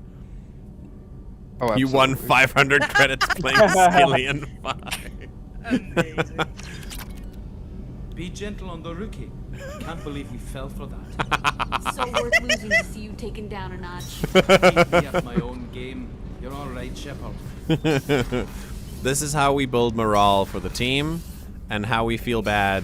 So to wipe them off their money, you're paying them anyway. Yeah, well, I mean, that's true. Wait, No, I'm not paying Cerberus them. is paying No, them. Cerberus is paying them. Jesus, coming out of my pocket? No way. Rupert, there's something different with tonight's meal. Seems like you put in more food and less ass. I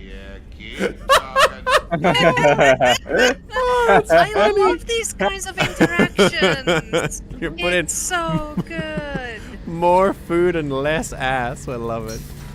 Oh, all right, Garrus. Let's have a chat.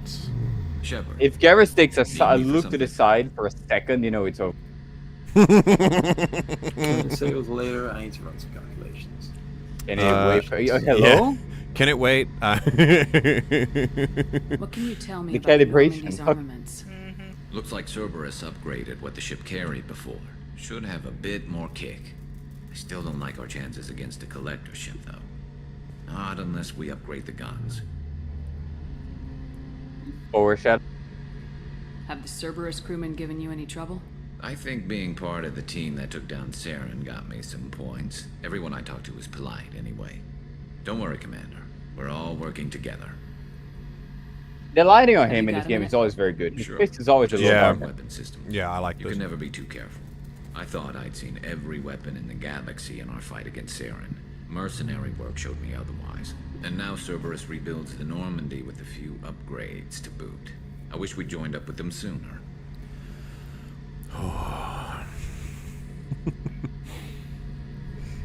Of course, Garrus is the weapons man. We haven't joined Cerberus. They're funding our mission. That's all. Relax, Shepard. Just a figure of speech. I can't exactly doubt your judgment. Not after I got my own squad killed. That's what's happened after the last 2 years. Okay. That's why he sounds so sad. Here we go. What did your merc squad do? Didn't sound like you were available for hire. You saw Omega. It was full of thugs kicking the helpless. I formed my team to kick back. We weren't mercenaries. At least nobody was paying us. We made money by taking down slavers, pirates, or gangs that went too far. It sounds like you were just another gang. Then I'm saying it wrong. We didn't shake anyone down. No civilian casualties. That was our rule. Every member of my team had lost someone to Omega's gangs.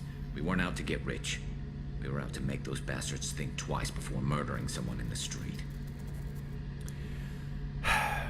The Punisher approach to vigilantism doesn't work, because those people are not the only bad people in the world. The Punisher approach to the world only works if we live in a world where bad people are not created.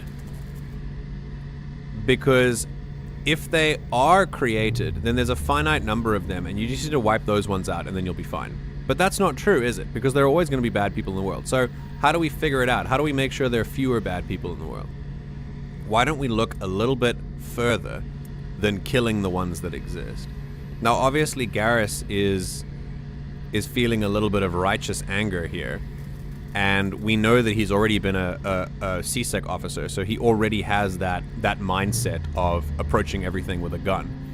But, like I've said, the Punisher approach, where you kill the bad guys so that there are fewer bad guys, doesn't work because bad guys are not, like, inherently bad. They're taught to be that way.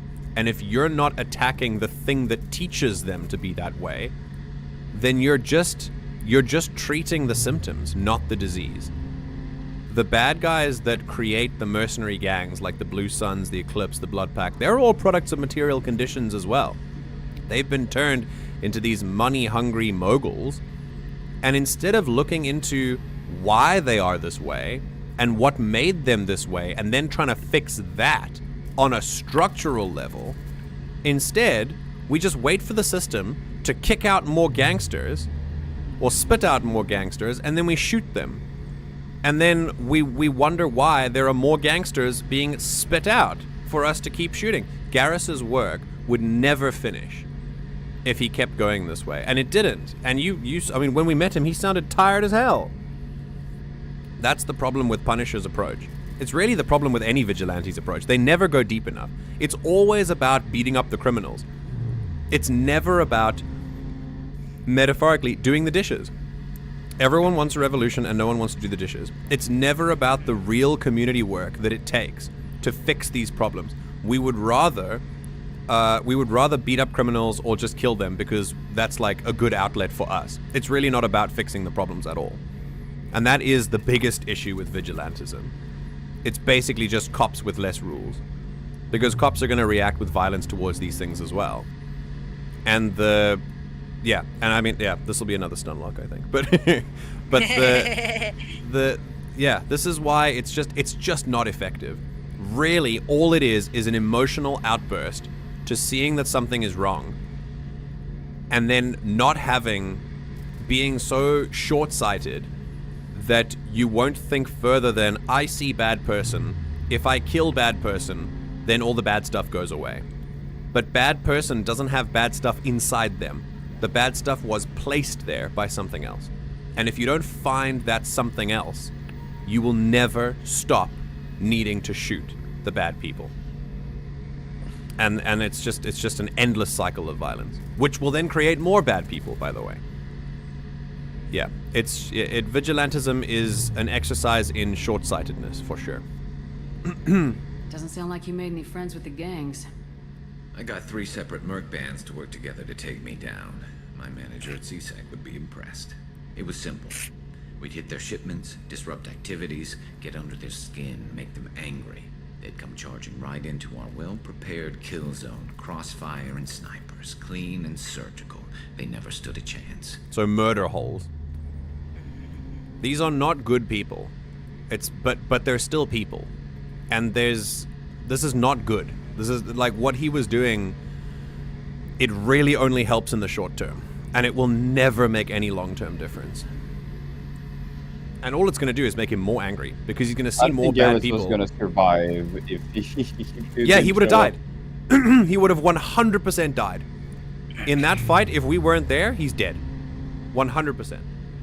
And that's it. That is the fate of everyone who decides to become a vigilante. They end up dead.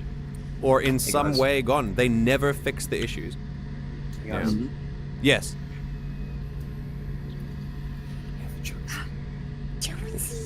Wait, what? Is there a cat? Yeah, Jonesy jumped on my lap. Hang on, can you... I'm trying to get him to meow. Give the mic, hang on. Jonesy. You gonna meow? I hear the purr. I can hear him purring.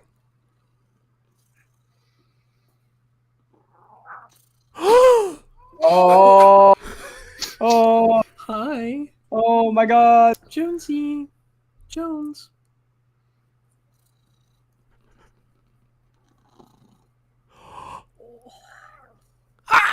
Oh my God! Oh my God! One more. Jonesy.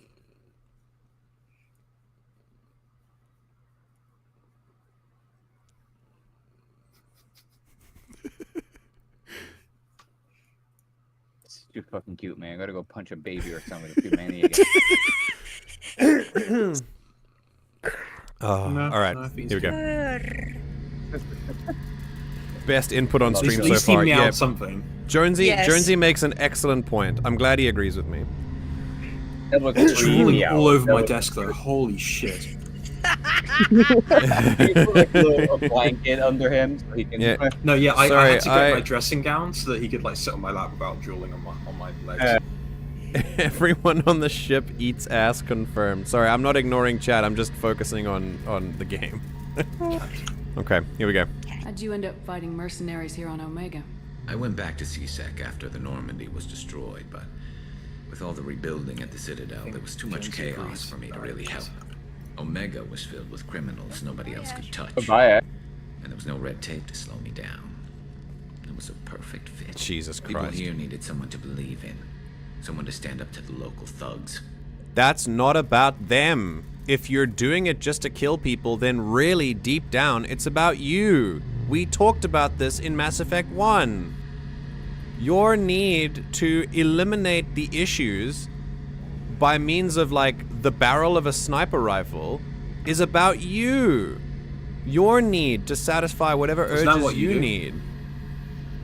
Huh? Isn't that what you do? Yeah, that's what they call it, yeah. Wait, what? You mean Shepard in the game? Yeah. Just fucking blowing people's heads off with a sniper rifle. I mean, like, yeah, I'm not claiming to have the moral high ground as Commander Shepard. We're talking about Garrus here. This is not like hypocrisy. We are people's heads off better. I mean, it would be me. What does it have to do with Japan? Are you sure? Shepard is not going on a crusade against the gangs of the galaxy. Shepard is fighting the Reapers, a race of like intergalactic like people who are trying to machines who are trying to wipe out like all life in the galaxy.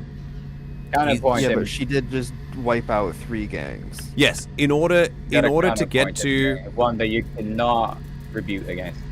What do you mean? Garrus looks fucking cool doing it. I mean, yes, of course, absolutely. I would never dispute that.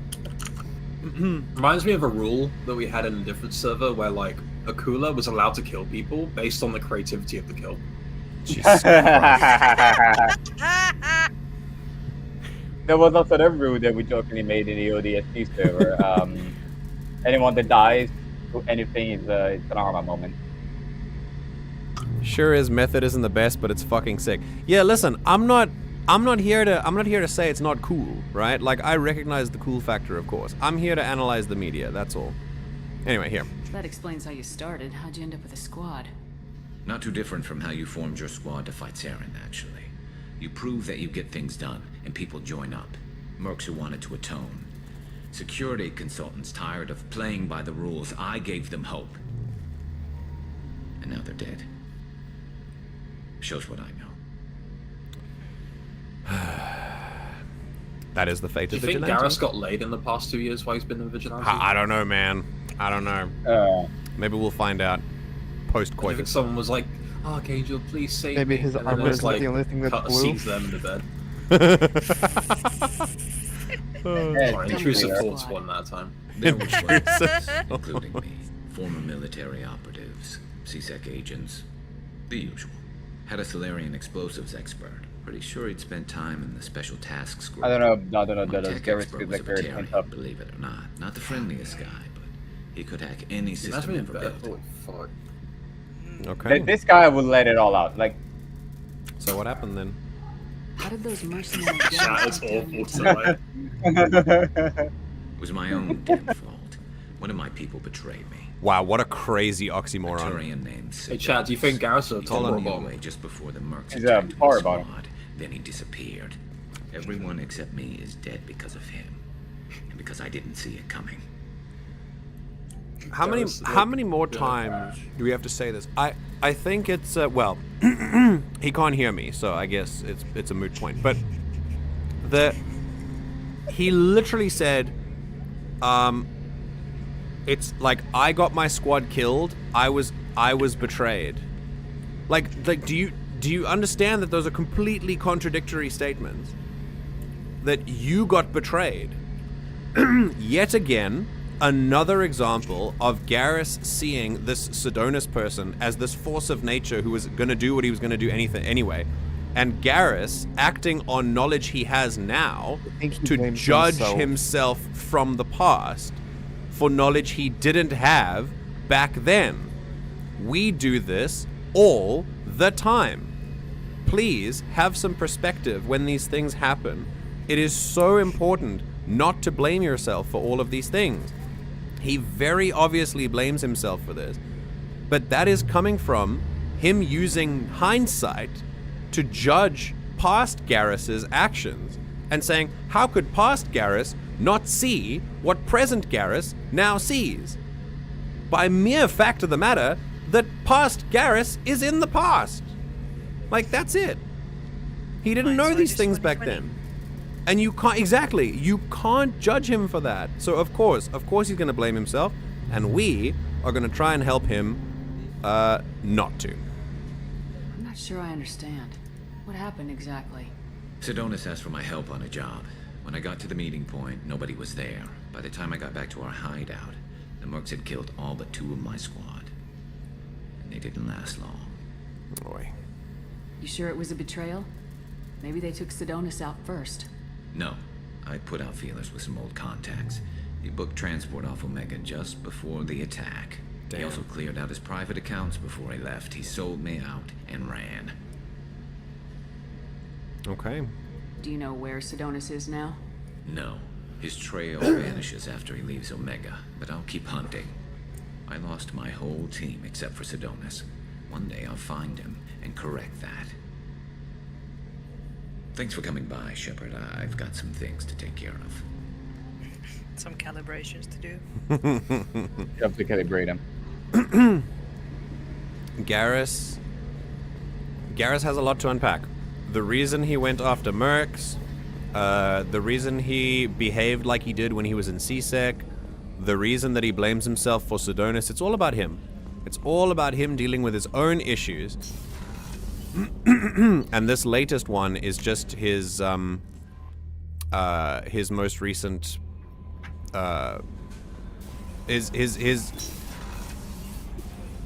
his impulse to basically just beat himself up for mistakes that he sees now with the benefit of hindsight. Yeah, I mean, yeah. Again, I think this might be the takeaway of the whole stream. We've seen this since we stepped onto Omega, and I get so irritated by this when I watch TV shows and stuff. Not irritated in like I think it's a bad show. I think it's really good writing to make me feel that way. But it is a very natural response for us to just consider these bad things and these bad people as just uncontrollable events. And we are the only ones who have control over the situation, and we are expected to have complete control. And we're expected to just control other people and pretend to know exactly what they're going to do and how they're going to act. Bad people have just as much agency over their actions as we do over ours. And Sidonis, whoever he was, made a choice to do what he did. And if Garrus didn't know, that's not on Garrus. And it's really just about choices. So yeah, I think if there's anything that's going to be taken away from this episode of Mass Effect 2 on Omega, it's that bad people are not forces of nature. They do things, and they are affected by things, and they have agency, and they are products of their own environments and stuff, just like we are. And really, they're not, no one's really bad at the core. We're made that way. And we still make choices. And we can still be held accountable for those choices. The real frustrating part about blaming yourself for someone else's actions is that you then take away accountability for them and their bad actions, and you make them into, this untouchable godly being, which is just really frustrating. The last thing that I remember being this frustrated about was I was watching Daredevil, and every single character in that entire show, when Kingpin does something like really screwed up, every single character blames themselves immediately. The first instinct is, I should have done this, I should have seen that coming, I should have done, and only one character is the one who's got his head screwed on right, and that is Foggy Nelson. If you've never seen Daredevil, you should. It's really good. Foggy Nelson is the only one, without an exaggeration, the only one to say, are we forgetting about the fact that Kingpin did all of this? It was his choice to do it. Much in the same way that it was Sidonis' choice to betray Garrus and his team. And hopefully he's the only sensible one when it comes to the whole superhero stuff. What, Foggy? Yeah. Yeah, absolutely. Absolutely. I love Foggy. He's one of my favorite characters. He's so cool. He's a little bit naive. He has like a naive streak, but that's what I love about him. And he also has a good head on his shoulders when it comes to recognizing that bad people are still just people. And it's really good. Yeah. Okay. And that is, I think, where we're going to end it today. Duddles, what were you saying? No Mike will have a cat. You have to put it in the pet channel, Duddles. That's how it works. No, it's There's like 2 bajillion channels. Let me find it real quick. And if you want to be... If you want to go and see cat pictures in the pet channel, then you should join the Discord if you haven't already. And with that, I think I'll say goodbye, considering it is past 2 a.m. and I need to go to bed. Yeah, all right. So thank you, everyone. Thank you for stream. Oh, thank you for joining me. Thank you for being here and keeping me company. It was really nice to spend time with you guys. And yeah. Remember what we said. Don't overwork yourself, or you're gonna face burnout. I'll do my best. Thank you. I appreciate that. I have some stuff. Yeah, tomorrow I only have. I have 4 things to do tomorrow. I have to clean my house. Traumatize us? No, yeah, that's one of them. Yeah, I have to clean my house. Tomorrow? I have to phone my family. Good question. I have to. Who is dying tomorrow? I'm curious now. Oh, we'll see. I have to clean my house. I have to phone my family. I have to plan more of the stream deck, and then I have to traumatize 7 people. So yeah, I just pulled up in my driveway. I cry. Yeah, that's what happens. Gee, if that isn't another reason why I'm sad 24/7, that every time I say that I'm ready to sit down and relax at the end of a day, I go to bed and no one's here. And then when I say, oh shit, it's super late, I should go to bed. Like when I'm not streaming, by the way, because you guys are here for that. But MJ, I think, shit, I should go to bed. And then everyone's like, guys, it's time to play games. Let's go. Let's be active. I just got home. Let's go. MJ, and I'm like, I'm probably gonna be up late tonight. So if you want to do something, we can do it. No. I actually have, no, that's my problem. I have to go to bed. Like, and I have stuff to do tomorrow. So I literally can't. It's at the time when I am ready that no one else is here.